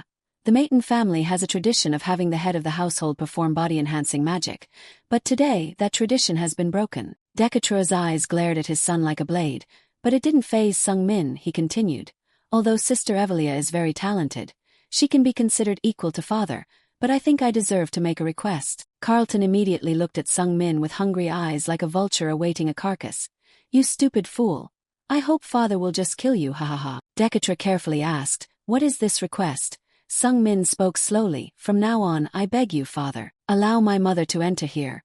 These words immediately provoked a sharp reaction from Dekatra's wives. One concubine bluntly mocked Soso, that lowly lineage is not allowed here. Sung-min calmly asked her, Why is my mother lowly? The woman replied in a bitter tone, Her inheritance rights and origin are different from ours. Sung-min then reasoned with Dekatra's third concubine. I am father's son, and I also have half of my mother's blood. Sung-min pointed the finger at Dekatra. Calling my mother lowly means you are indirectly calling me the same. It also means calling father lowly, because his blood flows in my veins. The concubine fell silent and used her fan to hide her scowling face. Dekatra didn't reprimand the third concubine but continued to look at Sung-min. Why do you want that? Sung-min frankly expressed Soso's desire. It's because my mother wants to see father. This statement made Dekatra unable to maintain his cold demeanor any longer. Sung-min glanced at the three concubines who were showing their displeasure. This will make me face those three stepmothers. But it's okay, having father on my side is better than those three mothers. Sung-min secretly felt triumphant. Mother is the only weakness of father, however. Dekatra still tried to show his contempt for Soso. That lowly thing wants to see me, how audacious. But fine, if you live, I will grant your request. Dekatra's declaration made the three concubines furious, but they dared not do anything. Dekatra also specifically reminded his son, try to survive. Sung-min secretly chuckled. I won't disappoint father, I will try my best. This is only halfway through the journey I want to take. As Sung Min lay straight, looking up at the ceiling, Evelia said, I will begin now. Evelia chanted while focusing all her attention on her brother. He who walks the path of magic. Heed the commands of magic and the 10-year ritual. I, Evelia, command you. You, the guide of transcendent will, enveloped by the vast and powerful mana. The chants continued, but Sung Min's ears were ringing, and his mind was starting to spin. The magical runes from the scroll flowed into Sung Min's body through every pore. His whole body turned crimson and glowed. Sung Min's consciousness became increasingly frantic. It's too hot. It feels like I'm being burned from the inside. A blinding light flashed before his eyes. A clear voice echoed, I will help you in the blink of an eye. He was in a dark space, and the pain vanished. In the pain earlier, Sung Min's mind was blank, so he didn't pay attention to the strange voice. He calmly observed his body. His limbs were all intact, but he couldn't feel anything from them. After a moment of contemplation, Sung Min suddenly remembered, this feeling, it's like when I was anesthetized in the hospital. A wave of anxiety washed over him. Perhaps I'm unconscious. Suddenly, a flame burst before Sung Min's eyes, making him jump. Hello. Sung Min warily stared at the flame hovering in the darkness. What is that? After squinting his eyes, the true form of the object within the flame started to become clear. Wait, this is... Sung Min was astonished to see the holy flame chalice appear with eyes and a mouth. It was definitely not a fake because it could move. The holy chalice cheerfully asked Sung Min, do you remember who I am? Sung Min hesitated and replied with doubt, the holy flame chalice. Sung Min frowned in confusion. I'm undergoing body-enhancing magic. Where am I, and why is that chalice here? The holy chalice shook its head sadly. Wrong. Sung Min looked at it with more confusion. What do you mean? The holy chalice replied. I'm not the holy flame chalice. Sung Min pressed further. Then what are you? The holy chalice proudly answered. I am the transcendent holy chalice. The answer shocked Sung Min completely. He didn't remember creating this artifact. Sung Min contemplated as he observed the holy chalice. He couldn't analyze it using his holy eye. Probably because he wasn't strong enough yet. The holy chalice continued. The fire tribe has a misunderstanding, and Kurtle infused me with fire magic. The holy chalice grumbled, whatever, you don't need to know who Kurtle is. He's just a grumpy old man. However, Sung Min was deeply impressed by the name Kurtle. He immediately remembered that he was the legendary Grand Mage. While many believe that Alberto the Wise is a fictional character who claims to be wise, many believe that Kurtle truly exists. The holy chalice returned to its cheerful demeanor and said to Sung Min, anyway, I want to help you. Sung Min became even more confused. Why is a cup talking like this in the first place? Sung Min curiously asked the holy chalice, how do you intend to help me? The holy chalice explained, you have a special body. Sung Min was unsure, a special body, how so? The holy chalice pondered for a moment and elaborated, during the time I was created we call this body a sacred body. In general your body is very strong. But it's not strong enough to receive the amount of mana you're trying to input. The reason is your magic circle is saturated. The holy chalice said, looking at Sung Min with regret. The holy chalice asked Sung Min, what do you think will happen when that overwhelming power enters your body in this state? Sung Min immediately realized, I'll die. The holy chalice replied casually, correct. But then it revealed a sad expression, I don't want you to die. Sung Min curiously asked, why? The holy chalice muttered, it'll be boring then. I'll have to hibernate for a very long time, at least a century. Sung Min kindled hope and asked, so how are you going to help me? The holy chalice looked excitedly at the newly appeared energy mass and explained to Sung Min, I'll absorb that excess mana for you. I love the flavor. Sung Min thought to himself, if I can't absorb it, I'll explode and die. I guess I have to believe it. As the holy chalice looked at Sung Min with eager eyes, the holy eye revealed that the holy chalice of fire was desperately seeking its true owner. Sung Min thought to himself, in the original story, the holy chalice of fire belongs to Kazan. It didn't act like this back then. The holy chalice's eyes lit up with excitement. It's hard to explain, but you meet the requirements to be my master. Sung Min curiously asked why. The holy chalice chuckled and answered, your existence is full of flaws. That's what's needed to accept me. Sung Min frowned, confused, and looked at it. What do you mean? However, the holy chalice didn't explain further. It just said vaguely, you'll understand eventually. We don't have much time now, so I'll just say it straight up. Become my master. The holy chalice beamed and was so excited that it shot fireworks out of its head. It looked at the energy mass that was getting bigger. Now I will melt into your heart and absorb that mana. Sung Min continued to ask, what will happen then? The holy chalice continued to laugh hysterically. I will be completely reborn as the transcendent holy chalice. Suddenly, an image of Evelia chanting appeared in the darkness. The holy chalice said to Sung Min, There are a lot of strange incantations, but don't worry, that scary sister of yours will probably handle it all. The Holy Chalice returned to the main point. I'll rest in your heart for a while and come out when necessary. Sung Min was still stunned. When is it necessary? The Holy Chalice mumbled. Well, you'll need to use me for a lot of things in the near future. The Holy Eye further explained to Sung Min. The transcendent Holy Chalice will melt into the heart of its true master and become another magic circle. Sung Min still felt hesitant. In other words, I'll have another magic circle. If he didn't accept its help, Sung Min's body suddenly began to disappear, causing him to panic. If this continued, he would die. Sung Min gritted his teeth, feeling hesitant and pressured by time. I don't want to die. I still have a lot to do. In that crucial moment, Sung Min unconsciously remembered his mother's image and finally made his decision. Sung Min shouted just before completely disappearing, Transcendent Holy Chalice, I will become your master. The flames within the Holy Chalice burst into a powerful blaze as if it had just been refueled. All right. The powerful flames erupted in a loud bang and spread out, dispelling the darkness. Sung Min, before completely disappearing, caught a glimpse of the explosion of power, leaving him astonished. This is the power of the Transcendent Holy Chalice. The blinding light forced Sung Min to close his eyes. When he opened them again, Evelia was standing before him. Father, the body enhancement magic is complete.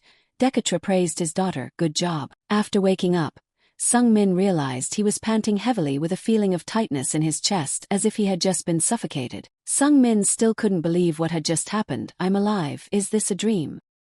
He looked around and sighed in relief. No, this isn't a dream, and my heart feels different. Evelia was reporting to Dekatra in a hesitant tone.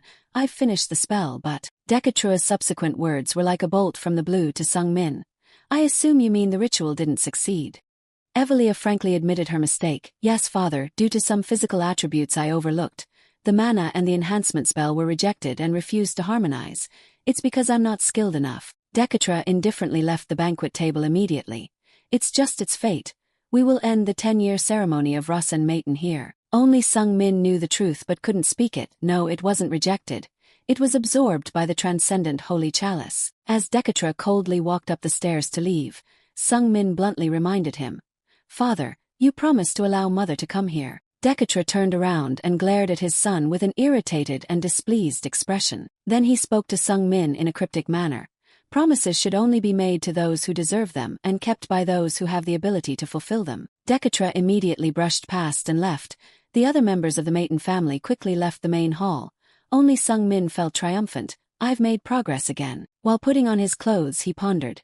Could it be that Dekatra and Evelia really don't know about the Holy Chalice? Good thing it didn't actually appear outside. Sung Min's eyes lit up with confidence and excitement. I have another powerful ally.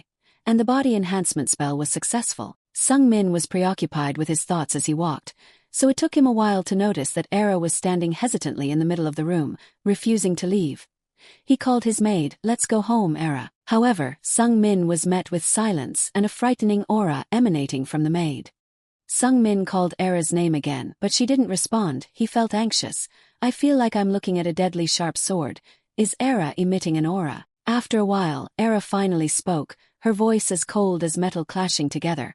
I have something to ask you. Even the Holy Eye couldn't analyze Era, making Sung Min even more flustered. At least there should be some basic information. Is she revealing her true nature even with her father present? Although it couldn't analyze Era, the Holy Eye could still provide information about the current location. The Great Banquet Hall has the highest level of magic protection. Sung Min vaguely realized the issue.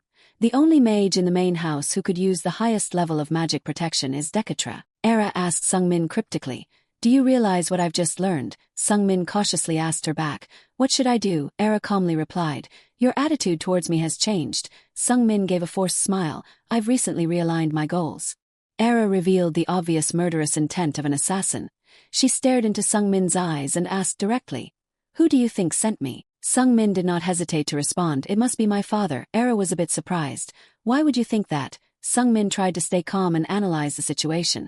Because you did not hide your aura in the main building, even while Dad is here. Era's eyes lit up in surprise. Unexpected. Immediately after, she asked a question that made Sung Min feel like he had just made a mistake. Can you sense my aura? Sung Min clenched his fist, trying to stay calm. Yes, your aura is very sharp and frightening, Era bluntly criticized. Because you are still too weak. Sung Min could only laugh awkwardly. I am only 10 years old, of course I'm still weak. Era continued to question Sung Min. That's right. But is that the only reason you determined that the head of the family sent me? Sung-min tried to reassure himself while his legs were trembling. Era was so terrifying that he wanted to run away, but she was faster than him. If she was my father's person, she wouldn't harm me, Sung-min thought, and continued to pretend to be calm. You are emitting aura, but no one is coming here. There are a lot of mages here who can sense even the slightest aura. So there must be something blocking your aura so that no one can sense it, something like protective magic, for example. Sung-min calmly analyzed the situation. He gradually persuaded Era with his strong arguments.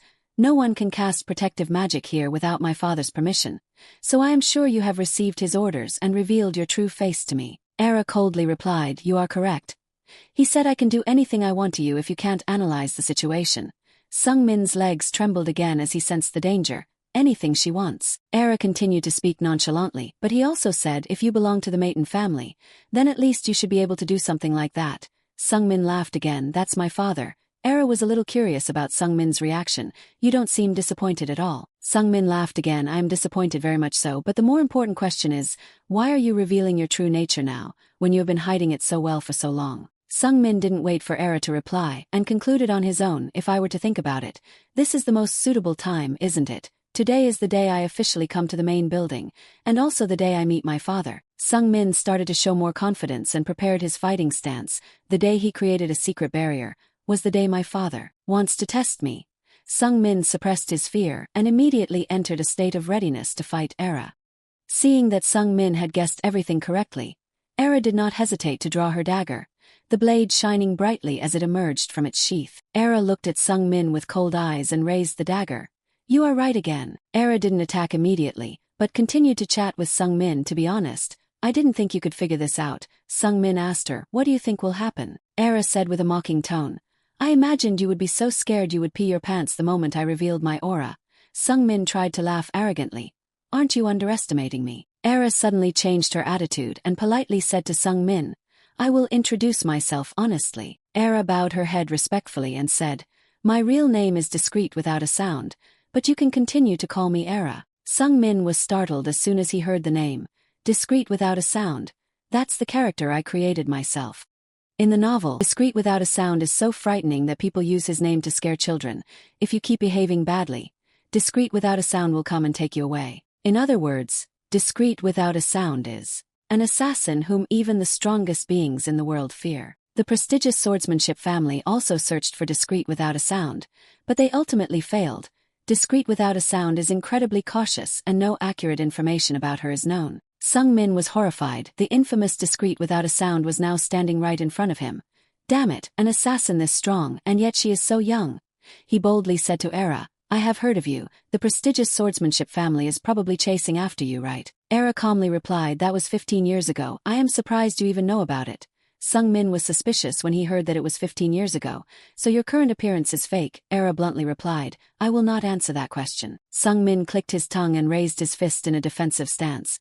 Well, alright then, how will you test me? Will you give me a test paper? Era coldly replied, you probably know my specialty is assassination. If you can deflect even one of my attacks, then you win. As soon as Era finished speaking, she disappeared from Sung-min's sight, making him panic. The holy eye was activated, but even with it, Sung-min could not detect any other presence in the room, other than himself. Sung-min silently lamented while the scene looked around. Even the holy eye couldn't detect Era. What to do? Suddenly, Era's voice whispered like the wind. The head of the family told me to eliminate you if you are too weak. The words were uttered so softly that Sung-min felt a chill down his spine. Eliminate me. Sung-min abruptly raised his hand and shouted, wait, please. Era's voice echoed in his ears, but he still couldn't see her speak. Even as he was about to die, Sung-min still thought about fairness, benefits, and demanded for himself, if I win, what will I get? After a moment of silence, Era had to show herself to talk. I didn't expect you to ask for a reward. Sung-min was startled and immediately turned to look at Era. Behind me, I'm sure I heard her in front of me. Era reluctantly asked Sung-min, what do you want? Sung-min immediately replied, from now on, stay by my side. Era furrowed her brow in doubt. I am your servant, young master, of course I will do that. Sung-min grinned and added, no, not just as a servant, I want you to protect me, you said it yourself, I am weak. Sung-min looked at Era with genuine eyes. So, until I become strong enough, protect me. After pondering for a moment, seeing that this wasn't impossible, Era finally agreed, all right. Sung-min secretly smiled with satisfaction. Good, that's enough. Immediately after, Era disappeared with a resounding sound in the air. Now, the test will begin. Sung-min's eyes became sharp and he carefully observed his surroundings while pondering. I am quite confident, but to do something I have to sense something first. Even my divine eye can't detect her. Sung-min slowly scanned his surroundings. If I can't see with a divine eye, then I won't be able to read her movement pattern. She must be aiming at me while invisible. She spoke in a scary tone, but she won't kill me. Sung-min was certain in his heart, eliminating me is just an empty threat. That means she won't attack my neck, the upper part of my neck or my heart. An idea suddenly flashed in Sung-min's eyes. If I can't guess where she is, then I have to deflect her attacks by defending myself. I will endure being attacked later. Sung-min continues to plan. Era must also lower her guard and she is limited in where she can attack. One is her arms, the other is her legs. She will also attack me with non-threatening attacks, life-threatening. Finally, he decided on a plan. He would be able to detect her position the moment she attacked. Moreover, he had slow flow and holy eye. Mentioning slow flow, which was activated, Sung-min subconsciously looked down at his hand and noticed something unusual. Slow flow not only slowed down time, but it also allowed Sung-min to see mana in slow motion. Sung-min couldn't help but be surprised when he looked down at the magic circle around his heart, which had turned purple. Why has its substance changed?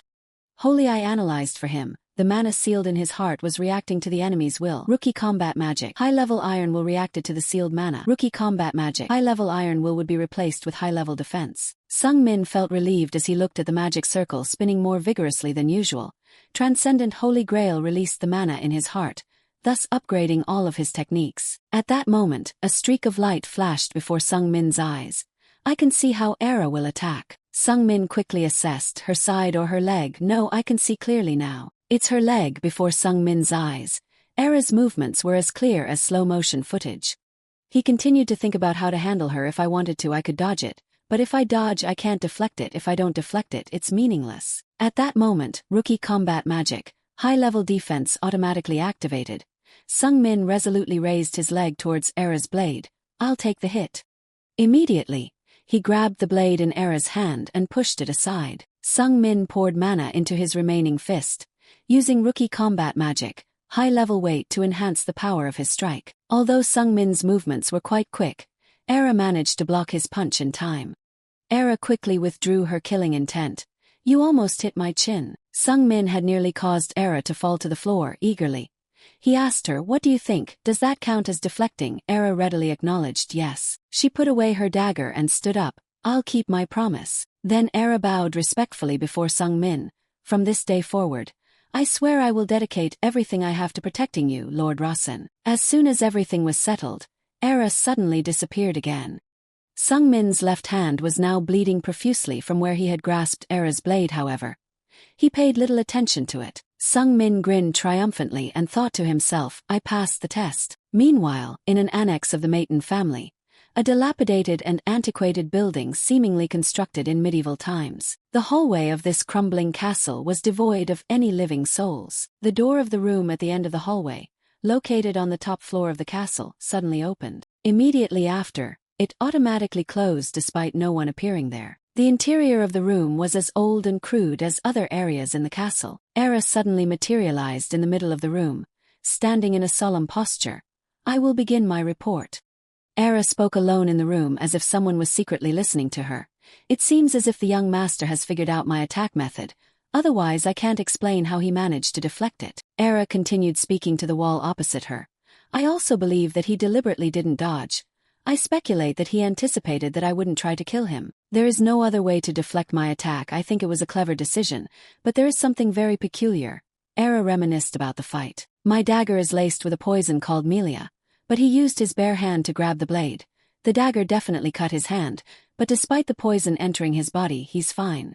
I'm trying to figure out why, but for now I think the reason is that his mana neutralized the poison. What's important is whether he did it on purpose or just by chance. Era summarized the information in a few short sentences and disappeared again.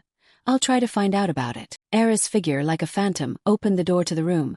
I know he's changed, but I didn't think he could deflect the knife and neutralize the Melia poison. Era left, taking with her all her questions and intrigue over the past month. He's changed so much at this rate. I think he deserves my protection. That night was a rare peaceful evening for Sung Min.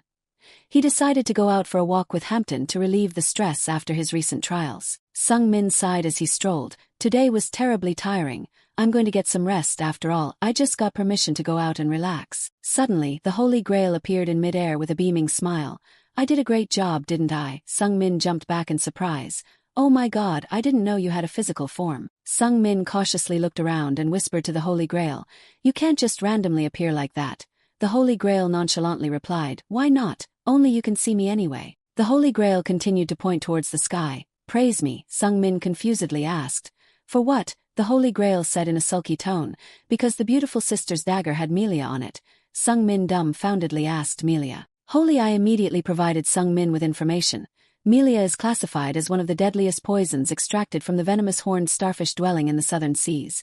Most cases of poisoning result in death if not treated within 5 minutes. Sung Min instantly felt chills run down his spine.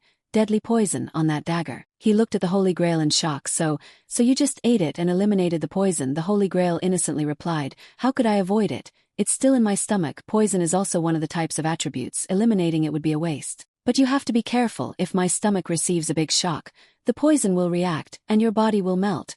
The Holy Grail's light-hearted words shocked Sung Min even more.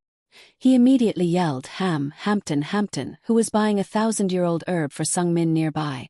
Hurriedly ran over. Yes, I'm here, master. Hampton, panting, reached Sung Min after a few minutes. I'm here. Sung Min sat still, afraid to move too much for fear of disturbing his stomach. You know what Melia is, right? Hampton's eyes lit up instantly. Yes, it's very rare, but if you want it, I can still get it. Is there a poisoning mission? Sung Min sighed in his heart. I don't intend to use it. Stop thinking about those strange ideas. Sung Min asked the boy, what about the antidote? Hampton pondered for a moment and replied, the Melia antidote is much easier to find. Sung Min immediately ordered Hampton, find them and bring them here. Hampton hurried off again. Understood, I'll go get them right away. Sung Min breathed a sigh of relief, fortunately. His shadow's main attribute is poison. Not to mention his maid is also an assassin. They truly are a formidable duo. As Sung Min thought about Era, she appeared however. Her attire had changed, causing him to be slightly surprised. Era was no longer wearing a maid's uniform, but dressed in a suit like a housekeeper. Her expression was cold, different from her usual face when she was a maid. Sung Min asked in surprise, you changed your clothes? Era coldly replied. This way I can assist you to the best of my ability. Era added, another maid will take my place. Sung Min hesitantly asked, so I'll have 2 shadows? Era nonchalantly nodded. Yes, is there a problem? Sung Min was a little confused. No problem, but your attitude has changed. Era coldly replied. I no longer need to wear that mask of deceit. Sung Min awkwardly laughed. You know you're a great actress, right? Era replied as if it were obvious. Acting is a necessary requirement to become an assassin. Seeing Era's indifferent expression, Sung Min asked her a little irritated. You poisoned that knife, didn't you? Era was startled and bit her lip for a moment. Then she looked at Sung Min with suspicious eyes. You knew, Sung Min replied with a touch of resentment. Yes, before I pretended not to notice, but the more I think about it, the more I get angry. I can assure you that you had no intention of killing me, so why did you still poison the knife? Era avoided Sung Min's question. Why did you pretend not to know? Sung Min quickly responded. To show you that I'll be fine even without an antidote. The goal is to prevent you from underestimating me anymore. Era then expressed suspicion. Melia is a deadly poison. Sung Min continued with a confident voice. I know, it's taken from the poisonous horned starfish in the southern sea. Isn't it? Era couldn't help but be surprised.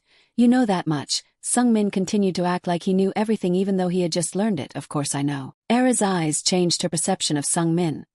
He not only possessed an incredible physique but also a sharp mind. She had underestimated him. Era looked seriously into Sung Min's eyes. You will become even stronger. And I promise to protect you. Seeing Era hesitate to continue, Sung Min asked directly, but what else? Era continued, I've set a time limit until you become strong enough. You have to become so strong that you can break me free from this mission. Sung Min clicked his tongue and nodded. All right, I'll try my best. Era also nodded at him. I will dedicate myself to helping you. Sung Min curiously asked, but how do you plan to help me? Era calmly replied, I'll carefully consider that, as your second shadow. I will protect you at all costs. Sung Min sighed bitterly. Well, please act a little more sincerely. Suddenly, Sung Min made a request. Era, bring me some eastern cactus powder. Era immediately responded. Yes, I should be able to find some around here. Sung Min urged her, bring me a few pounds, hurry up. When Era left, Sung Min put his hand to his neck and swallowed dryly. Why do I feel so thirsty? Sung Min called after Era, bring some water too.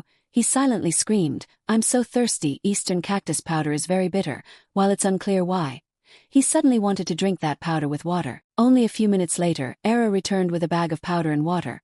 Why don't you go back home and find a doctor? Sung Min brushed her off, no time for that. Sung Min scooped up large handfuls of powder and put them in his mouth. This isn't enough, more. Seeing him chug down water like he had been abandoned in the desert for days, Era quickly went to get more.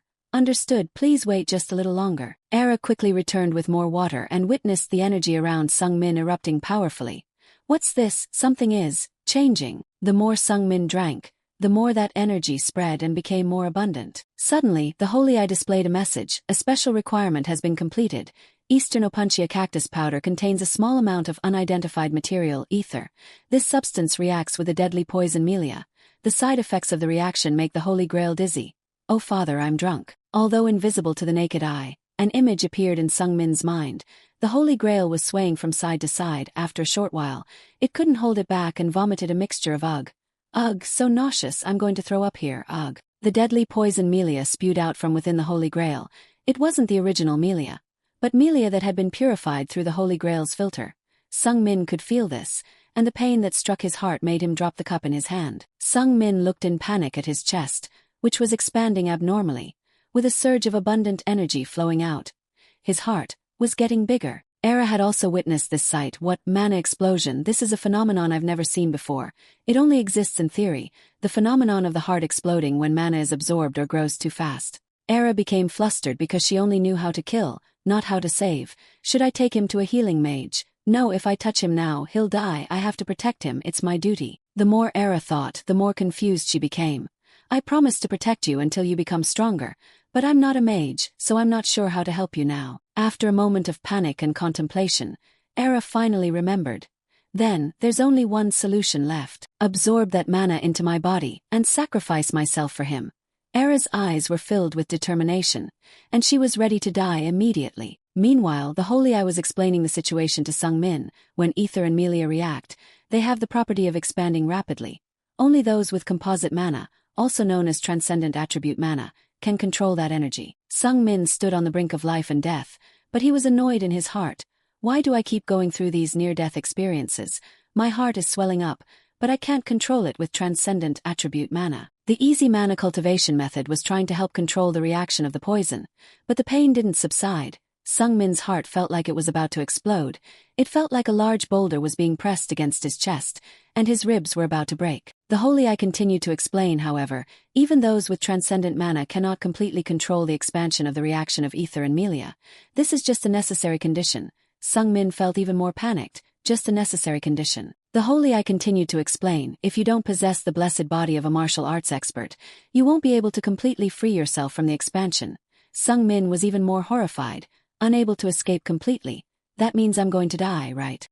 However, immediately afterward, a glimmer of hope sparked in Sung Min's heart. Furthermore, those with special physiques can withstand this expansion, for example, a holy body. Sung Min was overjoyed to see a ray of hope emerge. Holy body, I can withstand it. Suddenly, the clear voice of the transcendent Holy Grail rang out in Sung Min's mind. Ah, it's better now, older brother, trust me. The transcendent Holy Grail began to take effect. It quickly absorbed the surging mana in Sung Min's heart.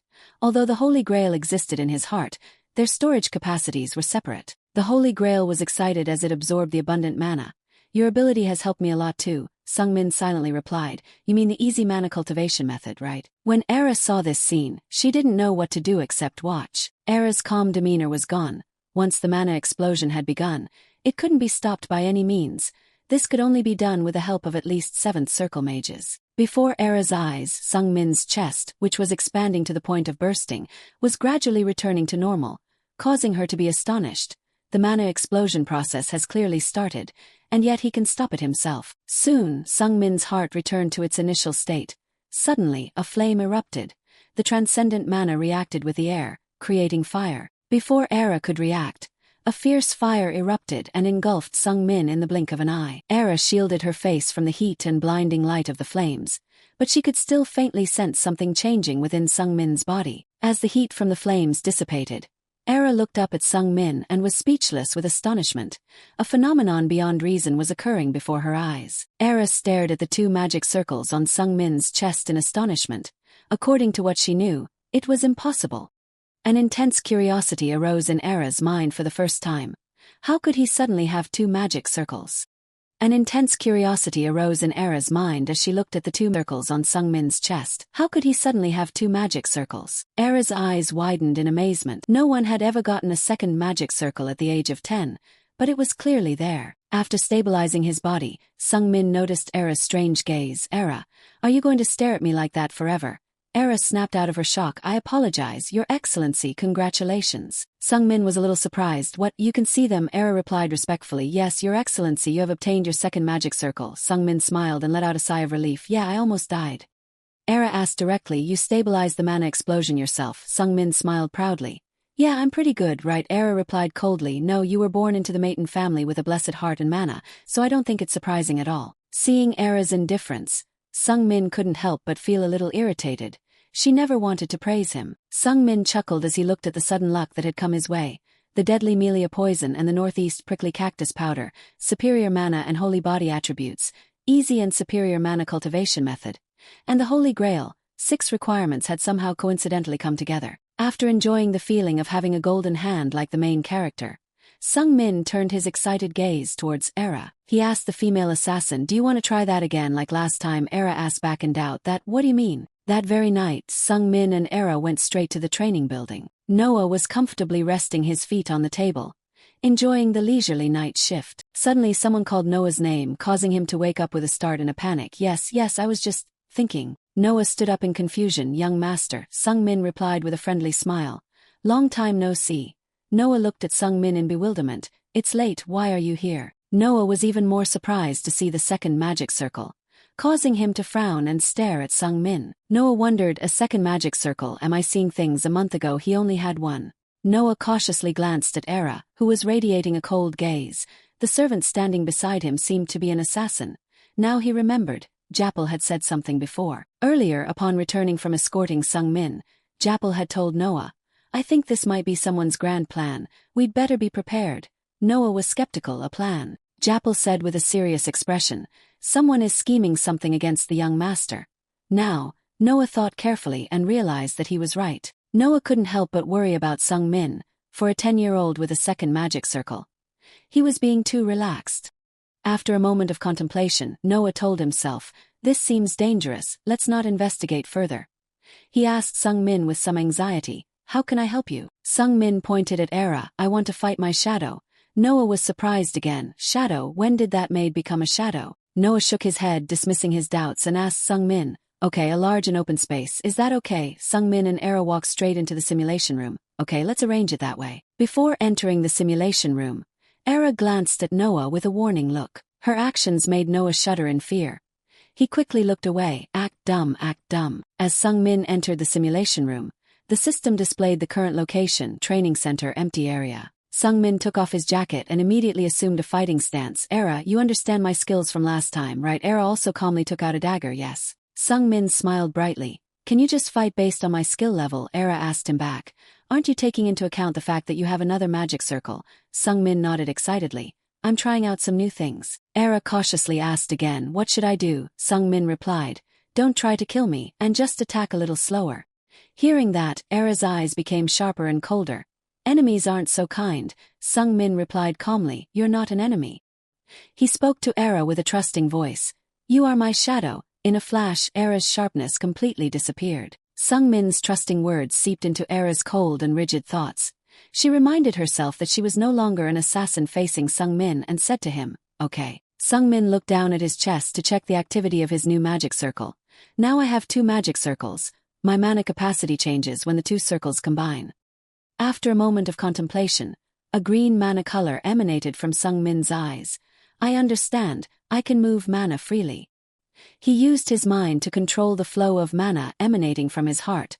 I'll send it throughout my body. As the 2 magic circles spun rapidly like tops, the system announced, beginner combat magic has been affected by high-level mana. Beginner combat magic has been upgraded from normal to proficient. Sung Min, full of confidence, shouted to Era, okay, let's go. As soon as Sung Min finished preparing, Era instantly disappeared into thin air. Sung Min's eyes became sharp as he observed his surroundings, the same fighting style as before. Sung Min silently scanned his surroundings, even though he had just upgraded his skills. He still couldn't see her form. However, the holy eye could now observe all of Era's movements. Sung Min realized that this was the difference between 1 and 2 magic circles. Sung Min was sure in his heart, the delay flow must be stronger too.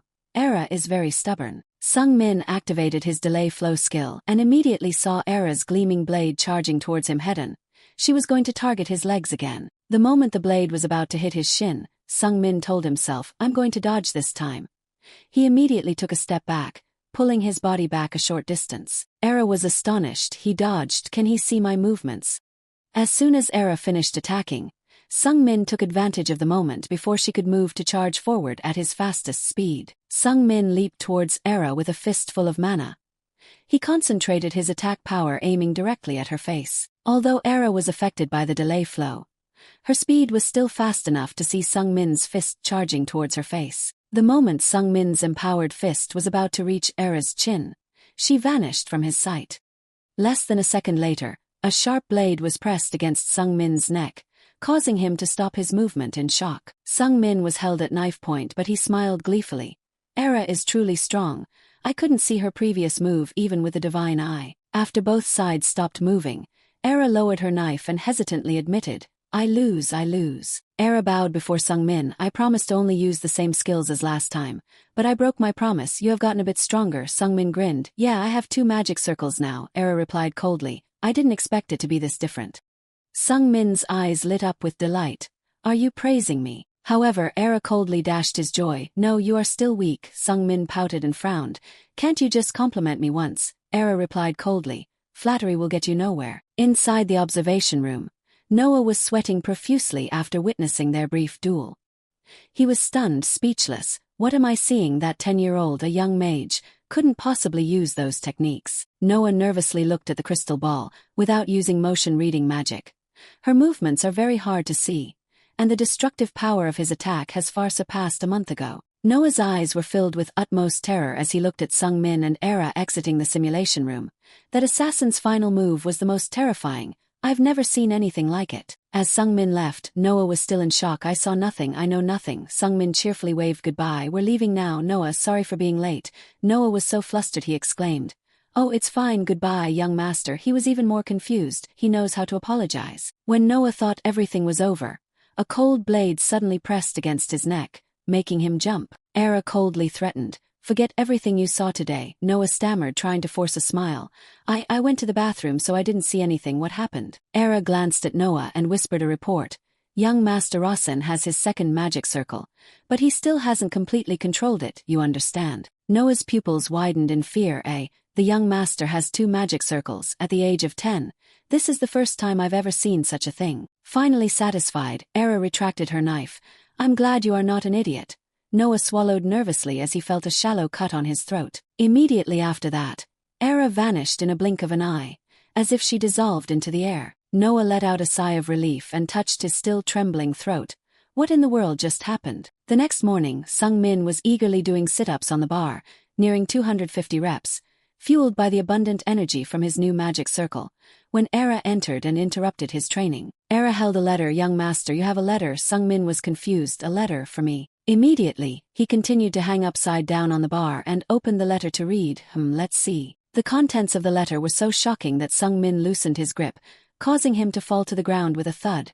Hampton exclaimed in panic. Young master, are you all right? Sung Min stammered, unable to speak, his entire body trembling with shock. Hampton was also worried at his master's unusual reaction. After a moment of regaining his composure, Sung Min finally exclaimed in shock. The renowned swordsman sent me an invitation. He was inwardly confused. I didn't set this up. This is a variable. Soon after, Sung Min was summoned to the Maton family's council room in the main building. As Sung Min walked, he pondered. Dekatra called me here. It must be because of the invitation from the said family. Earlier, after reading the letter, he told Era, inform the main house. Era hesitated, not understanding his intention. The main house, she thought, after all, the said family and the Maton family are enemies, so this invitation might anger Dekatra. However, Sung Min had a different idea. He told Era, I've passed the 10-year-old ritual.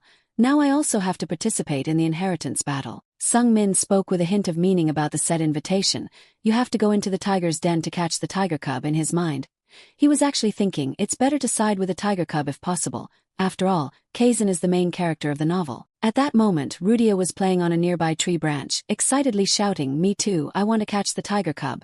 Sung-min smiled kindly and told her, Rudia, you come too. He said generously, Kazan wants to be friends with you too. Rudia grinned, friends, I want more friends too. As Sung-min stood before the council room door, he silently encouraged himself.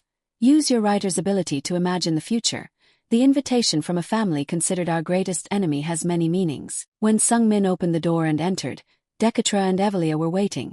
Sung-min looked at them as if he was looking at Mount Tai, a giant mountain that, if he made a mistake, even a small landslide could bury him. Dekatra turned his back to Sung-min, but even without looking at his face, Sung-min could feel a chill run down his spine. Evelia stood to the side, her face expressionless as always, although Sung-min wasn't too afraid of his elder sister's personality. He didn't dare make a mistake in front of a 7th-rank mage. Sung-min took a deep breath and encouraged himself. This world is created by me. Change it and write new chapters. At this moment, the system also informed him, a variable affecting the storyline has appeared. Sung-min stood in the middle of the council room and asked cautiously, Father called me here. Dekatra coldly grunted. Sung-min pretended to think for a moment before asking, Father, what task do you want to give me? Dekatra glared at his son with a cold gaze. You should know why I called you here. Sung-min pretended to think for a moment again before cautiously answering. Is it because of the invitation from the said family? In an instant, a gust of wind blew out the candles in the room. Immediately after, the air behind Sung-min froze. He felt a wave of icy energy attacking him and quickly turned his head. At that moment, a sharp ice spike pierced forward and stopped just before reaching Sung-min's throat. Sung-min clearly felt the pressure. He dared not move. He could only glance at Dekatra. Why are you deliberately doing this? Dekatra frowned and muttered, Deliberately? Why do you think I'm doing this on purpose? Sung-min calmly reasoned with him. If you really wanted to kill me, I would be dead already. But you didn't kill me. Sung-min's eyes became sharp and resolute. At the same time, the sharp ice sword behind him completely vanished. Sung-min thought Dekatra misunderstood the invitation and resolutely asserted, I don't think I did anything wrong. Dekatra said with a disdainful tone, The said family should have bowed before us like flies and insects. Sung-min immediately replied, I agree with that. Sung-min played along with Dekatra. They should kiss our feet like dogs and crawl on the floor like maggots. Dekatra looked at Sung-min with suspicion. Your actions don't show that. Sung-min immediately understood what Dekatra was talking about regarding meeting and becoming friends with Kazan. He frankly admitted, It's true, I met Kazan in Hiren. Sung-min briefly recounted what happened then. I challenged him according to their tradition. It's like a friendship ritual. Dekatra continued to look at his son with suspicion. How did you know Kazan was there? Sung-min replied honestly. I just happened to meet him. I thought it was a godsend opportunity to humiliate the said family. Dekatra continued to question his son. Yet the son requested a duel. Sung-min tried to justify himself, saying that hidden magic is far more frightening than visible magic. Evelia just stared silently at Sung-min during the ceremony. I had already suspected something. But this child has indeed changed. More importantly, why are people spreading rumors about him like this? Evelia was lost in thought. He hasn't changed. Human nature never changes. If Rasen has always been like this, it means someone is intentionally spreading those rumors. Evelia pondered deeply. Who on earth could have done this? In a blink of an eye, a bold but reasonable thought flashed through Evelia's mind. Could it be her father? Sung-min was still confidently justifying his actions. He had passed the 10th-year ceremony and officially become a proud member of the Maton family. He wanted to participate in the power struggle for inheritance seriously. Evelia was taken aback by Sung-min's statement. He continued, even though his siblings already have their own territory and people within the family. Sung-min continued his bold speech, but I don't think there's anything wrong with it. Because I was born later than others, I realized that I cannot strengthen my own power within the family. Finally, he quickly concluded, therefore I think I need to build my own power through relationships outside the family. Dekatra was even angrier upon hearing this. Do you mean you want to drag outsiders into the fight with your siblings? Sung-min knew that his actions went against family tradition, but he was still firm in his idea. It's the only choice I have. Dekatra frowned as his anger intensified. Do you even know what you're saying? Sung-min boldly declared, I know very well.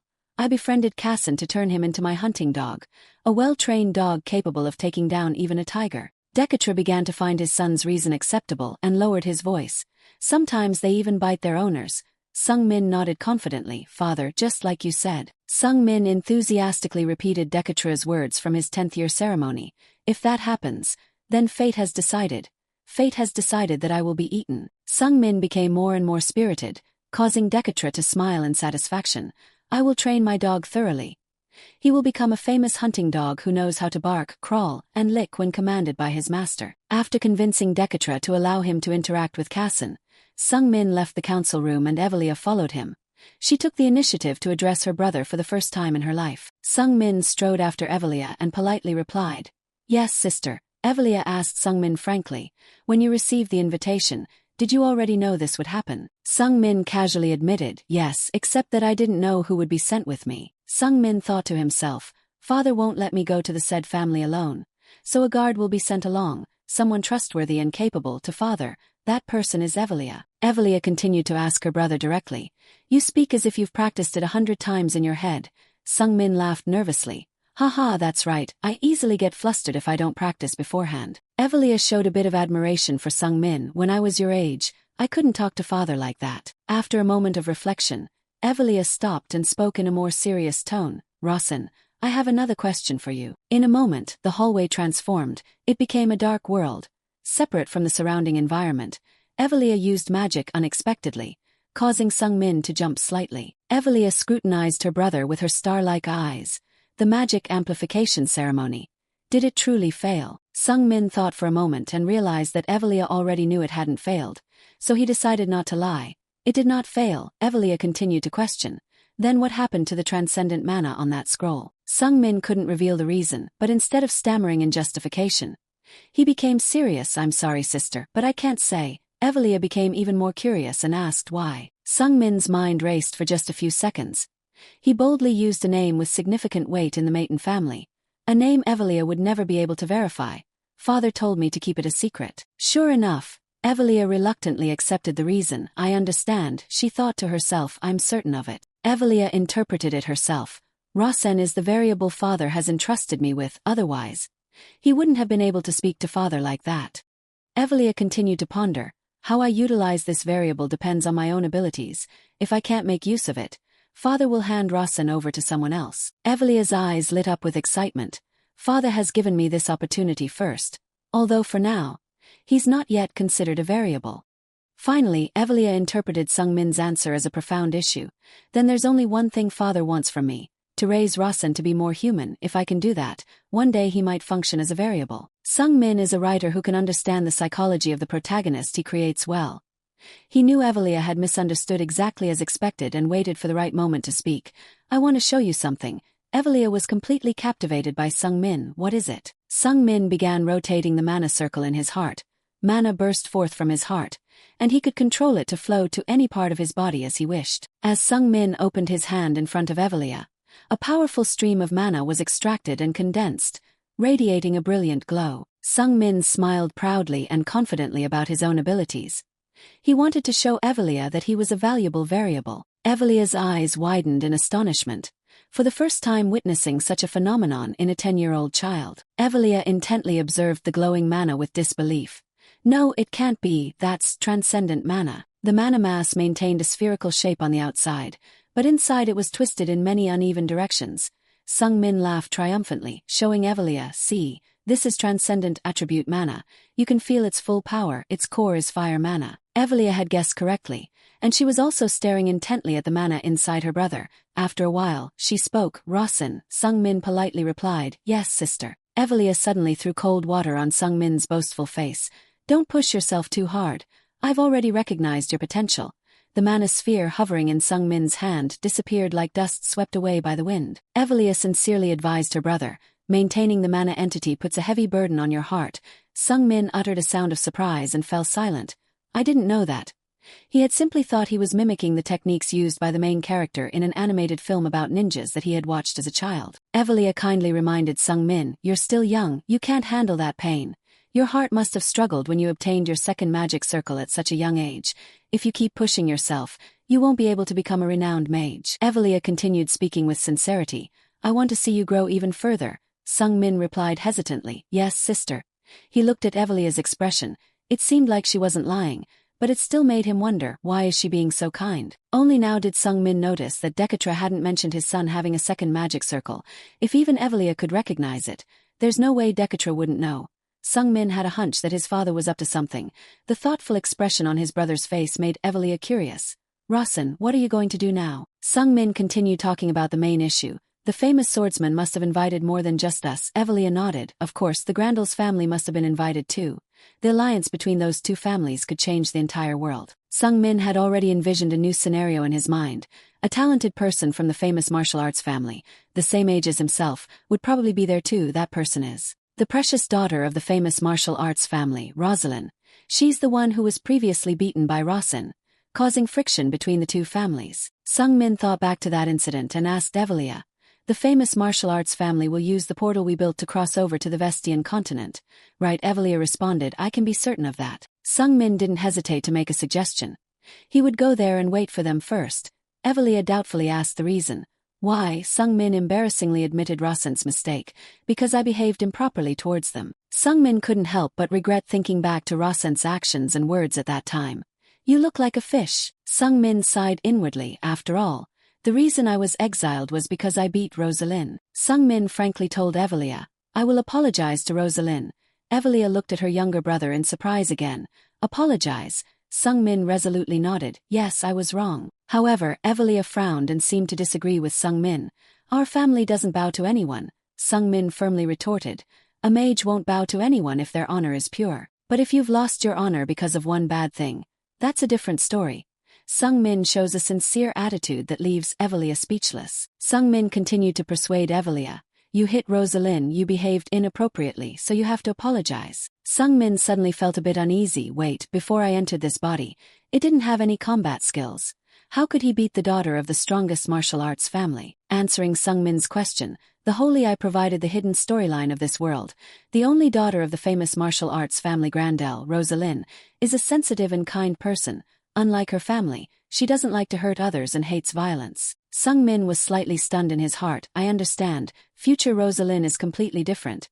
She's violent and impulsive. The reason could be because of me." As Sung-min predicted, in the hidden storyline, Rosalind was very angry about being beaten by the second son of the famous magic family.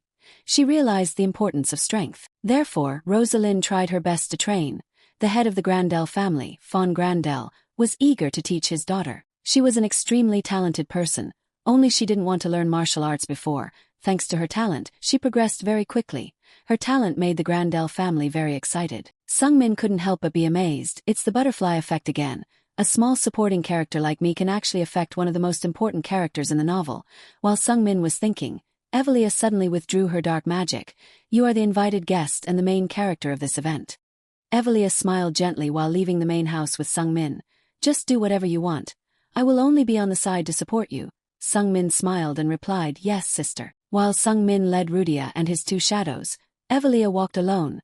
The five of them quickly arrived at the Sunflower Plaza, the third gate, to start their journey. Rudia cheerfully exclaimed, "I'm so excited. There must be a lot of delicious food at Kaizen, right?" Sung-min smiled gently and told her, "Yes, there is a lot." Rudia had a good feeling about Kaizen, so she beamed. "Kaizen is really nice." Hampton quietly followed behind his master with an admiring gaze, interacting with the enemy, and a dangerous one at that. The boy was full of enthusiasm and told himself, "One day we will have to defeat the said family. No, Rasen will surely spare them. He is very kind." Hampton even cried with emotion because of his assumptions about Sung-min. Rasen must have a plan already. It's an honor to accompany him. Meanwhile, Era coldly glanced at Hampton as if he were a fool. Shadows who are trained from a young age are often loyal to the point of being naive like this boy. Then Sung-min and his group moved through many gates. As they passed each place, the system gave Sung-min information about their current location. First, they teleported to a small forest called Midnight, the seventh gate. Then, they traveled through space to the location of the Black Sea, the first gate. After passing through many gates, they arrived at a place called Sword Tomb, the central gate. They finally reached their destination. To get here, they had passed through 22 gates. Hampton fainted and Era had to carry him on his back. He woke up feeling weak and pale. I'm sorry, I'm too weak." In fact, Sung-min was also very uncomfortable. He felt a great physical and mental burden, making his head slightly dizzy. Sung-min stood for a while on the steps of the gate to regain his composure. Sword Tomb was one of the largest gates near the said family. Sung Min silently looked down at the bustling urban area below with sparkling eyes. It had a name that sounded quite unlucky, but it was a very lively city. Evelia was a little worried about Sung Min because he had to travel through so many teleportation gates. "Are you all right?" Sung Min answered firmly. "Yes." Evelia continued to tell her brother about the information she knew. "According to the plan, the Grandel family will arrive here in 4 hours." Sung Min nodded and told Evelia, "While we wait, I'll practice my mana." Evelia gently replied. "All right." Era carried Hampton and led Rudia away.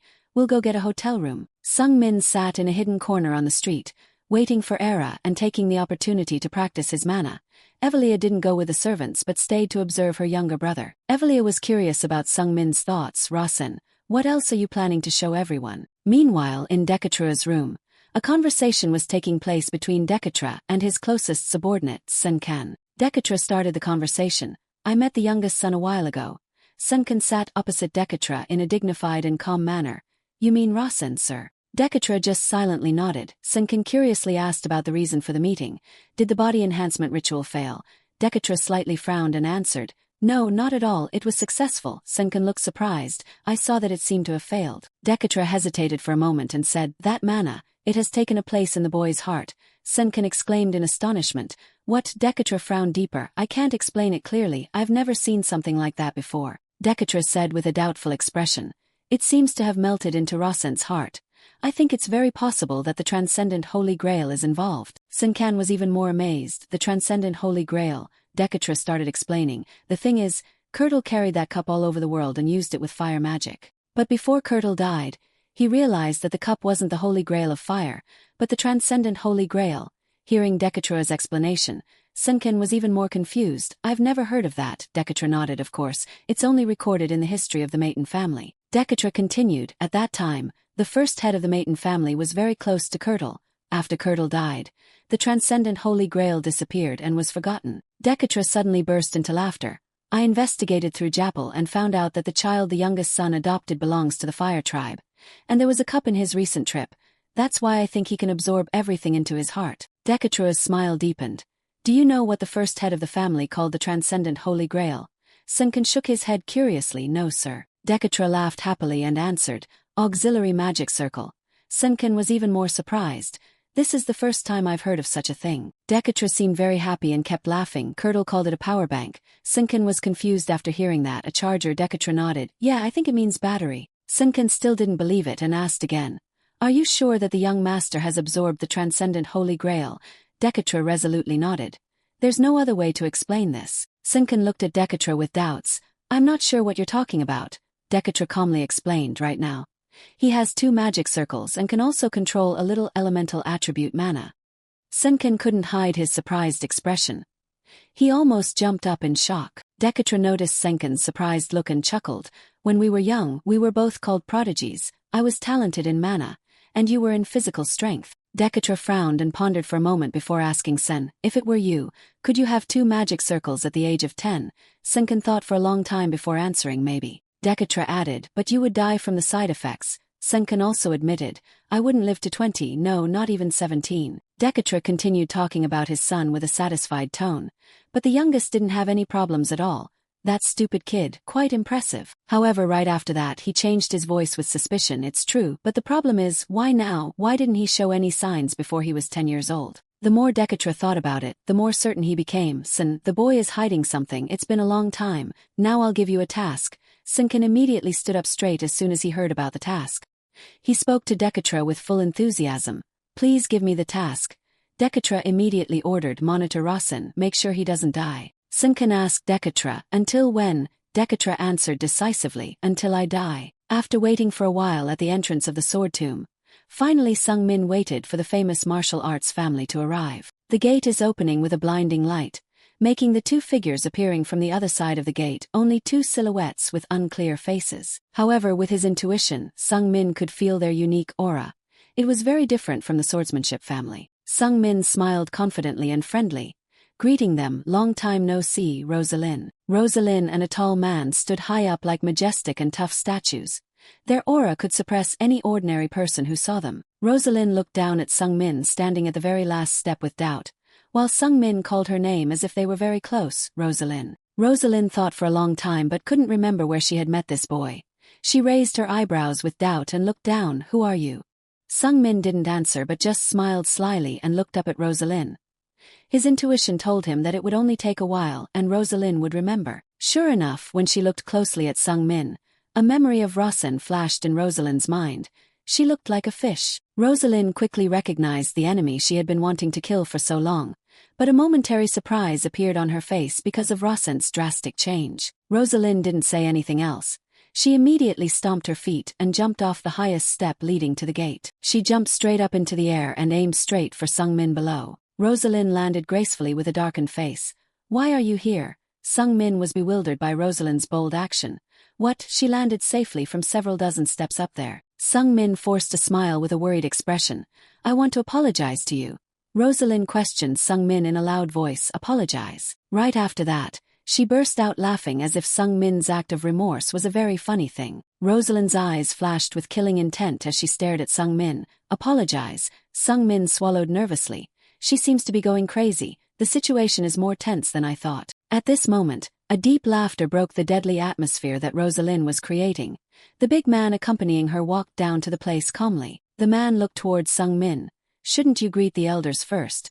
Rosalind immediately suppressed her anger and turned to look at him. She called him uncle. Sung-min bowed respectfully in front of the man. Hello, the man asked him. Do you know who I am? Sung-min politely answered. Yes, of course, you are the one who supports and leads the Grandel family. Warlord Magner, right? Sung-min didn't even dare to look directly at him. Magner calmly answered, correct. Warlord Magner is the second most powerful person in the Grandel family at this time. He is Rosalind's uncle and the younger brother of the head of the family. If we only consider martial arts, he is even stronger than the head of the Grandel family. Magner emitted a threatening aura. I intended to teach you a lesson when we meet. After regaining his composure, Sung-min looked up to face Magner. But that's not how a prestigious martial arts family usually acts. Instead of being angry when Sung-min talked back, Magner was slightly amused. Oh, the little guy is not intimidated by me at all. Sung-min frankly admitted his mistake to Rosalind. Because I was wrong, I want to find a way to apologize to your family. Rosalind grinned. You want to be forgiven according to the martial arts way. Right after that, her eyes changed, becoming sullen and sharp. Then let me kill you. Rosalind finished speaking and swung her fist forward. When her fist was about to hit Sung-min's face, she suddenly stopped. Sung-min didn't dodge. He didn't even blink. Magner became even more amused. His eyes lit up as he saw Sung-min's unwavering appearance. Impressive. He doesn't even blink. Sung-min deliberately let Rosalind hit him to vent her anger. He had anticipated this and accepted it. But Rosalind stopped when her fist was only a hand's distance away from Sung-min's face.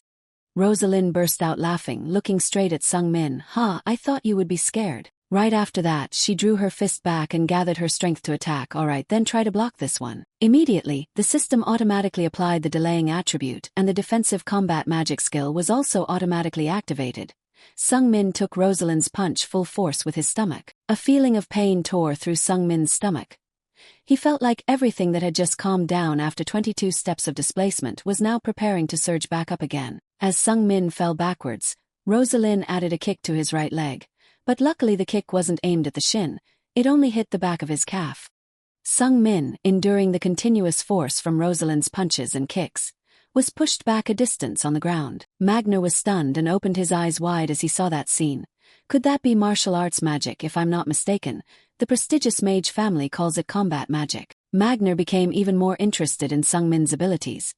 He was able to react very quickly and block the attack with only defensive magic. Rosalind stopped attacking and loudly and angrily yelled, "What are you doing? Why didn't you fight back?" Sung-min put on a remorseful expression. "I'm sorry." Rosalind became even more grumpy and yelled, "What?" Sung-min forced a smile and apologized to her again. "I was wrong 2 years ago. I apologize." In his heart he thought, I have lived in modern society, so apologizing like this is nothing difficult. However, Rosalind still didn't accept the apology and continued to yell, "What the hell are you mumbling about?" Sung-min started to give a reason for his actions. "It was just because you are too beautiful." Rosalind was stunned when she heard that. "What?" Sung-min saw that and continued to make up a cheap love story. "You know how boys are, because I wanted to get your attention, so I bullied you." Rosalind sighed, making Sung-min feel a glimmer of hope for her forgiveness. However, the next second, Rosalind kicked straight into Sung-min's knee, making him turn pale with pain. Sung-min hugged his knee and checked if it was broken. "Ouch, my knee." Luckily the defensive combat magic was automatically activated and reduced the damage to him. Rosalind coldly opened her mouth, bored. Her sarcastic comment made Sung Min doubt his own creative abilities as an author. What? Instead of being touched, Rosalind scoffed at Sung Min. It's boring if you don't fight back when I hit you.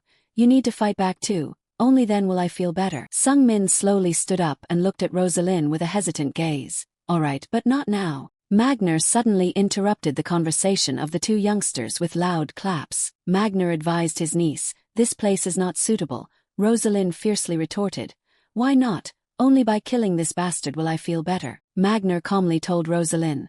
Look around. At that moment, a crowd had gathered around the three of them, eager to watch the drama unfold. Sung Min agreed with Magner. It's not a good idea to fight here. If we go at each other, it'll spread bad rumors. Rosalind nonchalantly shouted, "Who cares about that?" Sung Min continued with a serious expression, "If we fight here, someone might get hurt." Sung Min's sincere and worried gaze towards the crowd caused Rosalind to be stunned for a moment. Magner laughed merrily at Sung Min's reason.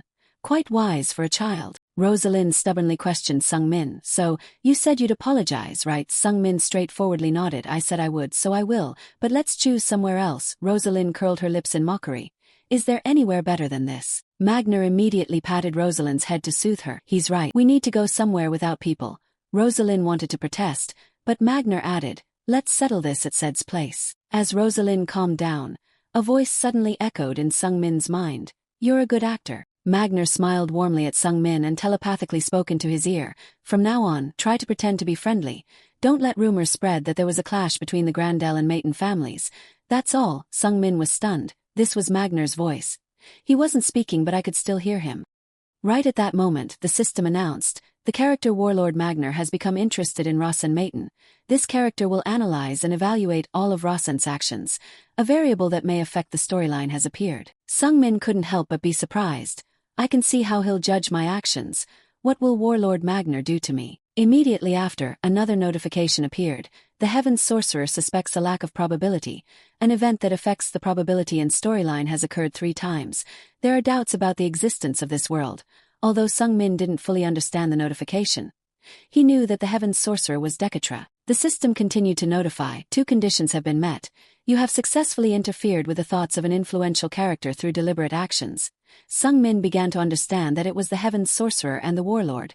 Both of them doubted the probability of events. The system continued to notify, a new probability is being created. The character Rossen Maiden will be granted the creator's privilege. At the same time, the environment around Sung Min changed with a series of words and numbers running vertically down from the sky. Sung Min was confused. He didn't understand what the creator's privilege meant. But the system didn't explain further and continued with a new notification.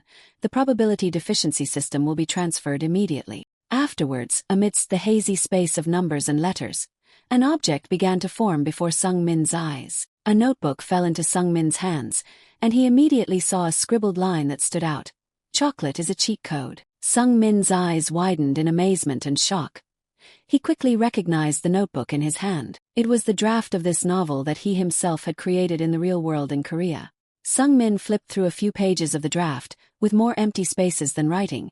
It contained what he had written back then: Larvian chocolate cheat code. Persha Maiden, hobby is killing, silent assassin. A killer that even the strongest people in the world fear. Sung Min skimmed through the character information pages and vaguely understood. More spaces than writing, probability is still lacking. This must mean that the settings are not yet complete. A series of questions piled up in Sung Min's mind, questions he had ignored all this time. Could it be? Why did I reincarnate as Rossen? Why were these opportunities and plot links created? Before Sung Min could clear his mind, the notebook in his hand suddenly disappeared. The system announced, "You have reached the time limit to view the settings." Sung Min was stunned as the space around him also returned to normal in the blink of an eye. It disappeared. "Can I only check it for a certain amount of time? It seems it lasted about a minute. I guess I'll have to wait for a certain period of time or meet a specific requirement before I can view it again." Magner stepped forward and suggested to Sung Min, "Let's go to the restaurant where Evelia is waiting for us." Sung Min replied politely, "Yes, Warlord." He walked with a hazy mind, wondering what the future held. A short while later, the 3 of them arrived at the restaurant where Evelia had reserved a table. As they entered the restaurant, Magner was so excited that he shouted, "Evelia, long time no see." Evelia greeted him with an emotionless expression, "Long time no see." Magner burst into laughter that echoed throughout the restaurant. "You seem to have gotten stronger since the last time we met. Ha ha ha ha ha ha." Evelia calmly declared, "I think I can defeat you in 5 years." Magner laughed even louder with genuine joy. Haha, I'll accept your challenge anytime. A fleeting smile appeared on Evelia's lips, her eyes filled with nostalgia. When I was younger, I could challenge you whenever I wanted. But now, it's not like that anymore. Evelia is now a high-level mage and one of the contenders for the next leader of the Maiden family, so she can't challenge Magner for fun anymore. Magner smiled back with a nostalgic gaze. You've lost your childishness. Magner recounted with a hint of regret. When you were young, you would charge at me and attack me everywhere all the time. Magner chuckled, remembering the thrilling memories. You even burnt all my hair once while I was sleeping. Evelia laughed along with Magner. I tried to burn your head, but I failed. Sung Min watched their conversation, feeling awkward. It was hard to keep up with their banter. At this moment, Rosalind awkwardly cleared her throat and spoke to Evelia. Hello. The little girl was so shy and embarrassed that her face turned red. I'm the daughter of Grandel, Rosalind Grandel. I met you 2 years ago. Do you still remember me? Her 180-degree change in attitude stunned Sung Min. What the hell is this? He looked skeptically at Rosalind's shy appearance and wondered if this was the same kid from before. Rosalind suddenly exclaimed excitedly to Evelia, I want to become strong like you, because female warriors are usually at a disadvantage compared to men.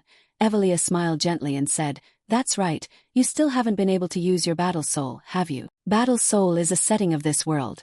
Swordsmiths use swords as weapons, and mages use magic. Meanwhile, warriors use their physical abilities. The human body has limits, but they can use battle souls to defy the laws of physics and do seemingly impossible things. Rosalind became even more excited as she spoke. I will train my battle soul to become strong like you. Evelia smiled softly and nodded at her. I'll wait. After they had finished their meal and chatted enough, Evelia brought up the main business. The space portal will be reactivated today at 7:17 p.m. Evelia asked Magner, I will operate it myself. Would you like to come with me? Magner replied with a gentle smile, of course. Meanwhile, Sung Min was a bit dumbfounded as he looked at the stacks of plates in front of the two Grandels. Can they even eat all that? Evelia continued to speak to Magner. There's still about an hour left until the appointed time. I need to talk to my younger brother. Could we be excused for a bit? Sung Min felt uneasy upon hearing this. Talk to me. Magner and Rosalind immediately stood up and greeted the two siblings. So, we'll meet you at the space gate at 7:17. All right, Evelia smiled kindly. Yes, I'll see you then. After that, Evelia and Sung Min strolled along the beach at the edge of the city. Evelia spoke with an unusual teasing tone. My adorable little brother. Should we talk about what happened earlier? Sung Min followed Evelia and thought for a moment before asking her back. You mean what happened at the space gate? Evelia stopped and looked directly at Sung Min. That's right. Did you plan it this way? Sung Min calmly replied. Yes, Evelia continued. And you knew she would attack you. Sung Min nodded frankly. Yes, that's why I went there. Evelia furrowed her brow, looking at her brother. If you were going to settle your grudge with her, you could have considered the demilitarized arena of the said family and asked to settle things there. Evelia's eyes looked at Sung Min with scrutiny and doubt about her brother's decision. Sung Min continued to analyze Evelia's thoughts. Are you asking me why I used combat magic techniques there? Evelia nodded. Yes. Sung Min asserted, because Warlord Magner was there. Sung Min spoke as if he had planned for this variable. Magner is the second strongest person in the Grandel family. He must be thinking about the fact that you effectively used combat magic techniques. Evelia had spent time with Magner and could understand his thoughts. In her heart, she secretly agreed with her brother's assessment. Combat magic techniques and Magner, just like her brother said. He must have thought that Rasen's ability to use combat magic techniques was beyond what a 10-year-old could do. He must have noticed the amount of mana inside Rasen too. Evelia gradually understood. Rasen was known to be a rogue in the past, so the most logical conclusion he could come up with is, either Rasen has changed, or he's been secretly nurtured to be different. The more Evelia thought, the more surprised she became. Rasen shouldn't have known so much about Magner, but he predicted everything and could create this situation. It's truly impressive. Sung Min continued with a confident expression. He might think you're a trump card that the Maiden family is nurturing. He'll want to know everything about you. Evelia was even more surprised by Sung Min's sharp and accurate judgment, which surpassed what she thought of a 10-year-old. Evelia remembered Decatra's previous instructions. It's making it obvious that he's a trump card in front of others. She thought to herself, now I understand why father said that. Evelia had completely changed her view of her brother. Combat magic techniques have limitations in potential, but his ability to plan everything while considering the situation at that moment and possible scenarios is truly exceptional. Evelia directed her expectant gaze at Sung Min. The most important thing is that he's only 10 years old. His potential is greater than anyone else's, even without father's orders. I want to make this child one of my subordinates. Evelia finally made her decision. She said to Sung Min, I met Magner when I was 14, as a pilgrim, not a mage. You know the Maton family successors go through pilgrimages and seek the truth before being recognized as a candidate for the family head position, right? At that time I didn't even know who he was. If I had known, I would have tried harder to kill him. Sung Min felt a chill run down his spine. Sister, your expression is warm, but the words you say are so savage. In Evelia's mind, she was thinking about those days, when she was determined to fight Magner no matter what. Even if her head was broken, she wouldn't back down. Evelia recounted to Sung Min. He told me to kill him if I wasn't happy, and that he would give me 3 chances. Sung Min looked deep into Evelia's nostalgic eyes. I don't know how many memories you have with him, but they seem to be good memories. Evelia smiled warmly. He's the kind of person who has to get to the bottom of anything he finds suspicious or curious, even if it's a young mage trying to kill him. Sung Min asked his sister, You mean if he's curious enough about me, he'll approach me himself? Evelia looked out towards the distant sea and nodded. Yes. Sung Min became more enthusiastic. I think I can learn a lot from him. After a long silence, Evelia gently said, Rossen, there's still about 30 minutes. Sung Min was curious about what Evelia was planning. Yes, what is it, sister? Evelia replied with a gentle smile. Why don't we have a sisterly date? Evelia looked towards the bustling city. This is a trading city, so there must be many things to see around here. Sung Min was a little confused. You've been to trading cities many times before. Evelia's eyes suddenly filled with sadness as she looked into the distance. That's right. She spoke with a melancholic and regretful tone. Most of the trading cities I've been to have been destroyed because of me. Sung Min recognized his sister's emotions and boldly stepped closer to her. He took Evelia's hand and said cheerfully, Let's go. While Evelia was still surprised, Sung Min directly pulled her along with a bright smile. I'll guide you. Evelia was touched by her brother's action. She gave a gentle, sincere smile, as if wanting to thank her brother for encouraging her. After that, the two of them continued to stroll around and chat, instead of discussing serious matters. At this time, Magner was also taking Rosalind for a stroll in the city. Although they had just eaten their fill, they could still continue to snack along the way. Magner walked and pondered. 2 years ago, 8-year-old Rossen was rumored to be a complete rogue. Magner felt that the brat in the rumors could now care about the safety of others, which was a significant change. He is now a completely different person. He thought to himself, a person can't change that much in 2 years. It's impossible. Humans never change their nature. It definitely means his previous image was fake. His image has been distorted. The more Magner thought, the more suspicious he became. What does Maton want to achieve by doing this? He began to formulate conspiracy theories. There must be some great conspiracy. The said family also invited us, but it's just a supporting role. What they really want is the relationship between said and Maton. Magner, as predicted by Evelia and her brother, became more and more curious as he thought. Something is going on that I don't know about. The Grandel family is weaker than the Maton and said families. Finally, Magner, full of doubt and curiosity, came to the conclusion, if an unforeseen situation occurs, the Grandel family could be swallowed up by the other 2 families. With a mischievous smile, Magner made up his mind. If Rossen is at the center of what those 2 families are plotting, I will find out what that conspiracy is. Half an hour later, the 2 groups from the 2 families arrived at the space gate. Evelia had opened a path of light so dazzling that the other side could not be seen. Before entering, Magner chuckled and teased Evelia. It's an honor to have the space gate operated by you yourself. Evelia laughed back. Be careful when teleporting. Her eyes became sharp with a cunning smile. Remember, I still have 1 chance. Magner laughed in response to the joke. Oh right, I'll be careful. Afterwards, everyone went through the space gate one by one. Rosalind, being still weak, couldn't avoid feeling dizzy and light-headed, as if her body and mind were separating. Only a few minutes after passing through the gate, a new, spacious, and verdant space unfolded before them. We've arrived. Magner was still teasing Evelia. Why don't you try something? Evelia chuckled and replied, Well, I should behave myself after all. There's a cute little kid with us. As they arrived, Kazan ran out to greet them with obvious joy. Rossen, Rudia. The boy, dressed simply, ran back to the gate with a beaming smile. You must be tired after such a long journey. Magner was completely astonished by Kazan's appearance. Kazan said, The most likely heir of the said family. The said family has never come to greet us themselves. Sung Min laughed heartily and greeted Kazan. Long time no see. Kazan greeted him cheerfully. You've grown a lot since the last time we met. Sung Min replied half-jokingly, It's magic.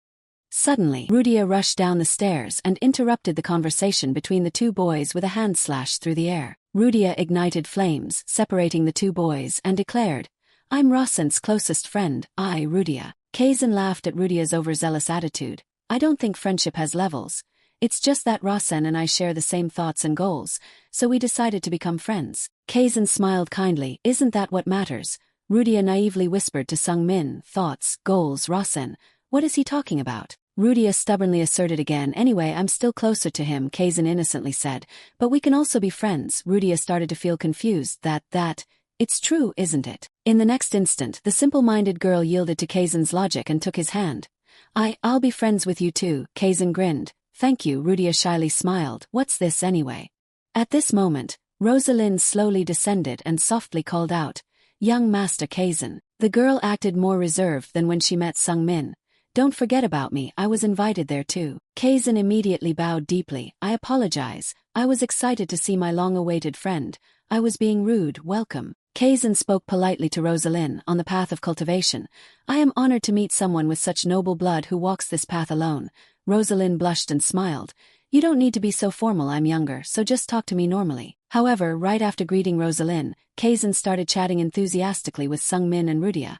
Completely forgetting Rosalind, the girl was angry and annoyed. He's so friendly and easygoing with them. Why does he act so distant in front of me? Unlike Rosalind's irritation, Magner quite enjoyed this situation. That boy is smart. It seems like he's intentionally creating this situation. Magner laughed gleefully while looking at Sungmin. He's no ordinary 10-year-old. It's like a 100-year-old snake is controlling him. While talking, Sungmin suddenly remembered something important and asked Kazan, I need to ask you something.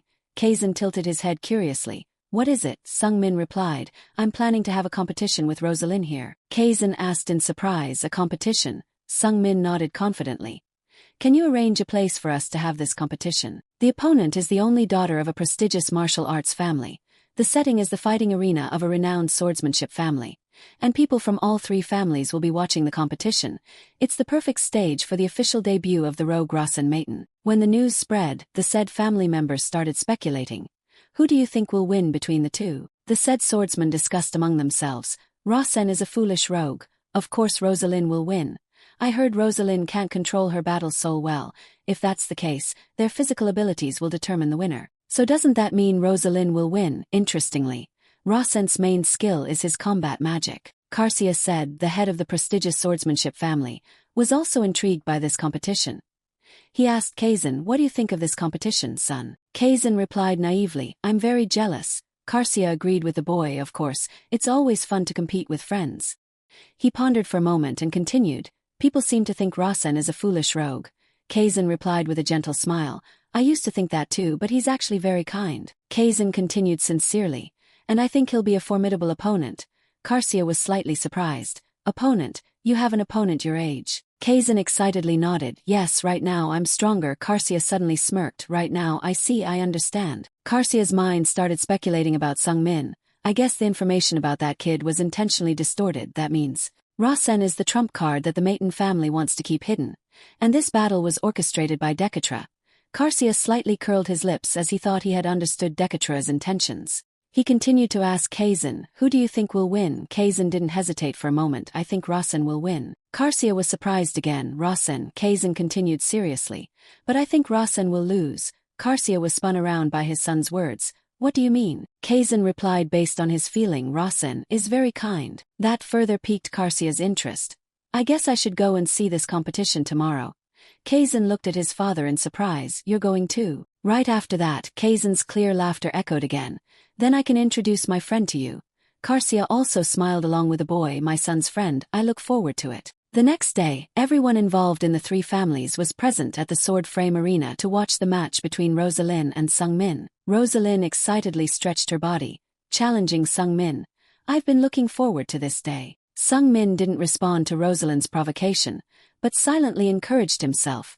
I have to dominate this arena. Sungmin looked towards the expectant eyes in the stands. Trying to be a normal child here won't get me anywhere. Sungmin was filled with determination. This is my official debut stage. Meanwhile, Rosalind was looking at Sungmin with hungry eyes like a tiger. I'm coming for you. After a powerful yell, she charged towards Sungmin instantly, in the posture of a predator pouncing on its prey. In a flash, the delaying flow skill automatically activated. Sungmin looked at his opponent with eyes full of mana. if we're talking about physical strength, I have the advantage. Because Rosalind couldn't control her battle soul yet, she was at a disadvantage when facing Sung Min. Moreover, he could read her movements due to delaying flow. According to Sung Min's prediction, after jumping, Rosalind would use a jerk to kick to the side with her right leg. With an explosive burst of energy, Rosalind's right leg bent like a whip and aimed for Sung Min's hip, but he had already read her movement, so he put his hand to the side and bent down, blocking the kick from hitting his side. His defensive combat magic skill was also activated. Rosalind was stunned for a moment. I was going to use a move to break his arm and ribs, but it was like I was hitting water. Everyone in the stands was surprised by Sung Min's actions. The most surprised and curious person was King Magner. Frustrated, Rosalind continued to attack with a defiant scream. Don't be arrogant, because she was lucky enough to block an attack. She threw her body into the air and swung her right leg high again. Rosalind aimed a kick towards Sung Min's head. You still have a long way to go. But Sung Min had read her attack and raised both hands to block it. As soon as she landed, Rosalind attacked again, this time opting for fists instead of feet. Her punches were as if they were made of fire. Instantly, Sung Min blocked Rosalind's punch with his own, just as her attack was a mere arm's length from his chest. Seizing the opportunity, Sung Min decisively swung his other fist, sweeping towards Rosalind, forcing her to duck to avoid it. Feeling the tide turning against her, Rosalind immediately jumped back a few steps to create distance from Sung Min. After just a few powerful attacks, Rosalind began to pant from exhaustion. Meanwhile, Sung Min, diligently training his stamina every day and with a body brimming with mana, was able to maintain his steady breathing. Sung Min's outstanding stamina and combat ability astonished everyone present. Magner became increasingly interested in Sung Min. The boy was predicting, not one, but two of Rosalind's attacks. Magner, with excitement, judged, like father, like son, the rumors about Rasen are definitely false. Magner automatically concluded that the boy, Rasen, had been rigorously trained by the Maiden clan and kept hidden until now. Rosalind gasped for breath and became confused by Sung Min's fighting strategy. He was only defending and keeping his distance. Why? Meanwhile, Magner fully understood what Sung Min was doing. The boy had discovered Rosalind's weakness. The longer the fight dragged on, the more strength she lost, the more panicked she became, the more vulnerable she exposed, and eventually she would become powerless. Sung Min had detected these vulnerabilities during the fight and was using them to his advantage. Magner realized that Sung Min was only taking attacks that weren't too dangerous. One could only do that when they were significantly stronger than their opponent. A spark of excitement flickered in Magner's eyes. He was constantly defending but still showcasing skills far superior to Rosalind's, truly a special product of the Maiden clan. Magner continued to observe the duel, filled with speculation. Combat magic was one of the lowest forms of magic, but the boy was far better than a martial artist. Despite their age, both children had enormous potential. Magner was almost certain of his deduction. The boy was acting this way for two reasons.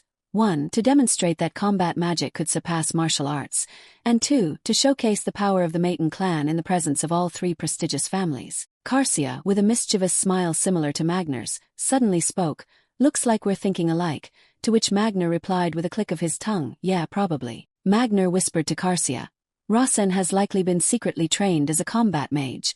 Carcia's smile deepened. I agree. Carcia continued, her voice a mix of curiosity and conviction. But why would he reveal it here? Magner, understanding her point, responded. It seems he's been secretly training in combat magic, and now wants to use it in a real battle to prove himself and further improve his abilities. Magner said with a sly grin, and I'm sure he knows we'll notice it. Carcia immediately added. A challenge then, Magner calmly replied. Indeed. Evelia listened to their conversation and felt a quiet sense of satisfaction. So, this is Rasen's plan. Even Kazan, in surprise, gazed at Sung Min with admiration. Rosalind, tired of Sung Min's blocking, became irritable. Are you going to keep defending forever? Sung Min responded with a confident smile, until you're no longer angry. Rosalind, provoked further by his words, channeled her rage into her fist, screaming bitterly, if that's your intention, then at least show some exhaustion. Rosalind charged forward as she finished her sentence. Her spirit soul, provoked by his words, awakened. Rosalind, using her spirit soul, unleashed a thunderous punch towards Sung Min. He had read her actions through the sacred eye, but he had no intention of dodging. He chose to take the full force of the punch in his stomach. A pain like lightning surged through Sung Min's stomach and chest, feeling as if every organ inside him had been crushed. Seeing Sung Min collapse to the ground, coughing up large pools of blood. Rosalind, inherently kind, finally looked at him with concern. Why didn't you dodge? Sung-min smiled resignedly and said to Rosalind, you seem to want to hit me. Hearing that, Rosalind became even more frustrated and shouted loudly, what kind of competition is that? Rosalind took out a small vial and threw it at Sung-min with a huff. Drink this. Sung-min, confused, caught the vial. Is it medicine? After a moment of contemplation, Rosalind looked towards the distant sun and said in a low voice, I lose. Her sudden admission of defeat left Sung-min a little incredulous. What? Rosalind glared at Sung-min. You're annoying. You probably didn't notice, but I used my spirit soul just now. You keep acting so polite, so I don't want to be mad anymore. Rosalind softened her voice and said to Sung-min, I forgive you, you're broken, so I won't hold a grudge about what happened before. Sung-min smiled contentedly, thank you. As soon as Kazan saw the fight end, he leapt from the stands and shouted Rosin's name with excitement. The sacred eye revealed new information. Kazan, from a young age, loved stories of heroes. He saw the world through positive eyes, because he was lonely and lacked friends. He cherished things like friendship, trust, and camaraderie. Kazan, brimming with enthusiasm, ran to Sung-min with a bright smile. You've improved a lot. Sung-min couldn't help but wonder. He likes the fight between me and Rosalind, doesn't he? Without time to think, he smiled along with Kazan. Well, combat magic does advance rapidly in the early stages. Kazan continued to express his excitement. I'm so happy my friend has become this strong. Sung-min felt a sudden uneasiness. Wait, could it be? Soon after, Kazan, with a wide grin, proposed to Sung-min. I officially challenge you, Rosin Maiden. Sung-min correctly guessed what was coming but couldn't bring himself to be happy about it. Sung-min sat down on the ground, feigning pain. Thank you, but I'm exhausted from the fight with Rosalind. Combat magic drains a lot of mana. Kazan looked dejected. Really? Sung-min comforted the boy. I want to fight you at my best. In reality, Sung-min was secretly worried for his life. If I fight him while he's this excited, the damn protagonist, I don't think I'll survive. Kazan, innocently believing Sung-min's words, politely replied. Thank you. Sung-min tried to avoid the boy's innocent gaze. You're welcome. But then Kazan continued to plead, so you'll fight me tomorrow. Sung-min internally sighed. He wants to fight me as a birthday present. He finally reluctantly said to Kazan, all right. After drinking the medicine Rosalind gave him, Sung-min's wounds healed instantly. After recovering, Sung-min walked over to Rosalind. I want to ask you something. Rosalind glanced coldly at Sung-min. What is it? Sung-min continued. You used your fighting soul to fight me just now. Rosalind interrupted him with a frown. Are you trying to humiliate me again? Sung-min chuckled. You know I wouldn't do that. Rosalind asked loudly. Then what is it? Sung-min said honestly. When you hit me, I felt something. Rosalind narrowed her eyes at Sung-min with disgust. What, are you a pervert? Sung-min stammered. I don't know, it's like I realized something. I almost could feel it, but I'm not sure. Rosalind listened, feeling confused. She became even more annoyed and clicked her tongue. What are you talking about? Sung-min suddenly suggested, please help me. I think your fighting skills can make me stronger. The unexpected request surprised Rosalind. She looked up with an arrogant look and asked back, why should I help you? Sung-min tried to persuade her. Think of it as a debt I will repay you later. A gloomy look flashed in Rosalind's eyes as she faced a Rosin who was no longer as arrogant as before. Every night, she had promised herself that she would get revenge, but now her intentions had gone up in smoke. Suddenly, Magner interrupted the children's conversation with a cheerful laugh. Ha ha, try it, Rosalind. Rosalind looked unconvinced and was about to protest, but Magner added to persuade her. Publicly helping the son of the famous magical family is not bad either. Rosalind sighed and reluctantly stood up. Fine, I'll help you this once. Sung-min beamed. Thank you. Rosalind snorted and reminded him. Don't forget to repay me. Sung-min immediately nodded. Of course. I swear in the name of a future mage. Evelia, who had been listening intently, was suddenly startled. In the name of a future mage. Evelia felt even more intrigued by Sung-min's radiating aura. Did he really say that? She thought. It's like he's confirming that he will participate in the inheritance war as a potential heir of the Maiden family. Evelia glanced at Magner and Carcia, who were equally surprised.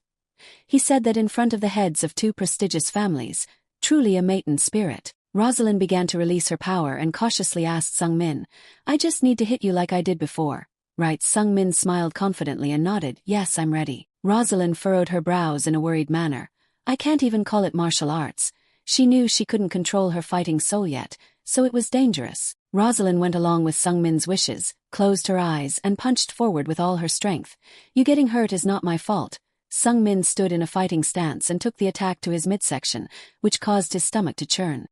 Although it hurt, Sung-min still managed to stay conscious and observe the magic circle in his heart. There definitely is a reaction. My mana in my heart is reacting to Rosalind's incomplete fighting soul. Rosalind looked at Sung-min with concern as he gritted his teeth. Is that enough? Sung-min resolutely told her, one more time. Rosalind shouted in confusion. Ugh, really, immediately. She gritted her teeth and attacked again, still aiming slightly below Sung-min's chest. Magner watched closely but still couldn't understand what Sung-min was doing. What's going on? He seems to be testing something. Meanwhile, Sung-min continued to ask Rosalind to punch him again. Carcia shared the same feeling of curiosity and concern as Magner. He directly asked Evelia, what is your young master doing? Evelia thought for a moment and said, it seems the mana in Rosalind's heart is reacting to Rosalind's fighting soul. Carcia asked in astonishment, how is it reacting? Evelia shook her head while trying to look closely at the point where Rosalind punched. I'm not sure, I just know there's a reaction. Seeing Sung-min clutching his stomach and coughing violently, Rosalind stopped and looked at him with worry. Are you okay? Sung-min shook his head, signaling to her that he was fine. Sung-min pondered in his heart, I'm sure my transcendent mana is reacting to the fighting soul, but according to the setup I wrote, the fighting soul and mana cannot coexist. After pondering for a while, a light flickered in Sung-min's eyes. That means, the accuracy of the story is decreasing. The system suddenly displayed a message. You have discovered the inaccuracy on your own. You are granted the ability to fill in an inaccurate element. Sung-min's mind was immediately enlightened. What I need to do in this inaccurate world is not just survive. What happens if the probability is not met correctly? What happens if I cannot protect the order of this world properly? This world will collapse. That means it must be built more solidly. As Sung-min thought it through, the setup book suddenly fell into his hands again, surprising him. Around Sung-min, the world started to turn gray. It felt like time in this world had stopped. A moment later, a dull gray covered everything except Sung-min, and he could confirm that time had stopped. Not just as a feeling, maybe when the world is being set up, time will stop. The setup book was automatically opening in Sung-min's hand and searching for pages displaying inconsistencies. Soon, a highlighted passage appeared on the page. The fighting soul of the famous martial arts family and the mana of the famous magical family cannot be mixed. But during the battle between Rosen-Maiten and Rosalind in January 2019, Rosen-Maiten's mana reacted with Rosalind's fighting soul. The reason for this was left blank. A familiar pen appeared in Sung-min's hand, and he realized, I have to fill in the blank. The preset setup will end here. Sung-min stared at the book with a rising sense of anxiety. I have to be careful. If I'm not careful, I will contradict the previous setup. Sung-min became more and more confused as he thought, I can't just write and erase.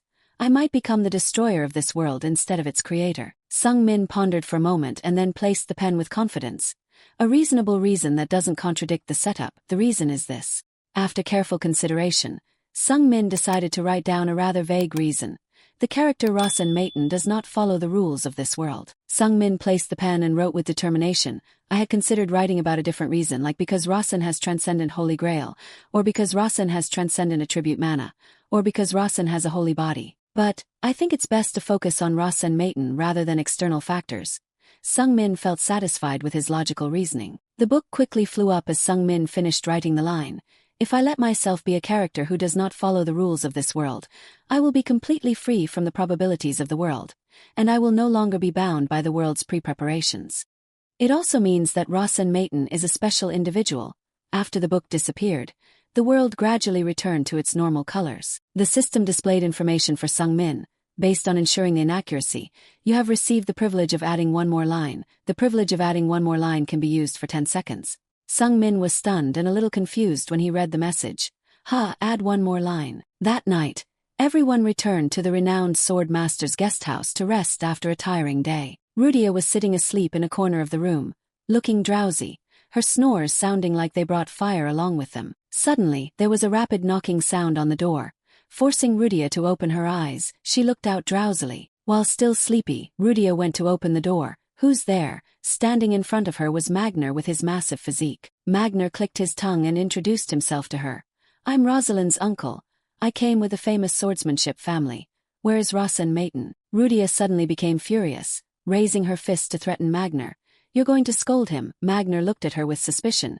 Do I look like a bad person? Just then, Sung-min walked out of the bathroom, his body still emitting hot steam from the warm water. Magner peeked through the window and was overwhelmed by Sung-min's appearance. He trained his body well. Mana other than the fighting soul was flowing throughout his body. Magner silently praised Sung Min. Most magicians concentrate their mana in their hearts, but he is unique, like a mutant. The more Magner observed, the more intrigued he became. It wouldn't be comfortable to use mana if he overtrained his muscles like in his family's martial arts training. So this body must have been specially trained for magical combat techniques. Rudia, with an innocent curiosity, approached Sung Min. You have 8 buns in your stomach. Can I touch them? Sung Min coldly replied no. Sung Min, slightly arrogant about his impressive physique, commanded Era. Bring me clothes. Era, seemingly appearing out of nowhere, presented a set of clothes. Yes, master. Magner was shocked again at the scene. The servant's movements were also on another level. He was using someone so powerful as a servant, impossible. After changing clothes, Sung Min invited Magner into the room for a conversation. Era brought out a plate of fruit. I have prepared some fruits. Sung Min spoke frankly to Magner. I think you're here because you're curious about magical combat techniques.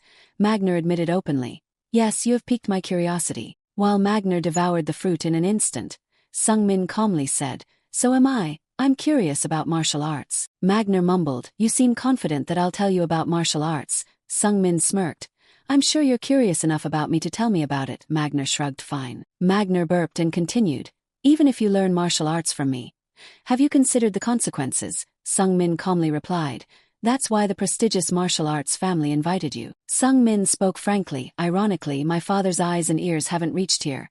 Even Dekatra couldn't infiltrate this martial arts family for several reasons.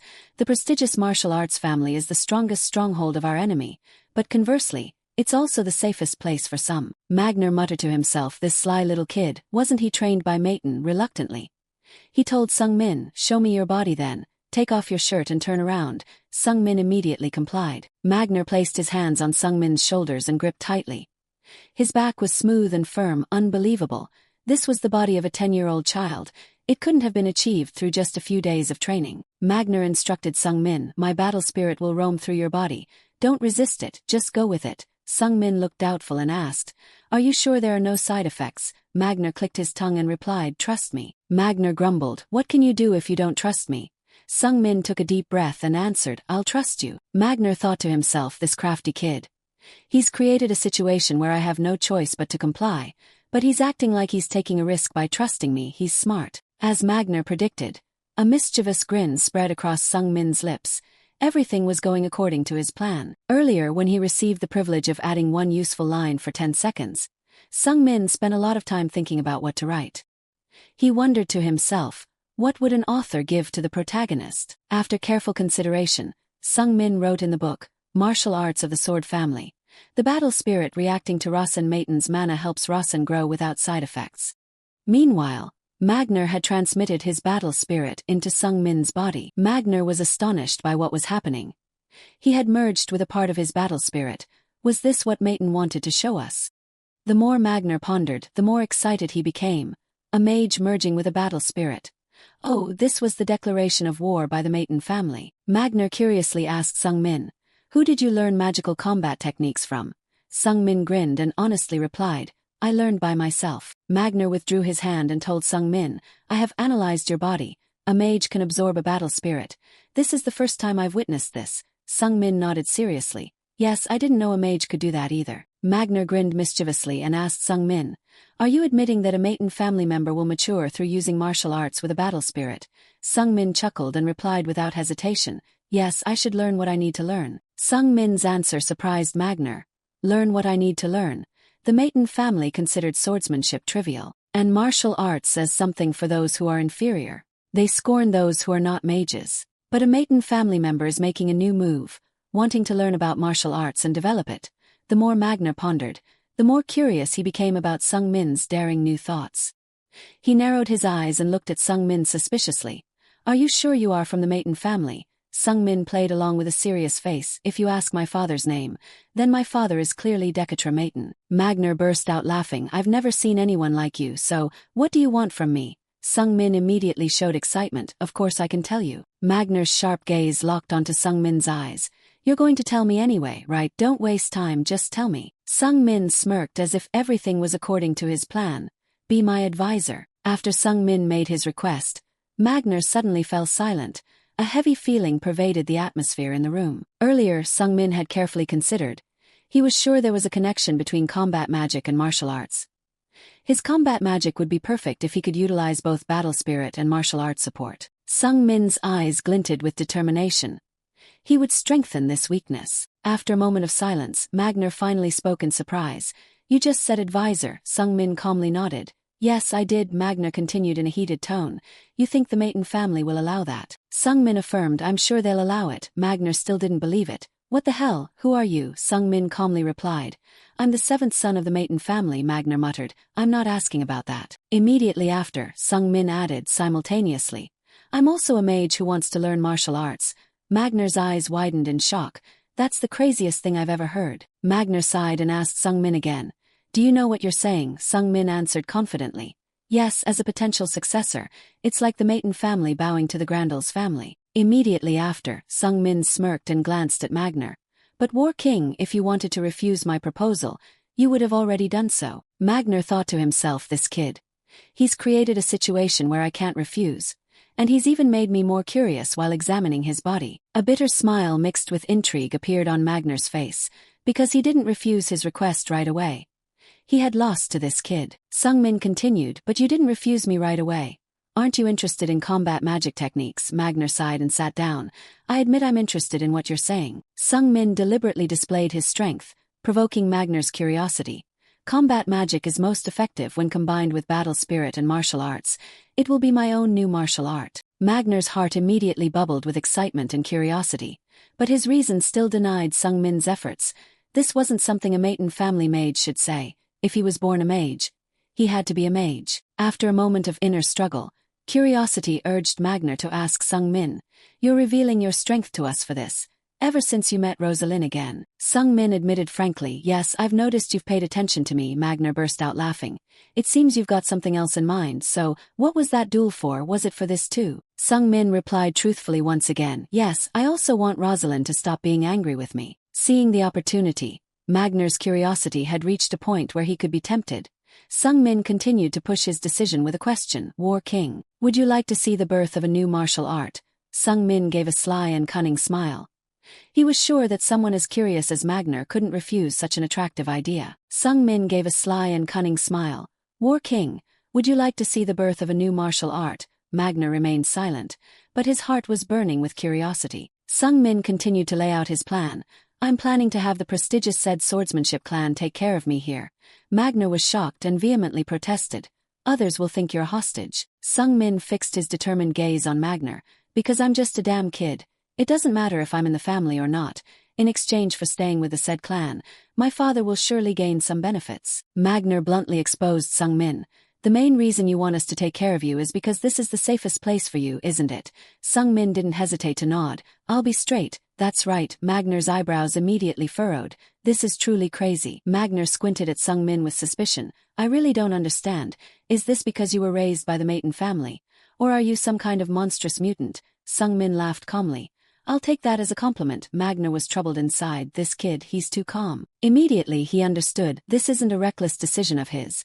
It's a pre-planned scheme. Magner snorted and continued the conversation. "I guess I'll have to figure that out later." Sung Min pretended not to understand Magner's meaning, forcing him to say it out loud. That meant Magner had indeed responded, "That's right."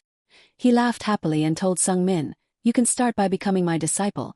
I will analyze your fighting techniques and magic bit by bit, and watch your body and mana changes like a hawk." Magner spoke with a voice full of interest and provocation. "I will discover everything Maton has secretly prepared. In the meantime, you should try to learn everything you can from me." Sung Min's eyes instantly lit up, and he shouted with excitement, "Okay, that's exactly what I want." A while later, although it was already midnight, Hampton was still sitting alone in the training ground.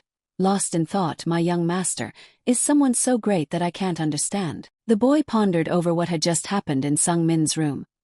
"He was willing to let me eavesdrop because he fully trusts me." Unconsciously, 2 lines of Hampton's tears welled up with emotion. Moreover, he realized, the world that my young master dreams of is a world where all 3 families live together in peace, a beautiful world where everyone is happy.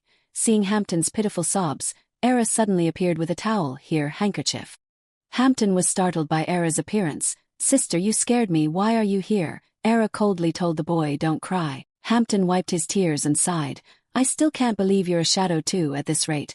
I'm going to have a stroke, Era coldly replied. If you're so easy to die, then you're not worthy of serving the young master. Hampton immediately stiffened. You're so cold. Era spoke seriously to the boy. Hampton, you must have heard the young master's decision. Hampton hesitated to reply. Yes, he said that he'll stay here. Era nodded. That means when the birthday party ends, he'll have to go back to the main house to ask permission to do what he wants. Her words made Hampton aware of the danger. Era continued frankly. We might have to risk our lives to protect him. Hampton clenched his fist with a determined voice.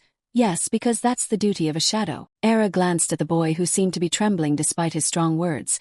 Even if the master punishes you. Although Hampton was trembling, he didn't change his mind. Yes, I will still protect young Master Rossen. Hampton pondered for a moment. Then his eyes became more resolute. Because young Master Rossen is my light. After encouraging Hampton and seeing his determined spirit, Era instantly disappeared as if dissolving into the air, leaving Hampton bewildered once again. In this quiet night, another pair of siblings were also talking to each other. Evelia received a call from her younger brother and went to the tulip garden. You want to see me? Sung-min politely replied. Yes, sister. Evelia frankly asked her brother. It seems like you have something important to say. Sung-min smiled gently and nodded. You're quick to grasp the issue. For some reason, Evelia suddenly felt a little urgent and urged Sung-min. Why don't you just say it? She cast a sad gaze at the vast flower garden in front of her. I feel these peaceful moments are too precious to talk about something important. Standing before the field of flowers shining under the moonlight, Evelia's eyes revealed a glimmer of a fragile and vulnerable soul, unlike her usual self. Sung-min saw Evelia staring intently at the flower garden and asked her, Do you like tulips? Evelia replied indifferently. People are always drawn to beautiful things. Sung-min asked his sister again, I thought magic was the most beautiful thing to you. Sung-min's question stirred up painful memories in Evelia's mind when she was ordered to use magic to conquer everywhere. Evelia spoke with a melancholic voice. Magic used to be the most beautiful thing to me. In a moment, sound seemed to choke in her chest as Evelia thought of the lives that had perished under her hands. Even after so many years and through countless battles, Evelia could not forget the faces of hatred, pain, and destruction that her magic could inflict. After a few seconds of contemplation, Evelia continued with a sorrowful voice. Then magic also became the most brutal thing to me. A ripple of sorrow was breaking the calm, lake-like stillness within Evelia. She looked down at the flowers with heavy eyes. At least, flowers don't harm people. Seeing Evelia's troubled thoughts, Sung-min gave a comforting smile. Sister, next time I'll definitely give you a bouquet of flowers. Evelia looked at her brother with a bit of confusion. Flowers. Immediately after, she smiled warmly, like the spring sun that could make flowers bloom. Those words touched me. Evelia smiled affectionately and asked her brother, All right, then can I hear what my youngest brother wants to say? Sung-min answered his sister frankly, I want to stay here with this swordsmanship clan. Evelia's eyes instantly changed, becoming suspicious. Rossen, do you want to become the head of the family? Sung-min resolutely shook his head. Not at all. If you want to, you can test me with your abilities. Evelia also frankly extended her hand towards her brother and activated her Eye of Truth skill.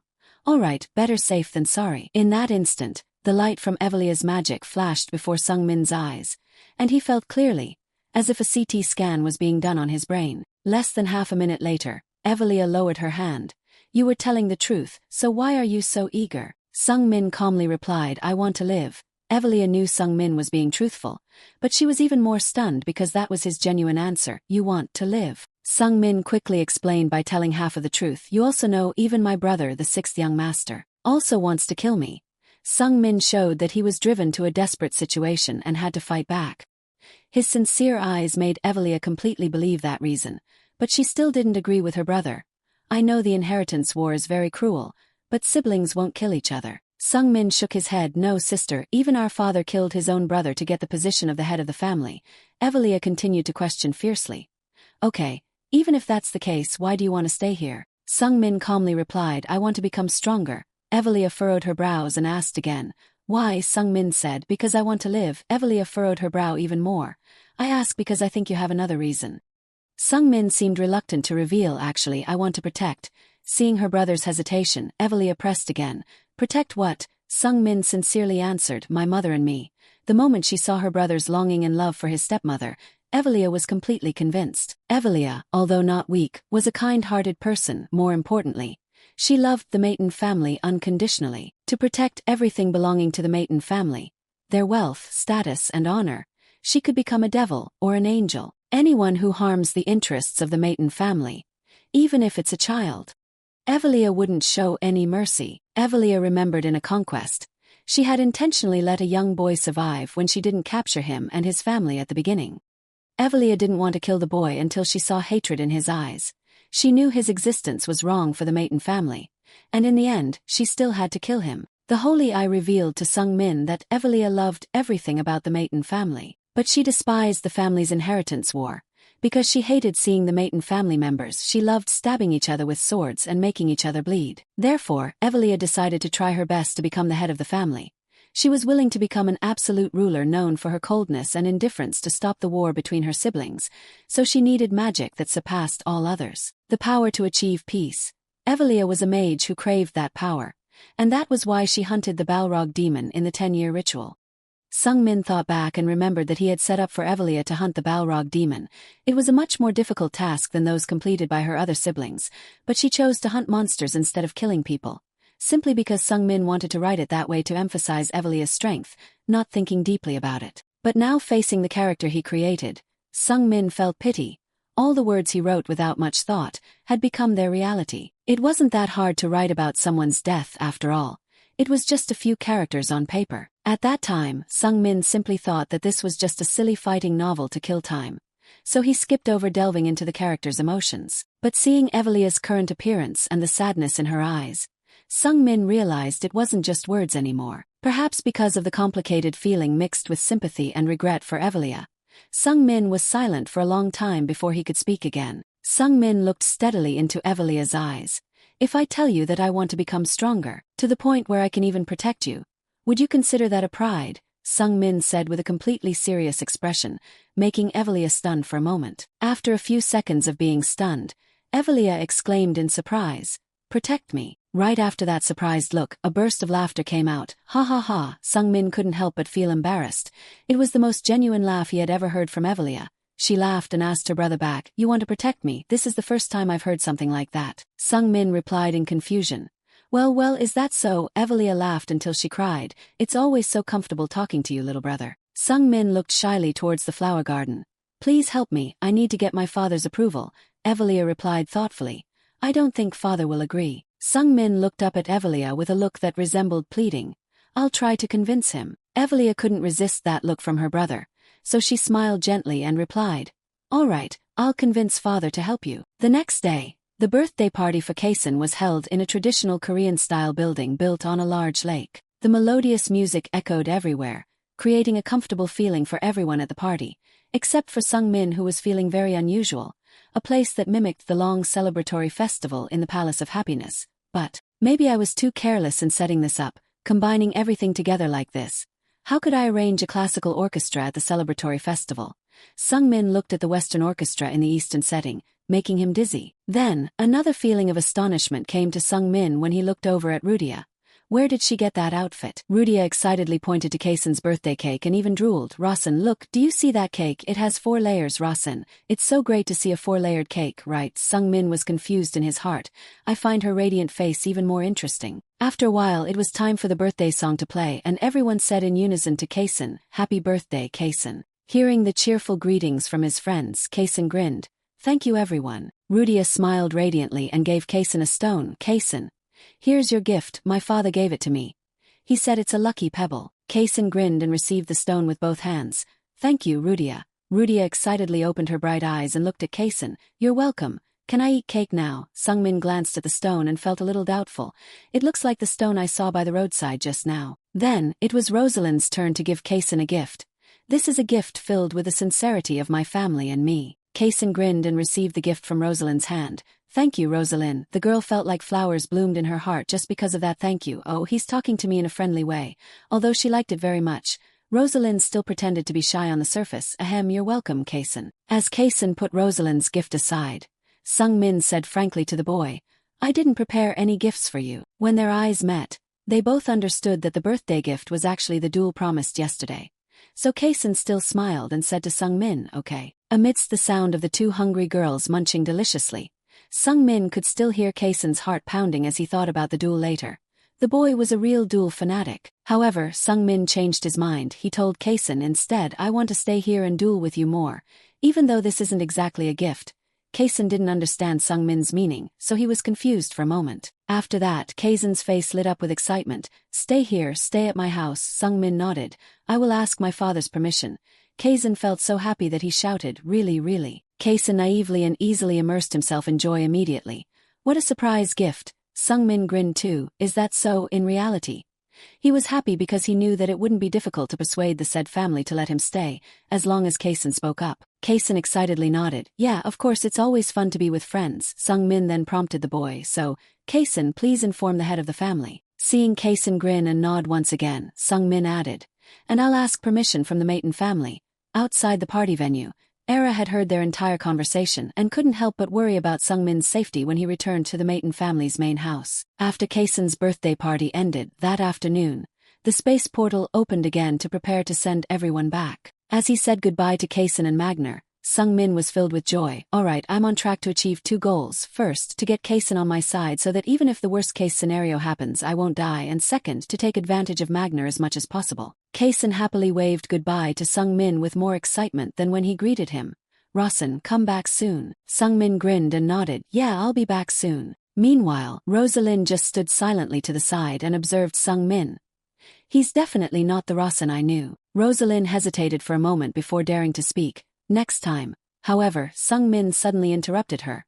I hope next time we meet, we can smile and greet each other. Rosalind was robbed of her words. She was a little sulky and didn't bother to reply. She went straight to the space portal. I wanted to say that first. At this time, Evelia confirmed to Sung Min, little brother, do you know the dangers that could happen because of this? Evelia carefully warned Sung Min, if father gets angry, no one in the Maiden family can withstand that rage. Sung Min pondered for a moment and then said with a firm voice, I'm confident. That night, they returned to the Maiden family's main mansion. Sung Min proactively sought out Decatra's room instead of waiting for him to summon him. Sung Min stood tensely outside the room for a long time, feeling a bone-chilling cold. After a while, feeling his spirit calming down, Sung Min quietly opened the door. As soon as the door opened, he heard Decatra's cold and irritated voice. No need to greet me. Decatra went straight to the point. I've received a full report from Evelia. You said you want to stay with the said clan. Sung Min calmly replied. Yes, that's correct. Decatra continued to question him. Do you understand what this means to outsiders? Decatra's eyes turned as sharp as knives, and his voice was full of threat. If you don't make me understand, I will consider your actions an insult to the clan I rule. The 2 words, insult, tumbled out of Decatra's mouth with the weight of a heavy hammer hitting Sung Min's chest. He couldn't help but shiver, for to a renowned clan, insult was synonymous with a death sentence. At the same time, a strange object formed in the space in front of Sung Min. When Sung Min picked it up, his sacred eye displayed the information, sudden death dagger. If a mage below 3 magic circles touches the blade, they will die instantly. Sung Min swallowed nervously. Die instantly. A chill ran down Sung Min's spine as expected. The price of this insult was death. Sung Min stared intently at the gleaming blade for a moment, trying to regain his composure. Father, he began. Sung Min showed no fear, despite the cold sweat dripping down his forehead. Do you remember when I said the swordsmanship clan is like hunting dogs? Decatra coldly replied. Yes, they are excellent expendable pawns. Sung Min continued to explain. The young man I met, Kaizen, is particularly weak in the face of human relationships and emotions. Decatra raised an eyebrow, looking at his son with suspicion. So, Sung Min quickly replied, if I stay with him, I'm confident I can turn him into my pawn. A skeptical laugh escaped Decatra's lips. So that's the only reason you want to stay with those hunting dogs. Sung Min continued to explain. For the rest of the magical world, my combat magic skills are still incompletely researched, but I've seen the potential of those magics. Decatra began to feel a little interest. Go on. Sung Min continued. As you know, I have completed my 2nd magic circle, and there's something special hidden within me. Decatra used scrutinizing eyes to stare intently at his son. Are you referring to the Holy Grail Transcend? A slight panic flashed through Sung Min's mind. You know about that already, but he quickly regained his composure. The Holy Grail Transcend, my special physical abilities and transcendent mana. My body has also reacted to the battle spirit of a renowned martial arts clan. Sung Min immediately revealed his mana, mixed with a small amount of battle spirit absorbed from Magner. I've absorbed a small portion of energy from the battle spirit, and it's slowly accumulating within me. Taking a deep breath, Sung Min continued. I received an invitation from the said clan previously. This proves that a relationship between me and that clan has been established. Who makes the first invitation is also very important. Sung Min's reasoning flowed smoothly. as if he had prepared it beforehand. The descendants of famous families around the world interact with each other for the development and unlimited happiness of the world. Can it really be considered a failure? Sung Min suddenly pointed the tip of his sword at his own throat. Those hunting dog swordsmen would never engage in petty public opinion wars. If they start a public opinion war by saying that we've bowed to them, I will take full responsibility and commit suicide. Sung Min resolutely pressed the blade deeper against his throat, just a few centimeters away. He could be certain of this because he himself had set up the said clan to be an ideal family. Dekatra spoke after a moment of silence. You seem overly confident. Sung Min still kept the blade against his throat and replied with determination. Yes, Dekatra asked further, and what about the next step? Sung Min hadn't considered this question. He was a little flustered for a moment. The next thing is. Sung Min lowered the blade and knelt on one knee with a respectful expression. We are the ones who have extended our hand first to strengthen unity, with a more humble attitude.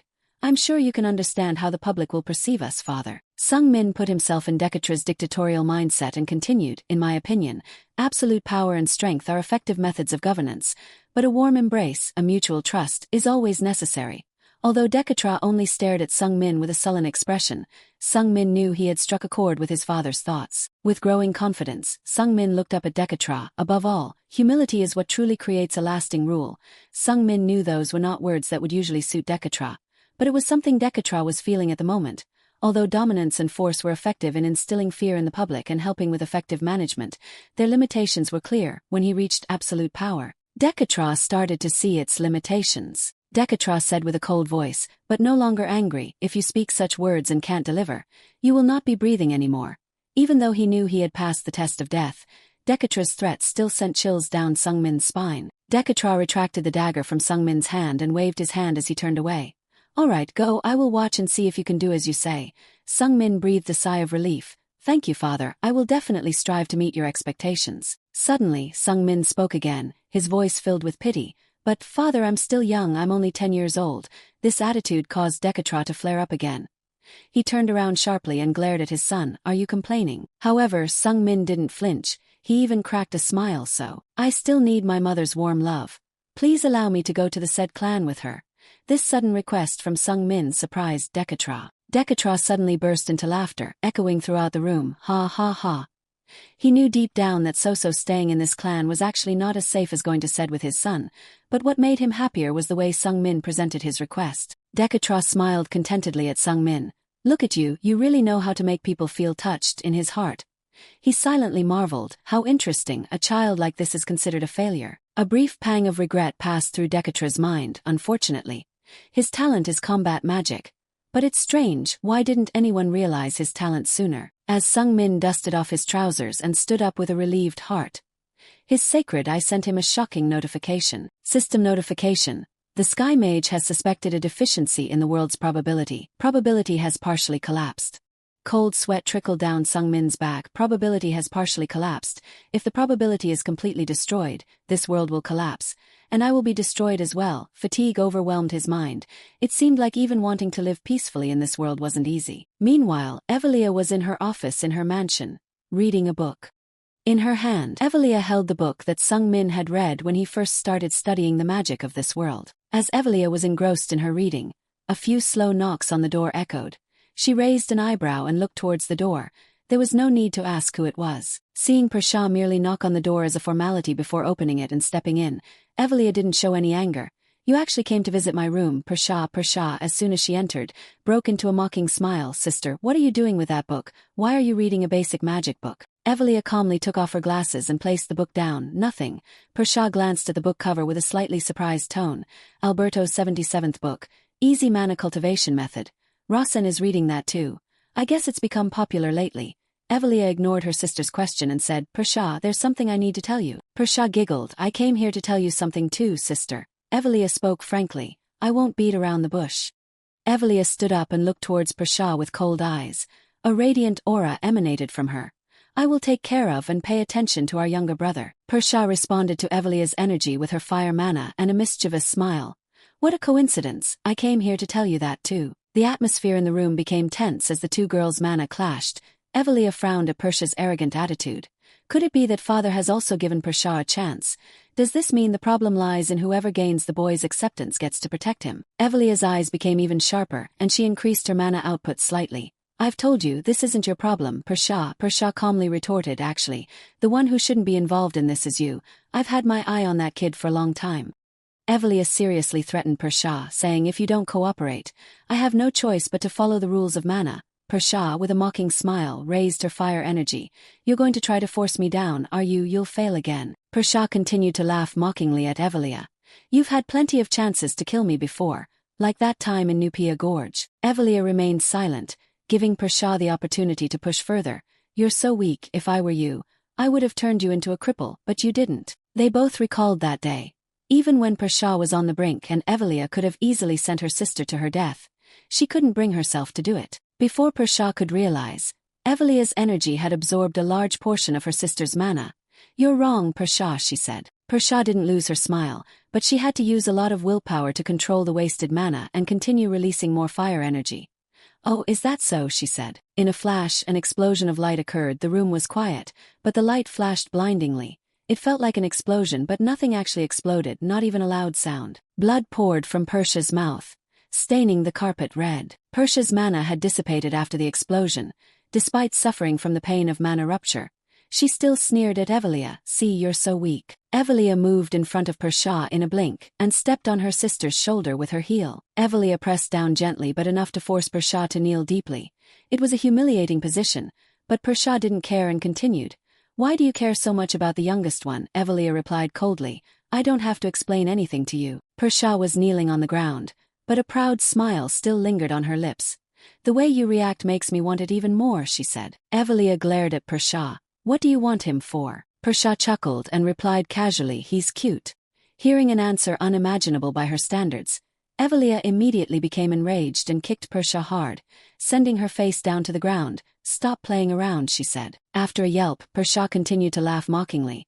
I heard that he has reached the second circle of magic. You think I don't know? There must be a reason why a kid has such a special body. It's fascinating, the second circle of magic at the age of 10. Persha continued to laugh gleefully. Besides, I sent a shadow to keep an eye on him, but it suddenly disappeared. Persha's smile deepened. Furthermore, you seem to be obsessed with him. You finally realize why I came to see you, right? I'm here to see your reaction. Evelia lifted her foot from Persha's shoulder. Get up. The adults will be here soon because of the mana wave that just erupted. Persha got up with a mocking laugh as if she didn't care about that. A glint of pleasure flashed in Persha's bloodshot eyes. Seeing your reaction makes me want the youngest one even more. At that moment, Sung Min suddenly felt a chill as if a ghost was sitting on the back of his neck. While Evelia and Persha were having a silent fight over Sung Min, he was preparing to have dinner with Soso. Seeing his son suddenly look panicked, Soso worriedly asked, What's wrong, Sung Min? Min smiled and replied, Nothing at all. Just then Era brought 2 plates of hot food. Master, your food is here. It's spaghetti and meatballs. Seeing Era, Sung Min breathed a sigh of relief. Era being here means the possibility of me being assassinated is lower. It's a relief. He turned to her and said, Thank you. Era replied with a friendly smile, You're welcome. You have to eat a lot while you're still growing. His intuition immediately told him something was off. She was acting friendlier than usual, which was suspicious. He quickly activated his divine eye and examined the food. The spaghetti and meatballs showed signs of Scion. According to the divine eye, Scion was a deadly poison for those without mana, but it was not fatal to those with mana, making it often used to strengthen one's resistance to poisons. Sung Min swallowed dryly. Hey, Era, he said. Era immediately asked, What is it, master? Sung Min pretended to be clueless. Is there anything special about the food? Era confidently shook her head. No, sir. Era thought back to her past and felt no shame in her answer. Era was telling the truth. She had been eating Scion since she was 3 years old.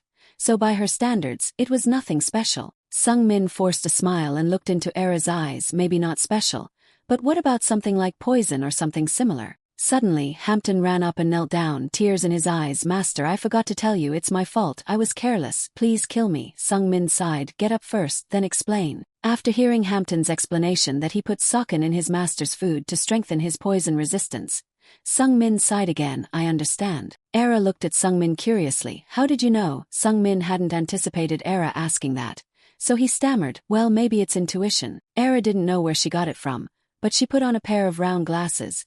You have excellent observation skills and judgment. You must have smelled the Scion. Era's eyes seemed to be very pleased. You are also very clever to answer that it was intuition. Sung-min didn't pay too much attention to Era's praise, instead focusing on the glasses. Where did she get those? Era secretly admired Sung-min in her heart. You always exceed my expectations, master, she declared calmly. I will continue to do my best to be your shadow and help you become stronger. Immediately after, Era looked at Soso, who was dumbfounded. Oh, and one more thing. Soso's food was specially adjusted in flavor by me. You don't need to worry about anything strange in it, Era said, looking at Soso with a warm gaze, a stark contrast to how she looked at Sung-min. Soso smiled brightly at the assassin's kindness.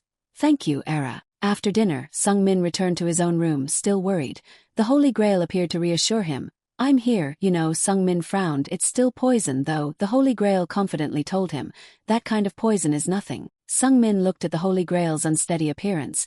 You say that, but you look drunk, the Holy Grail said in a slurred voice. Hey, listen, in the old days I was even. Just as the Holy Grail was about to brag about its past achievements, Rudia opened the door and peeked in after a single knock. Rudia was eager to eat the 5-tier cake again, so she came to ask Sung-min, when are we leaving? Sung-min replied, 8 a.m. Rudia looked disappointed and pleaded, can we go now? I want more cake. Sung-min shook his head. We can't go through the teleportation gate now. Rudia quickly approached Sung-min's bed with a look of regret, really. And then, quite naturally, Rudia lay down on the bed, much to Sung-min's surprise. Then I'll go to sleep. If I sleep, tomorrow will come sooner. Rudia fell asleep exactly 2 seconds after finishing her sentence. Sung-min didn't like being pushed out of his bed. So he called, Era, can you hear me? Era suddenly appeared in the corner of the room. Yes, master, she said. Sung-min couldn't help but be startled. Whoa, how long have you been there? However, he didn't show his surprise, not wanting to give Era another reason to come up with a new training method. Sung-min tried to remain calm. Take Rudia to her room. Don't wake her up. Era immediately acknowledged, I understand. Era vanished in the blink of an eye and lifted Rudia into the air, making her appear to float.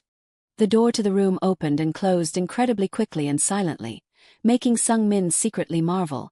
Era was truly impressive. The next morning, a beautiful new day promised an exciting journey ahead. A horse-drawn carriage was sent to pick everyone up at the Maple Mansion. Hampton sadly told Soso, it's a shame we have to travel by carriage, but Soso smiled gently and shook her head, saying it's all right. In this era, traveling in magical carriages was a privilege reserved for the nobility. Having a carriage to pick up one's mother was something that would make other mothers envious. However, Sung-min understood that they didn't need to attract envy now. It would be more dangerous than admiration. Sung-min stepped onto the carriage with excitement, ready to take his first steps toward independence. The carriage carrying Sung-min's hopes set off. The help of the swordsmanship family would help him achieve his plan. After several days of travel, the group finally arrived. Era got off the carriage first and opened the door for everyone. We've reached the said family. As soon as Sung-min stepped off the carriage, Kaizen's voice reached his ears. Kaizen laughed happily and looked at Sung-min.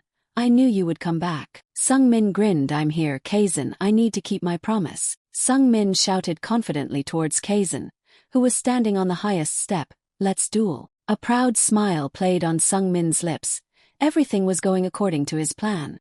Sung-min threw off his jacket and declared confidently, this time I won't hold back. Kaizen, he was excited inside.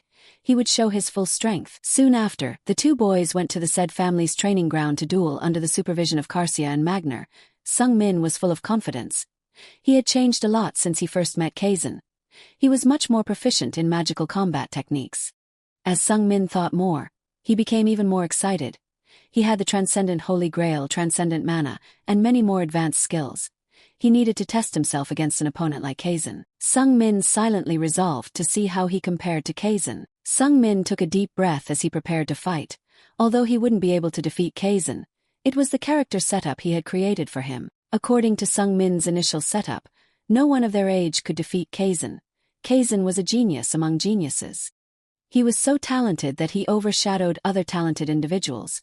Even though he was already excellent, he still trained harder than anyone else. The youngest son of the said family was the strongest embodiment of both perseverance and talent, the quintessential heroic character from any dime novel. Despite knowing this, Sung-min was still excited. He was Kaizen's age, so defeat was inevitable. Kaizen's abilities had surely grown even stronger. Suddenly, a bright point flashed before Sung-min's eyes. Kaizen's movement in a direct thrust towards him made the tip of his sword appear like a dot. As Kaizen's sword thrust towards Sungmin's face, he nimbly leaned back and took a step to avoid it. Indeed, his attack speed and damage were much greater than before. At the same time, the slow flow skill automatically activated. Sungmin could read Kaizen's movements.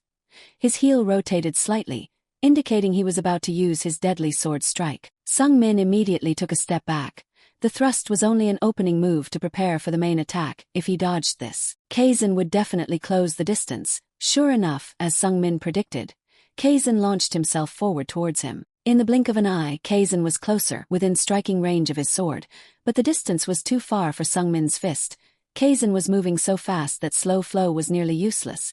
He announced the name of his attack before launching it, Spinning Slash. At that moment, Sungmin noticed that the sword in Kaizen's hand was emitting sword energy. He secretly felt pleased. Perhaps Kaizen didn't do it intentionally, but it was actually beneficial to him. A smile crossed Sungmin's lips as he decided to stop and not retreat further. Just as the sword struck Sungmin, Kaizen was startled and horrified to see the faint sword energy on the blade. Sungmin felt even more proud.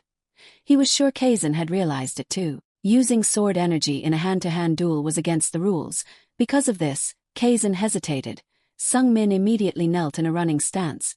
He had an opening. Sungmin told himself he had to seize this opportunity. He then surged forward to close the distance with Kaizen while the boy was flustered. However, Kaizen was still quick enough to react to Sungmin's attack. He immediately jumped backward. Sungmin continued to charge forward with a mana-infused fist. He was dodging. He had to close the distance faster. Kaizen retreated while calculating. Razan was constantly pursuing him. It would make him lose his balance, creating an opening when he attacked. As long as he took another step, Sungmin would counterattack. When the attack range was close enough to launch a punch, Sungmin poured more mana into his fist, causing it to spark like electricity. As Sungmin leaped higher, the beginner combat magic skill weight utilization activated, helping him maintain his body's stability. This was unexpected by Kaizen, causing him to be stunned for a moment. He regained his balance. Although slightly surprised, Kaizen quickly regained his composure. He raised his sword to block his face, anticipating where Sungmin would attack. This time, Kaizen's prediction was correct. Sungmin's fist collided with the sword, making a deafening sound. Immediately after, an energy explosion erupted, generating a powerful shockwave that shook the entire training ground. The sight left both Karsia and Magner speechless in astonishment. The energy wave spread to where they stood on the grandstand. Kaizen was knocked backward and landed on the ground kneeling on one leg. Ugh, it's not too serious, but I'm still injured. His combat techniques are different from anyone I've ever fought. Kaizen reminded himself, I'll lose if I let my guard down. He then smiled cheerfully and asked Sungmin, how did you improve so much in such a short time? I know combat magic can develop quickly, but you're practically a different person. Seeing Kaizen so surprised, Sungmin felt even more confident and excited. I still have much more that you haven't seen, don't be so surprised, Kaizen. Magner closely watched the duel and secretly admired Sungmin. That kid is pretty good. If it were Rosalind, the match would have ended after Kaizen's first attack. The fight would be over after Kaizen's first attack. That spinning slash is no joke. Magner nodded thoughtfully, lost in his own thoughts. In a moment of excitement, Magner wondered what it would be like if Razan had been born into the Grandel family. But then he came to his senses. How could I think like that? Meanwhile, Karsia was also lost in thought. He wasn't weak against an opponent like this, but if Kassan had murderous intent, he wouldn't last long. Karsia thought to himself, the most surprising thing was that he could predict Kassan's movements. He chose to move forward when Kassan used his sword energy. Karsia was sure in his heart, it wasn't a coincidence. He had a plan, and he took advantage of the opportunity when the sword swung and immediately seized the opening with his magic skills. Karsia's eyes looked towards Sungmin with suspicion and scrutiny. Dekatra Maiden, what message does this child bring from you? Time passed, and the two boys on the sparring ground were exhausted. As expected, Sungmin lost, but neither of them sustained serious injuries. Sungmin and Kassan sat on the ground, leaning against each other, panting on the sparring ground which was swirling with dust from the aftermath of the battle. Kassan grinned and said to Sungmin, I heard that combat mages develop their strength very quickly, but I didn't expect it to be this fast. Sungmin smiled back. I still lost. Kassan laughed. It's not important who wins or loses in a competition. Kassan couldn't stop smiling. I'm so happy. Sungmin curiously glanced at him. Happy about what? Kassan smiled brightly. Because my friend has gotten stronger so quickly. Sung-min remembered that the sacred eye had told him that no one his age could defeat Kassen. A bitter smile crossed his face. In other words, no matter how fast he progressed, Kassen would always be one step ahead. Because of this setup, he wouldn't be able to win against him. Then, Sung-min stood up and said in a serious voice, "Don't be too happy." Kassen turned to him, confused. Why not? Sung-min said seriously, "Maybe one day we'll be enemies." Kassen continued to ask naively, "What do you mean?" Sung-min pondered and replied, "It's our destiny." Sung-min said coldly, "I'm from the Maiden family. And you're from the said family." Kassen vehemently protested, "What's wrong with that? We're friends." Sung-min continued, thoughtfully, "I will always think of you as a friend, and we will always be friends. But we can't be free in a world where people fight each other for power."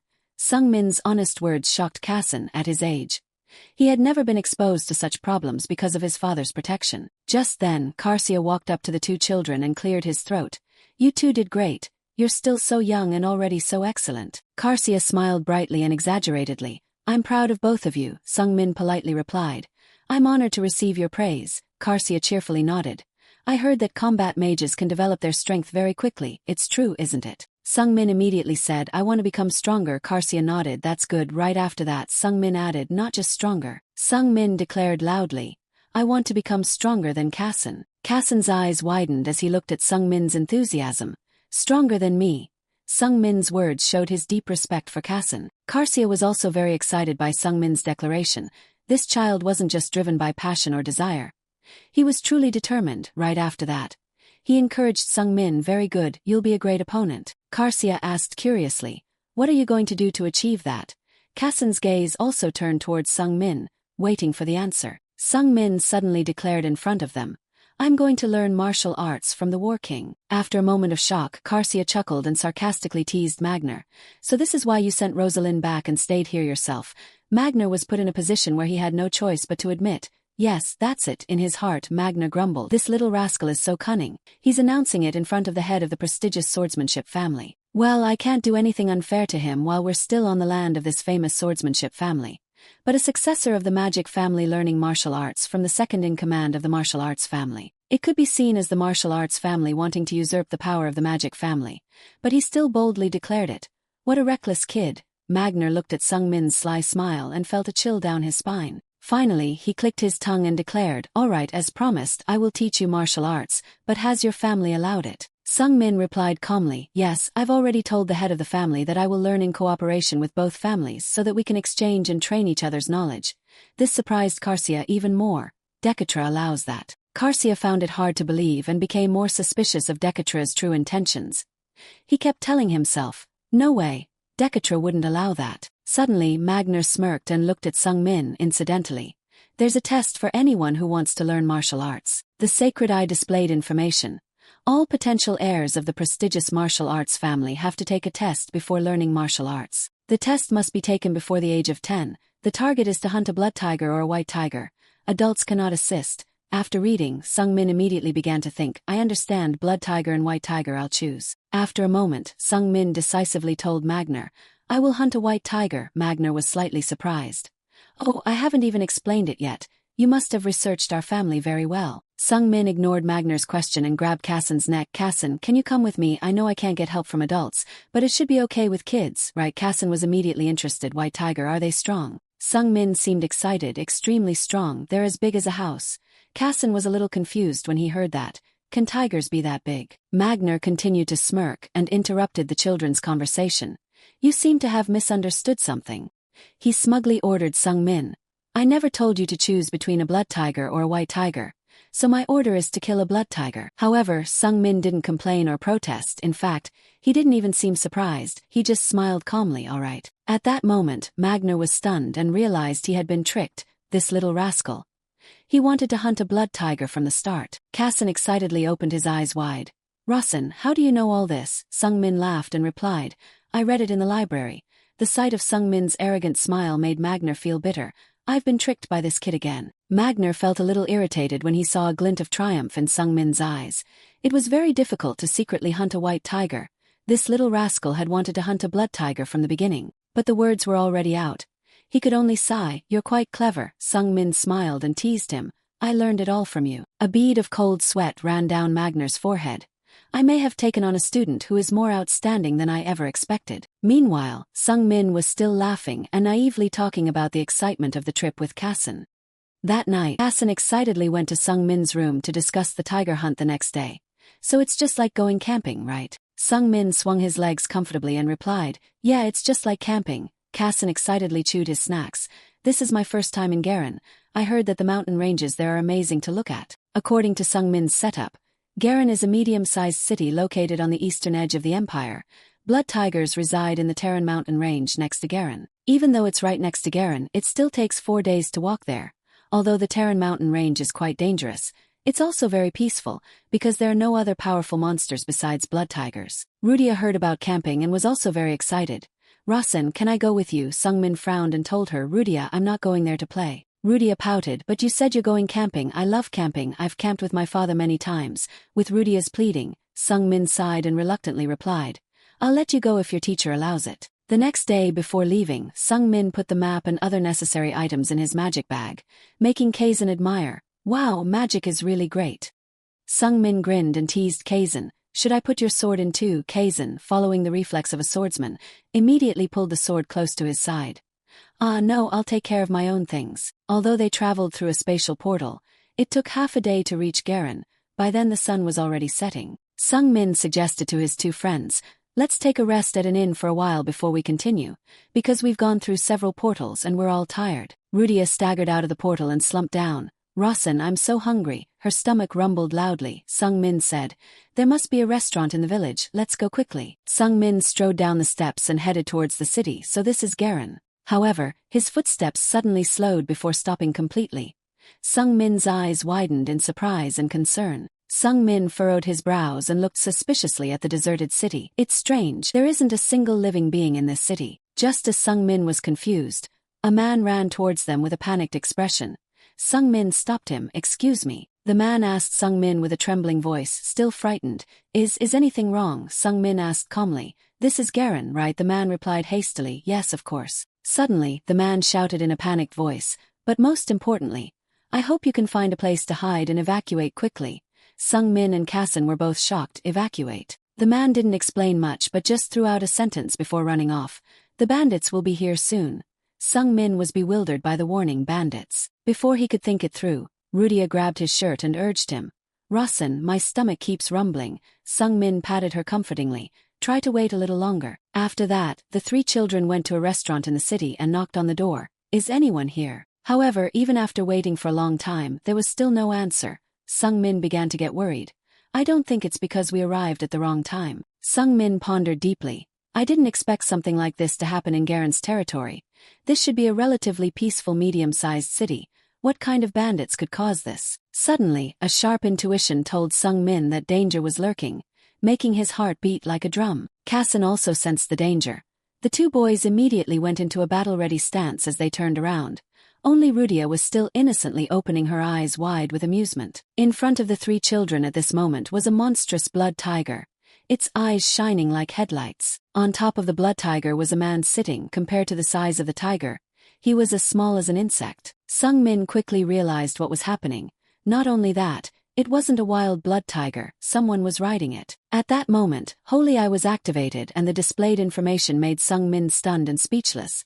How is this possible? Sung-min looked up at the man in shock. Why is this bastard here? The character information showed that his name was Caden. His attribute was domestication. His characteristic was the instinct to hunt. Sung-min was still stunned. Caden isn't a character with detailed settings, but I remember him. According to Sung-min's memory, Caden was a member of a powerful force outside the three great families, a notorious bandit group known as Fragrance Pine. The more Sung-min thought about it, the more he felt there was something wrong. Caden is definitely the leader of Fragrance Pine, but there's no way a medium-sized city would become desolate like this just because of him. Caden sat on top of the blood tiger with an air of casual arrogance. Who are you? You're just some kids who are not worth bothering, right? Kassen stared at Caden without fear. You are the bandit who threatened this city. Caden looked surprised and pointed at his own face. Me, a bandit? Immediately after, he burst into a long, arrogant laugh, making Kassen even more uncomfortable. What's so funny? Caden opened his narrowed eyes with a sinister tone. I'm not a bandit. I'm just someone who likes to hunt people. Sung-min nervously glanced at Kassen. Even if it's Kassan, if we fight Caden now, we're sure to die. He cautiously asked Caden with clenched teeth, so you're trying to hunt us? Caden was stunned and didn't understand Sungmin's question. What? Sungmin continued to question him. I really don't know who gave you the right to hunt here. Caden sneered in reply. A hunter doesn't need permission from anyone to hunt. However, Sungmin argued sharply in rebuttal. This is Garen. There must be high-ranking 7 great swordsmen stationed here. Why would they let someone like you wreak havoc here? In his heart, Sungmin secretly speculated that the answer could be one of these 2 cases. Sungmin furrowed his brows and looked into the blood tiger's eyes, which were flashing with killing intent. I wonder if there's some kind of secret agreement, or is it because of the bad probability I've created? Caden didn't answer Sungmin's question. He directly let the blood tiger charge forward. Kassan sensed the intensifying killing intent and warned his 2 friends, it's coming. As the blood tiger was charging towards the 3 children, the world suddenly turned gray. The system informed Sungmin, a situation with insufficient probability has been proactively found. Thanks to that discovery, Sungmin received the author's privilege related to the character Rasen Maiden. As soon as the benefits of the author's privilege were granted, the setting notebook and pen instantly fell into Sungmin's hands. The content in the notebook read, even after Caden announced a hunting trip, the knights guarding Garen didn't do anything. The people were very suspicious about this. The reason Caden could hunt as he pleased in Garen was. Sungmin put down the pen without hesitation. I'm sure I can make it perfect this time. A moment later, the gray screen disappeared. The world returned to its normal colors, and the confrontation was about to begin. The blood tiger roared with a deafening sound that shook the whole city. It opened its mouth wide with its shining eyes to intimidate its opponent. Immediately after, under Caden's direction, the blood tiger leaped forward and lunged straight at the position where the 3 children were standing. All 3 children managed to dodge the blood tiger's claws in time, but because of the sudden jumps, they couldn't avoid losing their balance. Sungmin got up and regained his balance immediately. He stared at the blood tiger without flinching. The blood tiger is much faster than I thought. He looked at his 2 friends beside him. Thank goodness, both Kassan and Rudia are unharmed. Sungmin began to devise a response plan and instructed his 2 friends, Kassan, Rudia. As you can see, that dangerous thing is the blood tiger. If we get hit by its direct attacks, we'll all be dead. Sungmin didn't hesitate to express his concern. Then he continued to reveal the weaknesses of the blood tiger. Although it was strong, it also had some characteristic features. It ran straight and, while Sungmin was strategizing, Rudia was so hungry that she was furious. The fire energy erupted from her, along with a complaint, I'm so hungry. Immediately after, in the eyes of her 2 friends, Rudia created a giant fireball, the size of the blood tiger's head. Sungmin panicked and immediately yelled to stop her. Wait, Rudia, but she had been blinded by hunger. As long as we get rid of that, can we go eat? Rudia yelled in anger, eat this, and without hesitation, she threw the fireball towards the blood tiger. However, the blood tiger didn't even bother to dodge with its speed. Dodging this fireball was effortless. Instead of worry, Caden had a smug smile on his face. As the fireball flew towards the blood tiger's mouth, it suddenly opened its mouth wide and swallowed it whole.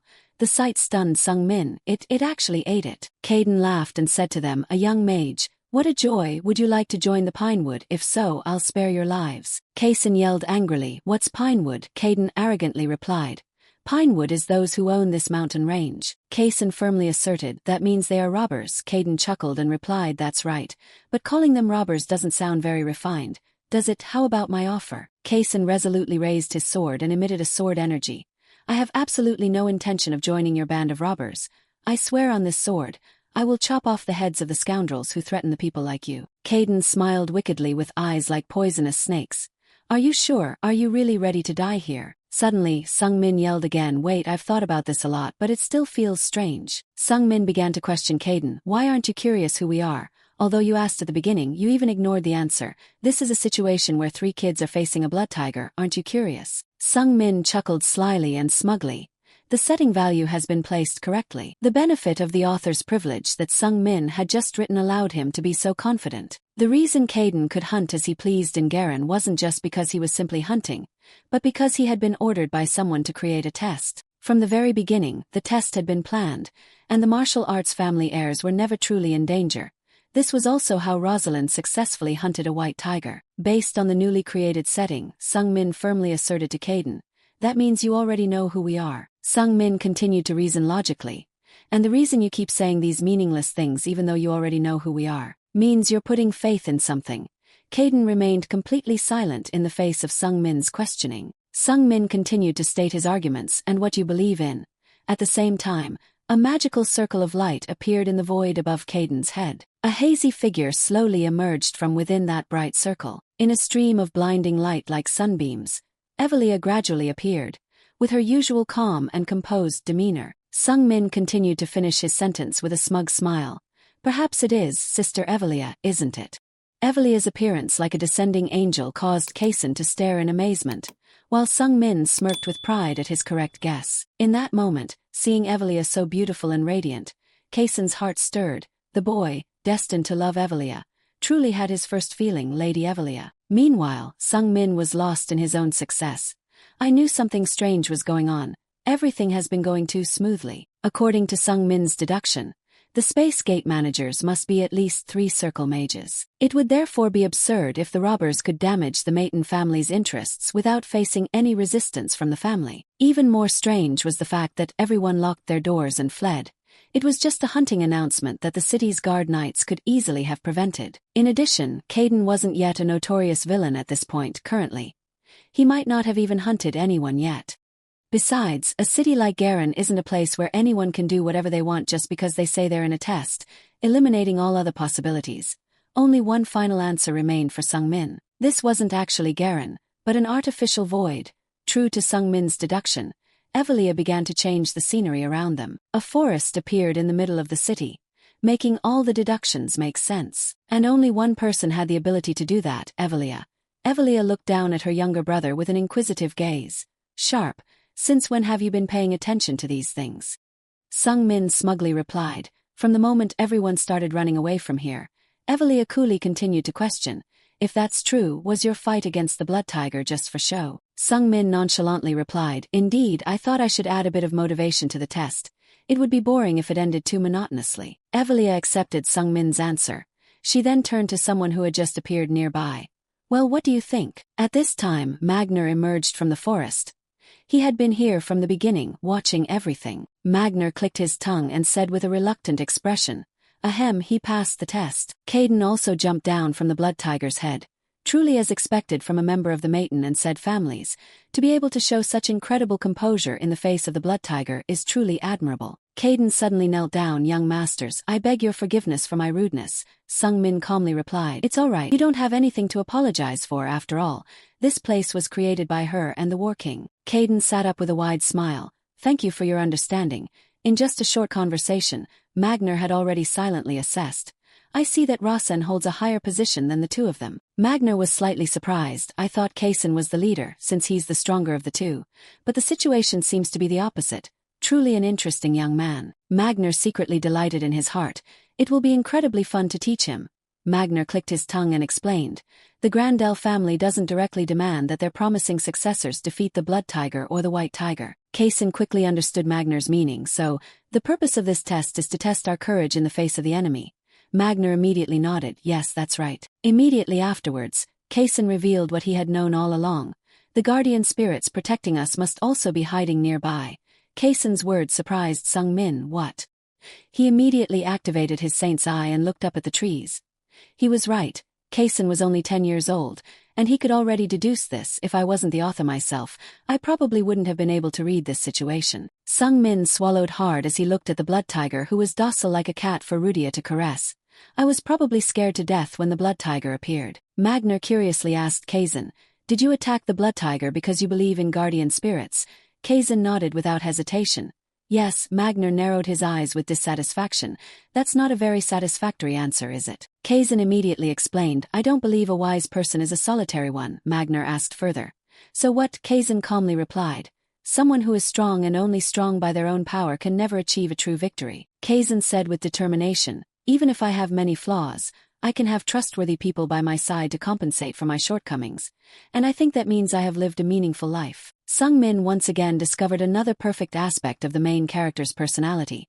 Kason didn't shy away from admitting that he was still weak and had many shortcomings. Instead, he quickly discovered the existence of guardian spirits and put his faith in them. Sung Min thought more and more that Kason was a truly admirable, classic hero. Sung Min immediately spoke up to explain for Kason.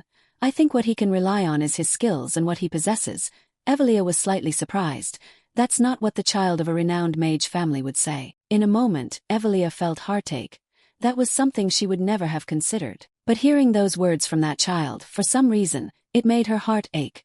Evelia quickly brushed aside her hazy thoughts and suppressed her expression of pain in front of everyone. At this moment, the system informed Sung Min that a variable affecting the plot had occurred. Sung Min tried to examine it more closely, but he couldn't see what the variable was because his proficiency in the Saint's Eye skill wasn't high enough. Hearing Sung Min's explanation, Magner finally smiled contentedly. Guardian spirits are your strength too, Kazan, even though that's not the answer I wanted to hear. Magner then turned to ask Sung Min, what about Rasen? Did you also realize that there are guardian spirits around? Sung Min smiled confidently and replied, of course, but I didn't realize it because of Kazan, but because of myself. Sung Min quickly explained the reason. As someone who could potentially succeed the head of a renowned mage family and who has been officially invited to a famous swordsmanship family, that child shouldn't get hurt while traveling with a child of the swordsmanship family. That wouldn't only harm the dignity of the swordsmanship family, but it would even create a huge opportunity that the mage family has been waiting for. Hearing Sung Min say that, Evelia exclaimed in astonishment, an opportunity, what do you mean? Sung Min firmly asserted, yes, that's right sister, an opportunity. Evelia excitedly rebuked her brother. That would be an insult to the maidens. How can putting you in danger be an opportunity for our family? Sung Min replied solemnly, that's because I'm not you. Sung Min frankly stated his thoughts. I'm not someone who holds an important position like you. Just recently, I was still considered worthless trash. Sung Min's voice grew more assertive as he continued. If someone like that unfortunately dies in a tragic accident, the maidens would simply gain more than they lose by being able to discard someone they consider a tumor. And this accident can also be used by the maidens as a pretext to threaten the Seds. Sung Min said this with a calm demeanor because he was simply putting himself in the minds of the heads of the families. However, Evelia felt heartache for her brother after hearing those words. Why did he say things like that so calmly? Should a 10-year-old think about his family like that? Sung Min noticed Evelia's expression of heartache and gave her a comforting smile. Please don't misunderstand, sister, I don't hate my family. I'm just speaking from a rational perspective. Evelia suddenly hugged her brother tightly in an overwhelming wave of emotion. With a choked voice, she whispered in his ear, Rasen, the blood of the maidens still flows in your veins. It's heartbreaking to hear these words from a child like you. Evelia tried to encourage her brother. I hope the name of the maidens doesn't weigh too heavily on you. Sung Min went from confused to touched by what Evelia said to him. Thank you, sister. While Evelia was still holding Sung Min tightly, he noticed that Kazan was trembling. Kazan, what's wrong with him? Kazan felt heartbroken for his friend who was the same age but didn't receive as much love as he did. So he declared, Rasen, I can be your family. Kazan said with genuine comfort for Sung Min. I can be more friendly, I'll try to change however. Sung Min was completely bewildered by this sudden situation. What is he saying? He couldn't help but feel confused. Why did the atmosphere change like this? How do I handle this now? Just when Sung Min was at a loss, Rudia rushed over and hugged him with a bright smile. Master Rasen. Rudia rushed forward so forcefully that she knocked Sung Min to the ground. The little girl innocently exclaimed, I'm hungry. Rudia smiled brightly and asked Sung Min, the test is over, right? Can we go eat now? Sung Min immediately laughed in relief. Happy to escape the awkward situation. Yes, Rudia, we should go. A few days later, they returned to the said residence safely. While Magner was taking a bath, there was a knock on the door. He didn't hesitate to invite the person in. Seeing Sung Min enter while he was bathing, Magner teased, What wind brought you here? Sung Min replied directly, I want to go to the Terran mountain range. Magner asked curiously to Terran. Sung Min cleared his throat with an eager expression. Ahem, yes sir. I heard that the scenery there is incredibly beautiful. Sung Min started making up a story. I want to see the real Terran, not one created by magic. Magner chuckled and exposed Sung Min's lie. You're saying you want to go on vacation? Sung Min shook his head. No sir. Magner smirked mischievously. So what do you want to do? Sung Min appeared hesitant and admitted, I found a message in the city, in the space my sister created yesterday. Magner was a bit startled. What? Sung Min hesitated and explained, I think it's something my sister prepared for me. Sung Min thought to himself, of course that's a lie. It's time for me to go get the artifact I set up as the author. Magner curiously asked Sung Min. So what is it? Sung Min pretended to be innocent and replied, I was only told it's something that's deep in the mountain ranges of Terran. Sung Min continued to fabricate a story. Even though it's just an artificial space, I can still feel a strange magical flow there. Sung Min tried to spark Magner's curiosity. I think that's how my sister signaled that she had arranged something for me in the Terran mountain range, Magner questioned skeptically. Then why don't I know about the existence of that flow? Sung-min calmly replied. The Maidens have their own way of communicating. Magner's mind began to imagine. Do they communicate with each other through magic? They really are unusual. Magner felt a little awkward and asked Sung-min, "Is it okay if you told me something so important?" Sung-min happily replied, "You're my master, right?" Magner hesitated and nodded. "Well, that's true." Sung-min continued to explain. "There are two reasons why my sister communicated with me in such a strange way." Magner immediately felt curious. "What are they?" Sung-min spoke according to the script he had already planned. "First, my sister did this to keep it a secret from Kazan, someone who could be considered my future rival." Magner pondered for a moment and nodded. If it were Evelia, she would indeed do that." Sung-min felt like he had a grasp on Magner and became more enthusiastic. "Second, my sister intentionally did this to test if I could understand her message. By communicating with me this way, my sister killed two birds with one stone." Magner nodded, accepting Sung-min's explanation. He started to delve deeper into his curiosity. "So what is there in the Terran mountain range?" Sung-min shook his head. "I'll know what it is when I see it with my own eyes, but my sister has told me the location." Magner continued to ask, "Where is it?" Sung-min's eyes lit up. He knew that meant Magner had agreed to go with him, and of course, he knew exactly where it was. Because it was an opportunity originally meant for the Seds in the main plot, the location of the Millennial Dragon Scale. Sung-min thought to himself, "If I have Magner with me, I'll have fewer risks." He pretended to think for a while before replying. "It's near the peak of Ryusan, which is one of the 108 mountains of the 800 mountain range." As soon as Magner heard that place name, he looked shocked. "Ryusan?" Sung-min raised his eyebrows at Magner's strange expression. "Is something bothering you?" Magner immediately adjusted his expression. "Ah, nothing." Magner smirked and muttered to himself, "I have some happy memories from this place." The next day, the two of them set off for Terran through the spatial gates. Sung-min staggered out of the gate closest to the mountain range, looking exhausted. "Master." Sung-min choked out, "We've passed through so many spatial gates that I'm nauseous. Can we rest here for a day?" Magner coldly retorted. "No, time is money, don't you know?" Sung-min, pale and weak, tried to persuade Magner. "I heard it takes 3 days of walking to reach the foot of Ryusan." Magner, unfazed, turned away. "What are you talking about?" He casually descended the stairs. "1 day is enough for us." Sung-min was so shocked he forgot about his nausea. "What, but only you can do that?" Magner scoffed. "If you don't hurry, I'll leave you behind." Sung-min yelled in despair. "Take me with you," Magner immediately retorted sarcastically. "If you can't even keep up with this old geezer, what good are you going to be?" Sung-min cried out in frustration. "I'm a mage." Magner continued walking casually. "Then use teleportation." Sung-min became even more desperate. "Second circle mages can't use teleportation." Magner kept walking. "Then you better work hard." Sung-min desperately ran after him, shouting as loud as Sun Wukong, calling Tang Sanzang master. Sung-min tirelessly followed Magner, losing track of time, but his breathing grew heavier with each step. Sung-min silently sighed. "He's crazy. He's really crazy. At this rate, I'll be buried before we even reach the foot of Ryusan." Finally, Sung-min collapsed in the middle of the desert, gasping for breath. I can't go any further." Just then, a wave of nausea surged up from Sung-min's stomach. He couldn't hold it back any longer and vomited right there. Magner, seeing this, sneered, "You're so young and you're already so weak." However, Magner had another thought in his mind. "Actually, he lasted longer than I expected. I thought he would faint much earlier." Magner silently observed Sung-min. "Even Rosalind couldn't go this far, even though he had absorbed some of my battle spirit.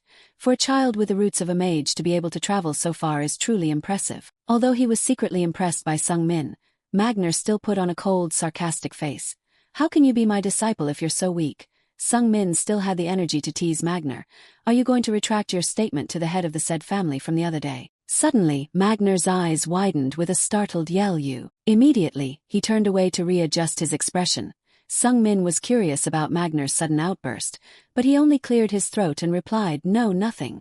Magner was secretly astonished. This kid. His breathing has returned to normal already. It's creepy. Imagine what he could do if he had a complete battle spirit. Seeing that Sung-min had stabilized, Magner urged him. "How long are you going to sit there? We still have a long way to go," Sung-min complained. "I told you it usually takes 3 days." Magner laughed provocatively. "Is that the standard for the Maiden family?" Sung-min didn't get angry like other Maiden members when mocked like that. He calmly stood up and honestly admitted, "I guess so." After that, they continued their journey. Looking at the ground, you could see a significant difference in their way of moving. Sung-min also noticed the difference. "Holy crap, the path is rough, but how is he moving so fast? There isn't even a speck of dust flying up." The more Sung-min observed Magner, the more confused he became. He's moving like a gust of wind. Mentioning wind, a spark of inspiration flashed in Sung Min's mind. Now that I notice it, there's wind blowing from behind me, could it be? Sung Min started to reason, I've been diligently circulating mana throughout my body. But what if I use mana as an intermediary to blend into the wind behind me? Sung Min immediately put his new idea into action. Sure enough, his movement speed soared, and he no longer felt the heavy steps he had before. Sung Min was thrilled. That's right, my movements are much lighter now. At the same time, the system notified him, beginner combat magic skill. Attribute optimization has been deeply ingrained in your body. You have been enlightened with a new combat magic skill. Wind attribute optimization activated. Sung Min looked in amazement at the surrounding wind as if it were lifting his body a bit. Attribute optimization. The system continued to notify him. Beginner combat magic skill. Attribute optimization has been saved in your mind. Sung Min felt excited unlocking the new skill. I can't be a pure elementalist like Rudia, but I can still use the power of multiple elements because I possess a transcendental mana source. This is the path a combat mage should take. Sung Min's eyes shone with excitement and determination. Seeing Sung Min suddenly speed up, Magner was also a little intrigued. That kid, he just learned something new. Nevertheless, when they reached the forest near the foot of Ryusen, Sung Min still couldn't avoid exhaustion. He lay down on the ground, panting. I've used all the mana stored in the Transcendent Holy Grail. I absolutely can't go any further. The Holy Grail appeared, complaining, Hey bro, I think I'm going to starve to death. Sung Min gasped and trembled. Master, I can't go on anymore. Seeing Sung Min faint, the Holy Grail yelled in panic. Rossen, wake up. Rossen, however, Magner stood there nonchalantly, as if nothing serious had happened. Magner approached Sung Min, who was snoring and whose breathing had returned to normal quickly. Monster kid traveled 100 kilometers in 50 minutes. And he's a mage without teleportation, huh? Magner stood there bored, talking to himself. He's asleep. Alright, the trail will open up if we continue. If you can't go any further, then you only have yourself to blame. It's the way my brother and I learned and strived. Magner nonchalantly spoke to Sung Min as he snored. A hint of nostalgia flickered in his eyes. How was I at 100 kilometers in 50 minutes? I couldn't either. And neither could my brother. Magner unknowingly smiled with satisfaction at his student's exceptional ability. Then he looked at Sung Min and said, Anyway, the more you train, the more agile your body will become. After an unknown amount of time, Sung Min woke up with his body being dragged on the ground. He was shocked, thinking he had become prey to some beast while unconscious. Looking down at his feet, he realized that Magner was dragging him. Sung Min yelled in a panicked voice, Master, what are you doing? Magner let go with a dismissive expression. I had to drag you all the way to the foot of Ryusan with this frail, feeble body while you slept. Sung Min felt a pang of pain at those words. Frail, feeble, Magner grumbled. Humph, I'm tired, now fend for yourself. Magner said casually, I just came this far with you to give you someone to accompany you. Sung Min muttered in response. Okay, thanks, Master. The place they stopped was a village at the foot of Ryusen. It looked peaceful, but there wasn't a single soul in sight. Sung Min silently made a plan. I'll pretend to look around while I find a well. He looked around the village curiously. It seems like an abandoned town, Magner responded in a low voice. It might have been the town of a community of people. A huge question mark popped up in Sung Min's mind. Didn't you say you had some memories of this place? Magner coldly dismissed it. You don't need to know about it. Sung Min didn't press Magner for an answer and turned away. It seemed like there were no people around. I'll walk around a bit. Magner shrugged indifferently. Go ahead as you please. As Sung Min walked around, his sacred eye activated, revealing the current location as an old town. A small town where a band of robbers had lived 30 years ago. Magner attacked the town when he happened to pass by. Magner single-handedly killed over 10 robbers with his bare hands. This incident wasn't widely known to the public. Sung Min was slightly surprised as this was outside his setup. He eliminated all the robbers. Magner isn't the type to dwell on something like this. At this moment, the sacred eye continued to reveal the hidden storyline. This is where Magner met Mai. Mai was a young girl who was kidnapped by the robbers. Magner fell in love with her at first sight and killed all the robbers to save her. But at that time Mai had been poisoned. Mai passed away before Magner could bring her down the mountain for treatment. Sung Min immediately understood. This must be the reason why he didn't marry and has lived alone until now, because he couldn't forget his first love. Sung Min curiously asked Magner, Master, is there anything special here? Magner turned his back to him indifferently. Go look for yourself. Sung Min looked sulky. What would you lose by helping me a little? Magner shrugged indifferently. This isn't my concern. Sung Min sighed and left. I'll go look for more clues. Magner remained still with an indifferent attitude. All right, I'll rest a bit, I'm old and weak now. However, after Sung Min left, Magner went forward a bit. The well was still there. Magner stared at the well. Who would even pay attention to an abandoned town like this anyway? Memories flooded Magner's mind. This well, I threw the bodies of the robbers down here. Though I'm not even sure if they were actually robbers anymore. Magner curiously stepped closer to the well and released his battle spirit. Should I take a peek inside? After a few seconds of probing the well, Magner's eyes widened in astonishment. What, impossible? He furrowed his brow in suspicion. There should be a pile of bones down there. But there's nothing now. Did someone remove them? Why would they do that? Magner looked at the protective shield over the well in confusion.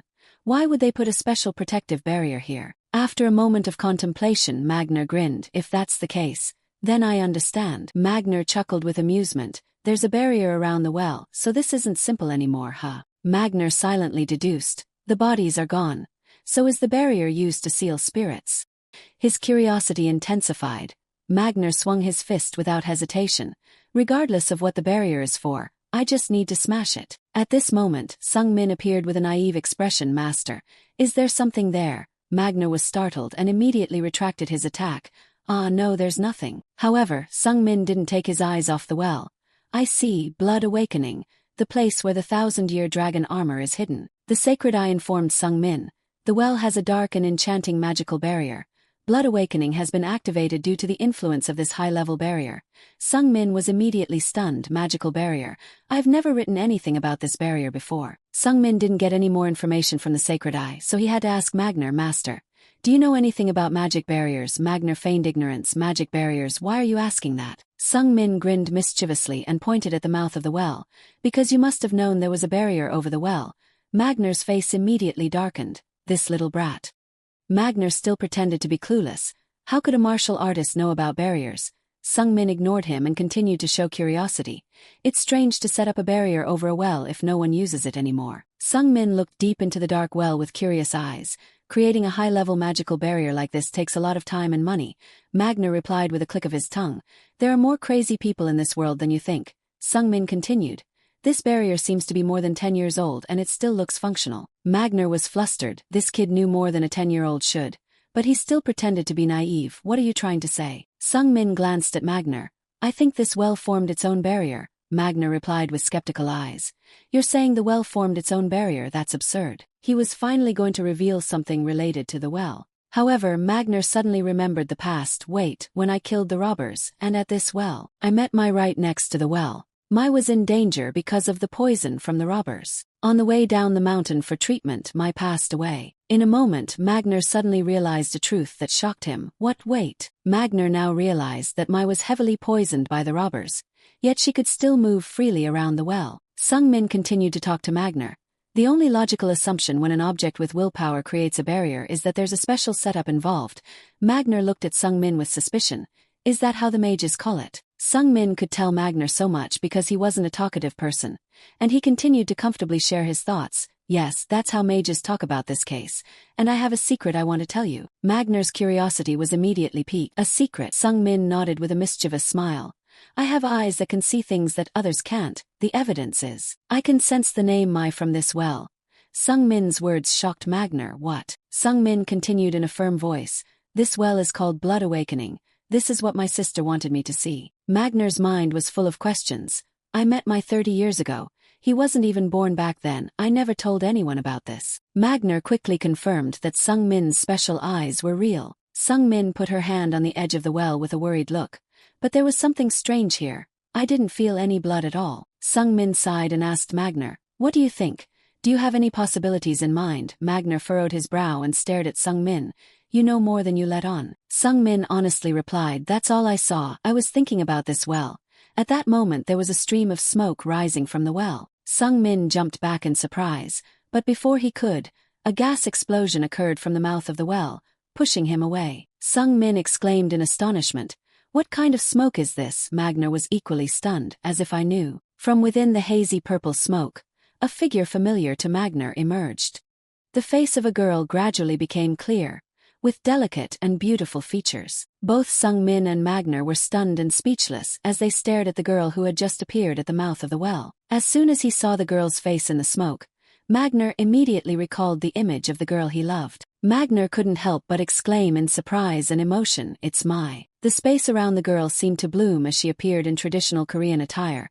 Mai smiled gently at Magner. "It's been a long time, hasn't it, Magner?" Sung-min quickly realized that this woman was Magner's first love, Mai. But she was not human. Sung-min's eyes widened in shock. "She's a monster, this smoke. It's the scent that seduces humans." Mai laughed insincerely and asked Magner, "You've changed so much. Did you come to see me? Because you still haven't forgotten me, have you?" Magner quickly became immersed in the intoxicating feeling of love. "I never forgot you." Mai continued to smile charmingly. "So seeing your first love again, how do you feel?" Mai smiled proudly. "You're much older now. But I'm much more beautiful than I was before, aren't I?" Sung-min regained his composure and stood up. He glanced at Magner, who was infatuated with love. "This woman is Magner's first love. I guess first love is something very hard to forget, isn't it?" Magner smiled gently, "A rare sight. I still feel very happy." Mai tilted her head in doubt. "What do you mean?" Magner sighed softly. "I've thought a lot about the moment you passed away. It weighed heavily on my mind all this time. But now I can let that burden go," Magner said with a choked voice but a calm expression. Mai's eyes were half closed, as if she wanted to show emotion at Magner's words. Suddenly Mai appeared behind Magner, her voice whispering seductively, "Magner, it's been a long time." She hugged Magner tightly from behind. "Why don't we get a little closer?" Mai didn't hesitate to slip her hand through Magner's coat, tempting him. "Let's go back to how it was when we were young, but now you're more mature and more charming." Mai breathed warm, seductive breath against Magner's neck. "It's wonderful that we've met again. Let's be together forever, okay?" Sung-min, seeing their intimacy, turned away in embarrassment, but Magner called him back. "Razan." Sung-min was startled and confused. "Yes, yes, master." Magner suddenly grabbed Mai by the throat and lifted her up. He said coldly to Sung-min, "Watch closely." Mai struggled in panic. "What are you doing?" Magner clenched his fist in his other hand with an angry expression.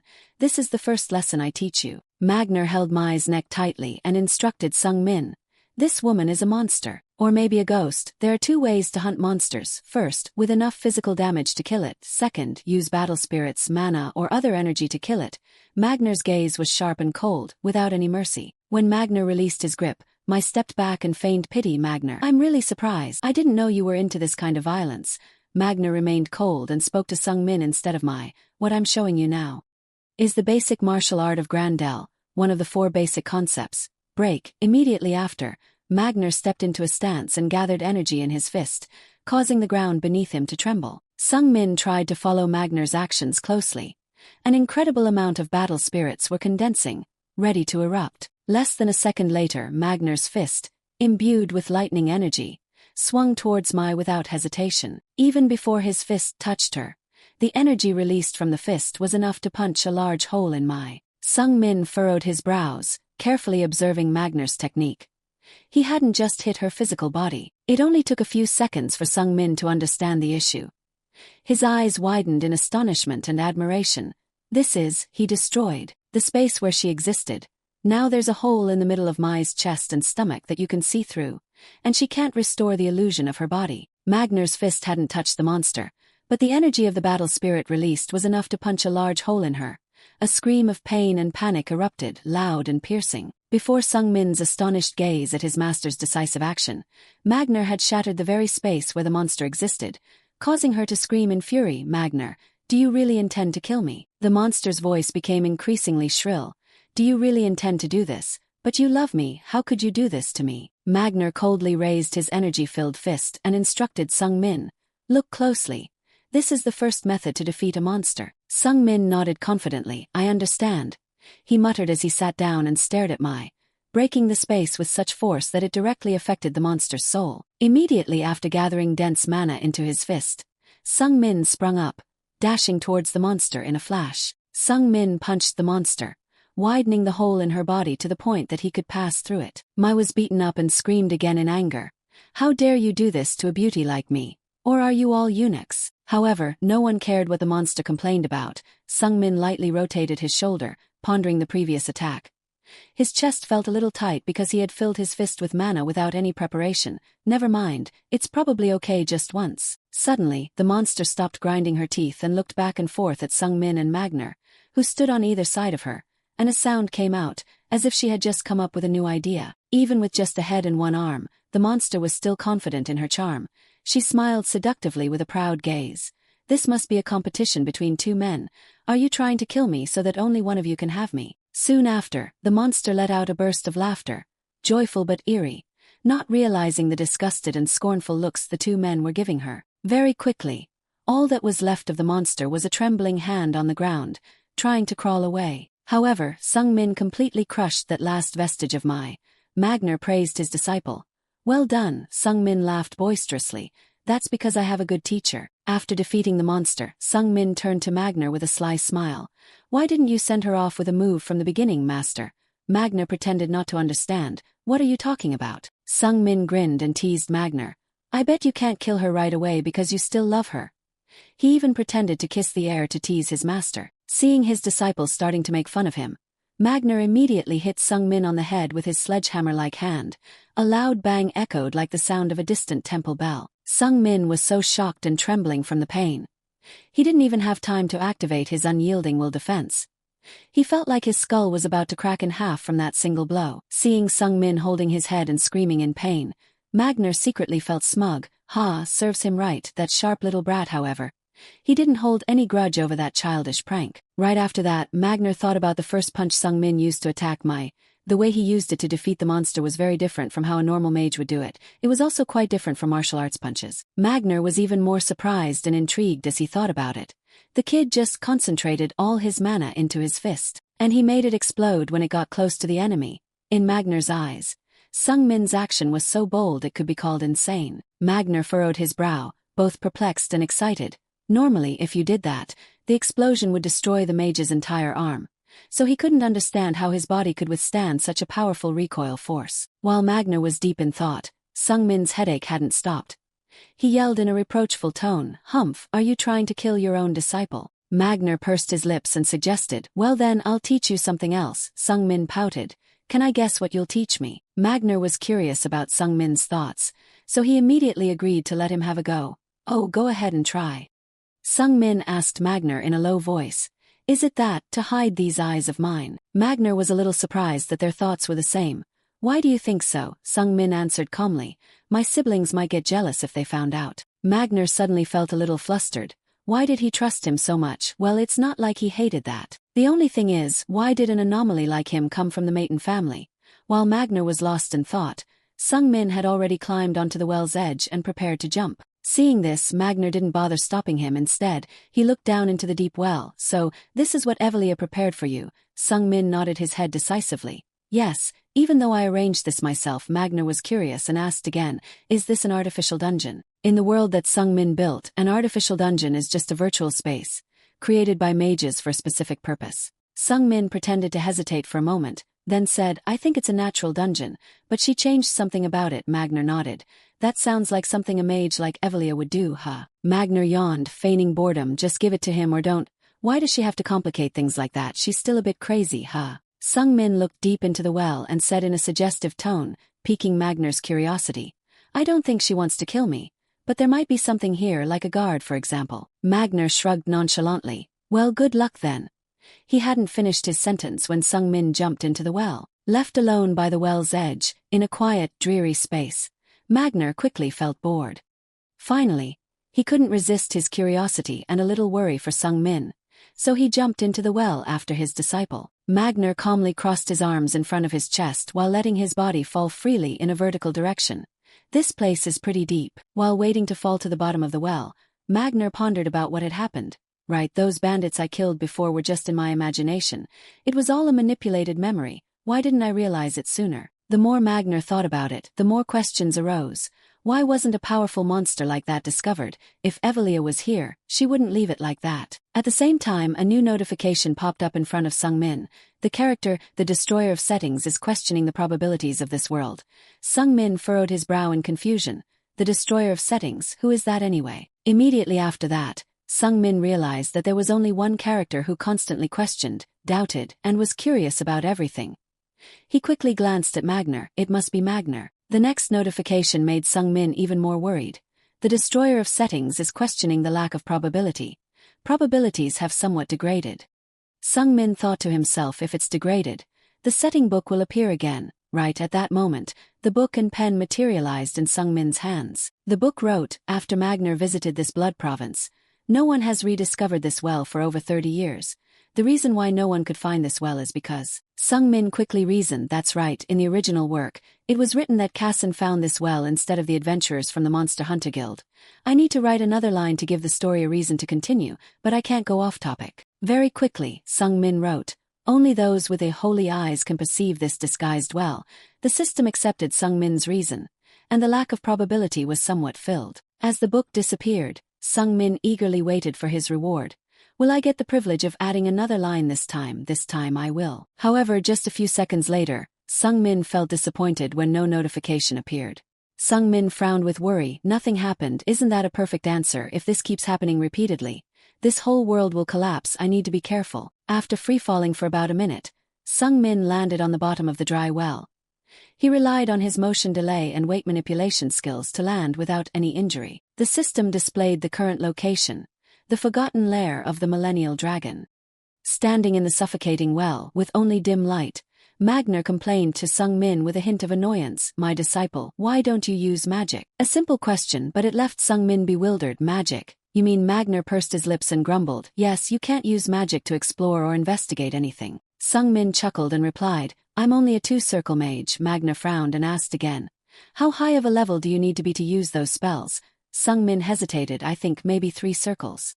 Magner was even more doubtful upon hearing this. The amount of mana he possesses is already close to 3 circles. How is he still alive? He really is a strange child. Magner furrowed his brow and looked into the dark space ahead. Besides orientation, why don't we try to check if there are any dangers? Sung-min remained firm in his refusal to use magic. My sister wouldn't test me with a challenge beyond my capabilities. Magner continued to probe Sung-min with a provocative tone. Yes, but at least you can light a fire for illumination or something similar. Isn't that something a 1-circle mage can do? Sung-min was even more confused after hearing this, but he remained firm in his refusal to use magic and went straight towards the darkness. This is a dungeon. It's not good to use mana unnecessarily. Magner squinted and followed him with a judgmental look. What a strange little guy. And so, they continued to fumble their way through the darkness. Although their eyes quickly adapted to the darkness, the damp space still caused discomfort. Sung-min started to feel slightly heavy-chested as they went deeper into the cave. It's really humid in here. He tried to regulate his breathing and groped his way to a region with shimmering light reflections. It has to be nearby. As he saw a rather large stagnant pool of water in front of him, Sung-min instantly became more alert. Right, this is it. On the other side of the pool, nestled in the pitch-black darkness, a streak of light and a bright spot flickered. A sound like metal colliding rang out, and a gloomy voice echoed, turn around. Magner clicked his tongue and asked Sung-min, why did that little girl leave this here? Her unusual tastes haven't changed at all, have they? Sung-min began to make up a story. I heard she picked up a toy that emits a purple light. Sung-min said while fixing his eyes on the large statue emitting purple light, it's called a bronze giant. Magner looked skeptical. A giant? It's quite small compared to a real giant. Sung-min clicked his tongue. Of course, it's not a real bronze giant, it's just a replica. Seeing that they wouldn't leave, the bronze giant opened its mouth and threatened them. Turn back immediately. I order you to do so. As the protector of this treasure, Sung-min suddenly sat down on the ground. This is not an easy enemy to deal with. Magner pondered for a moment and warned Sung-min, you'll lose if you fight it. Sung-min continued to take off his jacket and shoes without hesitation. I know, but I can't give up here. The bronze giant warned them for the 3rd time, with sparks flowing from its eyes. Turn back immediately, turn back. Sung-min knew that was a sign that the bronze giant was about to attack. He began to warm up and stretch his muscles.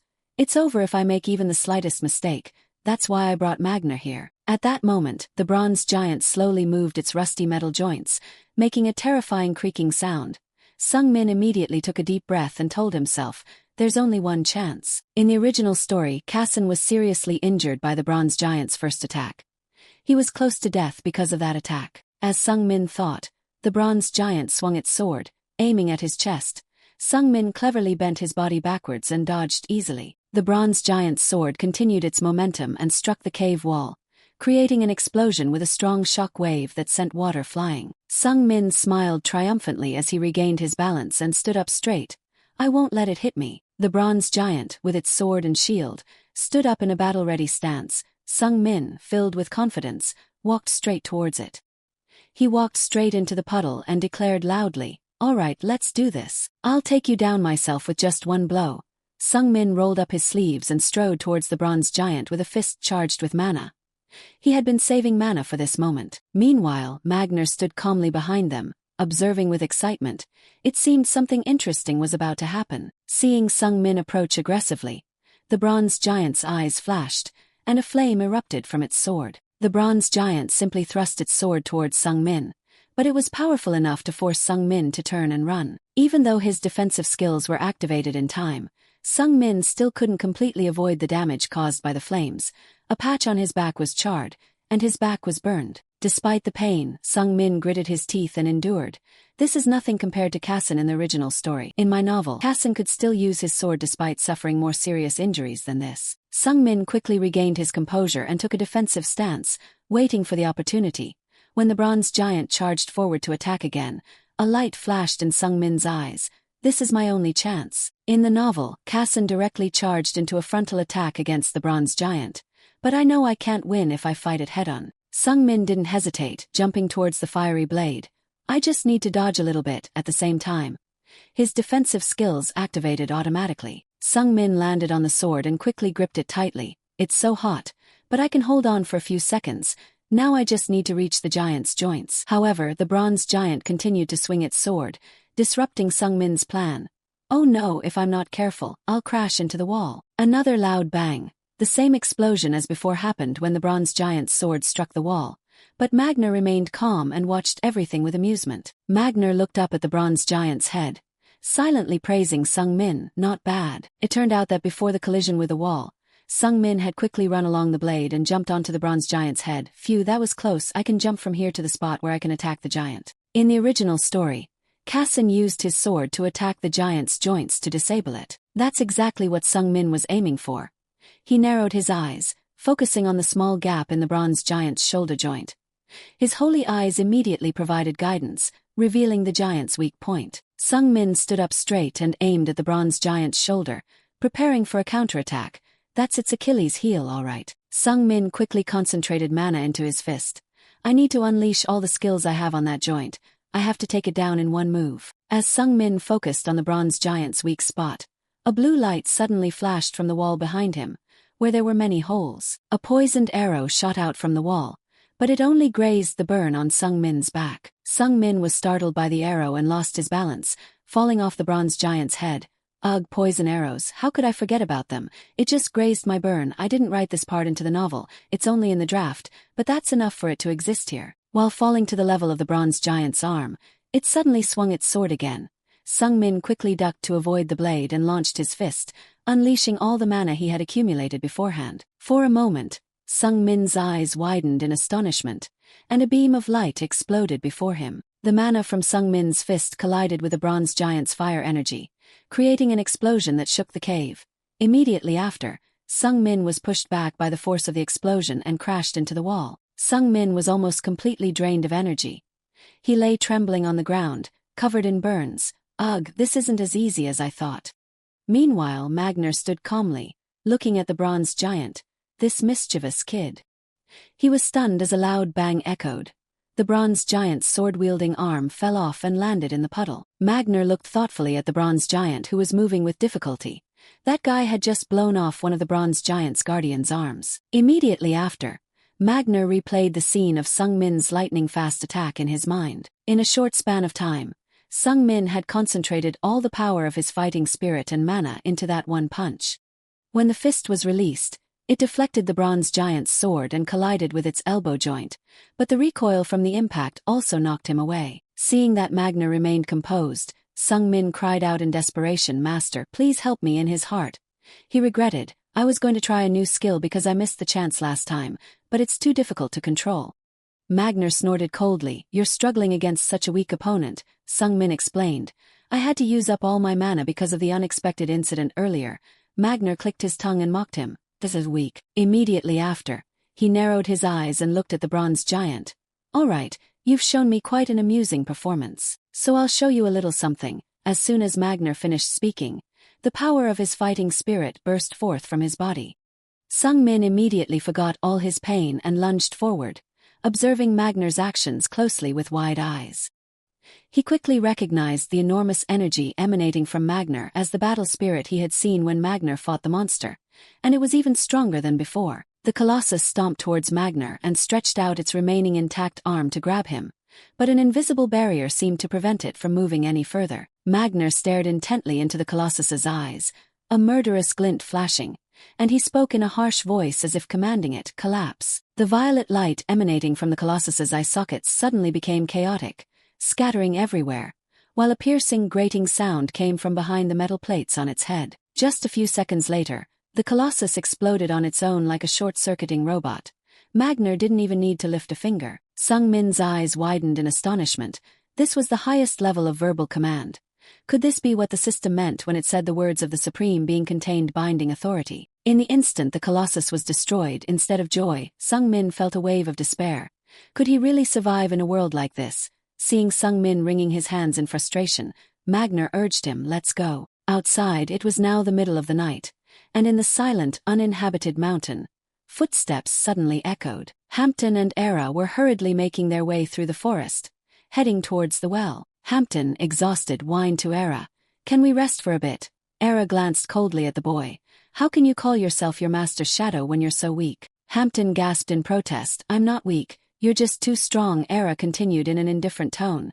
"As long as you can talk, you're fine." Just then, the two of them ran past the well and Era abruptly veered, stopping. 2 nights ago, before Sung Min and Magnar set off, Sung Min had instructed Era, set out 2 days after us. Our destination is the head of Ryusen. Sung Min said briefly, "The entrance to the dungeon is the well, find me." Era carefully observed her surroundings, the well, the signs of battle. Based on the clues and hints Sung Min left, Era was certain. This must be it, the dungeon entrance. Meanwhile, Sung Min was wearily getting up in the cave. He had resistance to poison thanks to the Holy Grail and sake, but he still felt a sharp pain from the poison. He sighed and complained to Magnar, "You should have intervened earlier, I'm out of mana." Magnar immediately pretended to pat his back. "I'm old and weak, this was difficult for me too." Sung Min's eyebrows twitched when he saw Magnar. "Huh, what, old and weak?" Magnar ignored it and asked, "What do we do now?" Sung Min pretended to ponder. "If there are guards, then there must be treasure here." Magnar chuckled sarcastically. "You're surprising me by stating the obvious." Sung Min chuckled and turned away. "So, all we need to do now is find the treasure, I'll lead the way." Suddenly, Sung Min stopped and put on a thoughtful expression incidentally. "Isn't there something a bit strange?" Magnar glanced at him. "What?" Sung Min said in a suggestive voice. The Colossus's body was protected by some kind of special oil. A spark of amusement flashed in Magnar's eyes. He chuckled silently. "So, you noticed during the fight, Letten doesn't even have a smell." Magnar pondered. He must have discovered it when he was standing on the Colossus's head. As Magnar had guessed, at that moment, the Holy Eye revealed to Sung Min that the Colossus had a layer of oil on it. Letten was a special kind of oil widely used in the southern region. It was often used to protect metals from moisture and prevented rust. Sung Min knew that Magnar was aware of this, but he deliberately didn't remind his disciple. So he deliberately stated his own judgment. "The Colossus is covered in Letten, but it's still rusty, isn't that strange?" Sung Min continued to speculate. "Letten is also weak to certain types of poison." Magnar saw Sung Min's thoughtful demeanor and secretly commented, "He's really sharp." Suddenly, Sung Min's image reminded Magnar of Evelia when she was little. After one attempt to kill Magnar that failed, she had yelled in frustration, "Such a pity, I thought I would succeed this time." Evelia was very enthusiastic at the time. "You would have died instantly if I had just deflected it a centimeter to the right." Magnar sat back and swung his legs leisurely. "I didn't dodge because it wasn't necessary." Evelia was still stubbornly challenging Magnar. "Old man, next time I'll definitely kill you. I thought dark attribute magic would be more effective in this anaerobic environment." Sung Min's current thoughtful expression and determined eyes were identical to his sister. "The poison will corrode the Letten and spread around, so the passage inside must be filled with poison." Magnar chuckled inwardly. He really is Evelia's brother. Finally, he agreed. "Yes, the entrance is filled with poisonous gas." Magnar looked at the poisonous smoke curtain covering the passage. It was completely different from the poison on the arrows earlier. Instead of worry, his eyes gleamed with excitement. "If you inhale it, your arms and legs will be paralyzed forever." Magnar gave a gleeful smile. "I can't help you because I'm not a mage." Sung Min looked at that expression and felt discouraged. Why does he seem so excited? Immediately, Sung Min pretended to be a wise person. "I prepared something for this situation." Magnar was instantly intrigued. "What is it?" Meanwhile, at the mouth of the well, Hampton was still hesitating, looking down. "Hey, are you sure this is the dungeon entrance?" Hampton leaned over the edge of the well with a worried expression. "Is there a safe way down?" The boy didn't realize that Era's leg was already raised behind him. Whack, then a startled scream from Hampton, and the boy fell headfirst into the well. Hampton let out a long, helpless cry that echoed through the well. "No," Era simply said coldly. "Sorry, Hampton." Immediately, she also jumped into the well after the boy. "There's not much time." Sung Min was now smiling confidently at Magner. "If there's poison, there'll be an antidote." Sung Min didn't know that the antidote he was referring to was crying and screaming loudly while falling for a whole minute. Hampton landed with his entire body, while Era landed gracefully thanks to her extraordinary skill. As soon as he looked up, Hampton started crying and accusing Era. "Era, you're trying to kill me, aren't you?" Contrary to Hampton's expectations, Era didn't offer any gentle comfort or explanation, but coldly pulled out a gleaming dagger. "What?" Era emanated a terrifying aura and spoke in a threatening tone. "You'll really die if you don't get up right now. Pain is the best way to help someone wake up." Hampton immediately got up and ran after Era with trembling legs. "She actually wants to stab me. She even gave me candy when I cried 2 weeks ago." Hampton silently resented in disappointment. All those actions were fake. Era didn't pay much attention to the boy's thoughts. She was only eager to get to Sung Min as quickly as possible. "Go this way." Very soon, Magner's keen senses told him that someone was coming. Sung Min could also hear the commotion coming from the road outside and smirked. "They're here." Magner curiously glanced towards the dark road. They were. Hampton and Era respectfully bowed as soon as they reached Magner and Sung Min. "Greetings, Warlord." Magner was a little surprised. "Are they your subordinates?" Magner thoughtfully stroked his beard as he looked at Era with a scrutinizing gaze, the woman he had seen before. He immediately asked Sung Min, "This maid is?" Sung Min chuckled in response. "Father gave them to me because I still lack a lot." Magner immediately burst into laughter. "Haha, your father did that." He thought to himself, ordinary people have auras that show whether they are strong or weak. A person with a powerful aura is not really scary at all. But a person without any aura, that's only achieved when they have achieved the highest possible level. Magner couldn't help but laugh at this bizarre mate and family.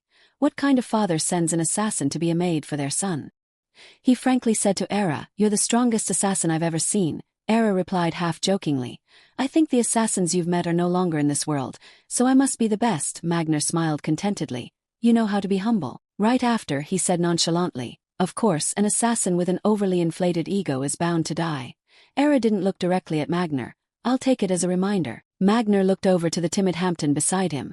"Do you have poison on you?" Hampton replied nervously. Yes, sir." Magner continued to guess. "You're probably his shadow, too." Hampton's identity was exposed and he became flustered. "That's..." Magner clicked his tongue and shook his head. "Well, it's all right, but how do you plan to protect your young master while you're so cowardly and scared?"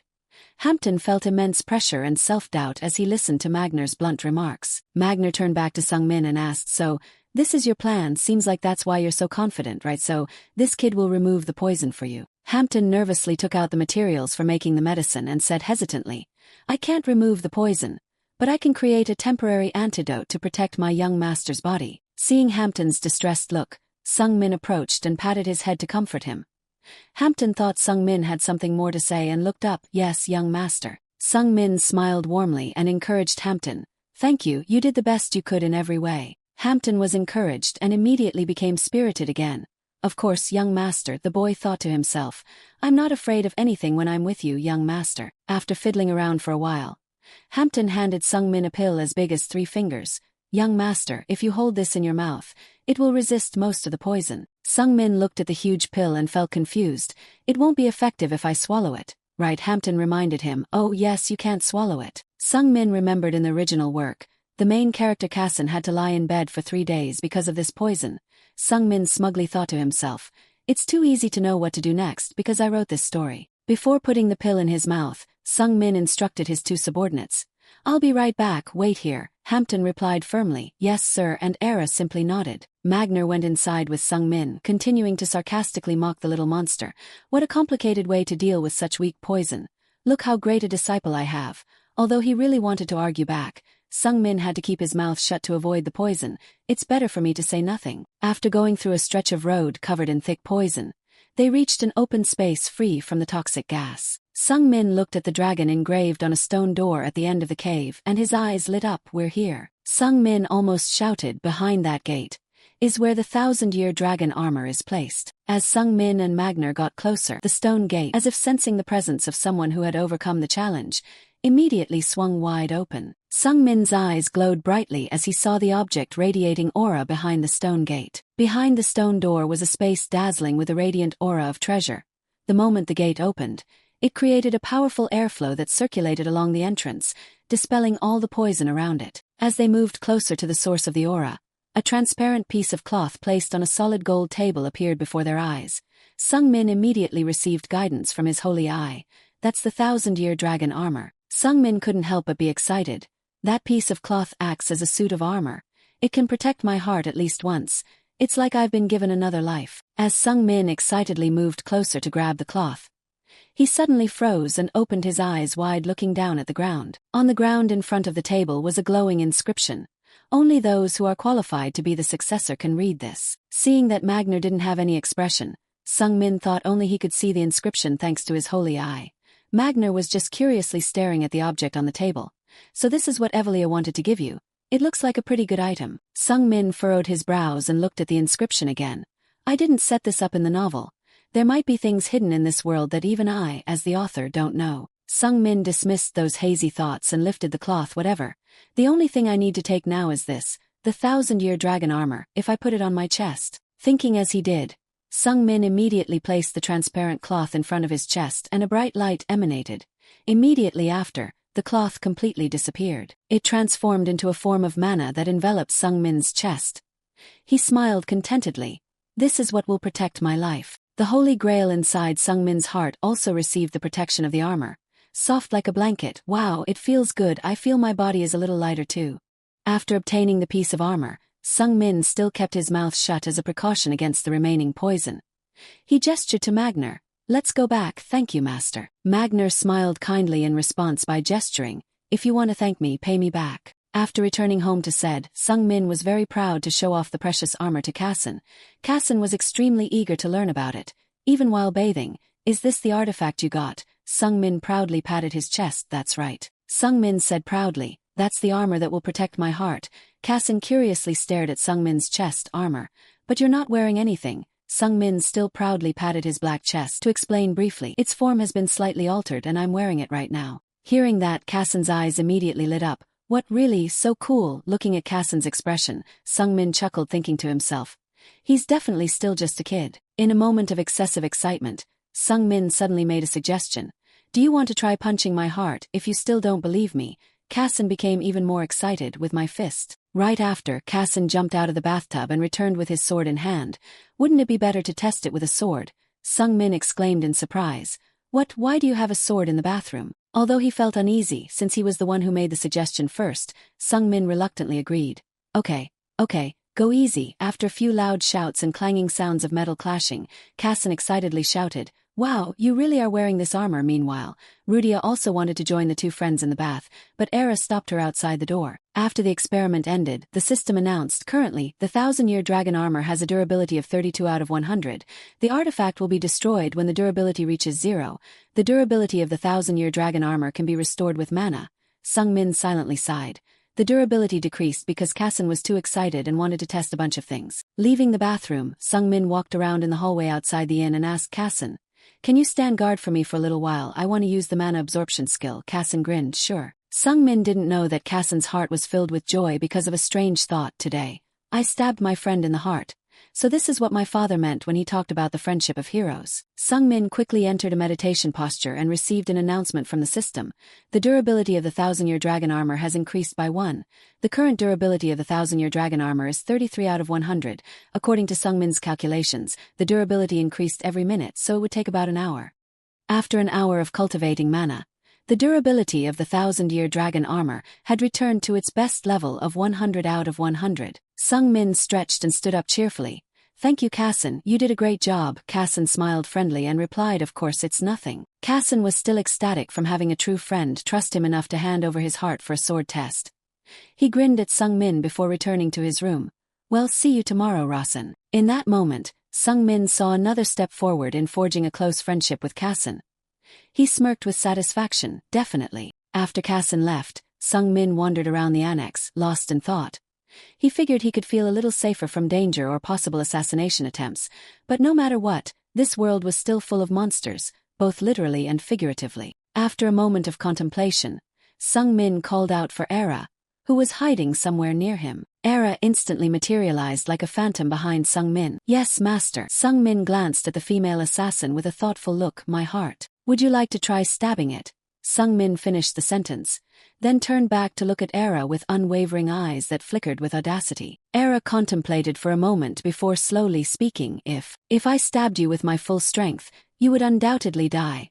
Would that be all right?" Era's gaze immediately turned as sharp as a blade poised to pierce his neck. Era's cold, murderous eyes sent shivers down Sung-min's spine, turning his face pale. "No, that wouldn't be good. I'll ask again after I'm stronger."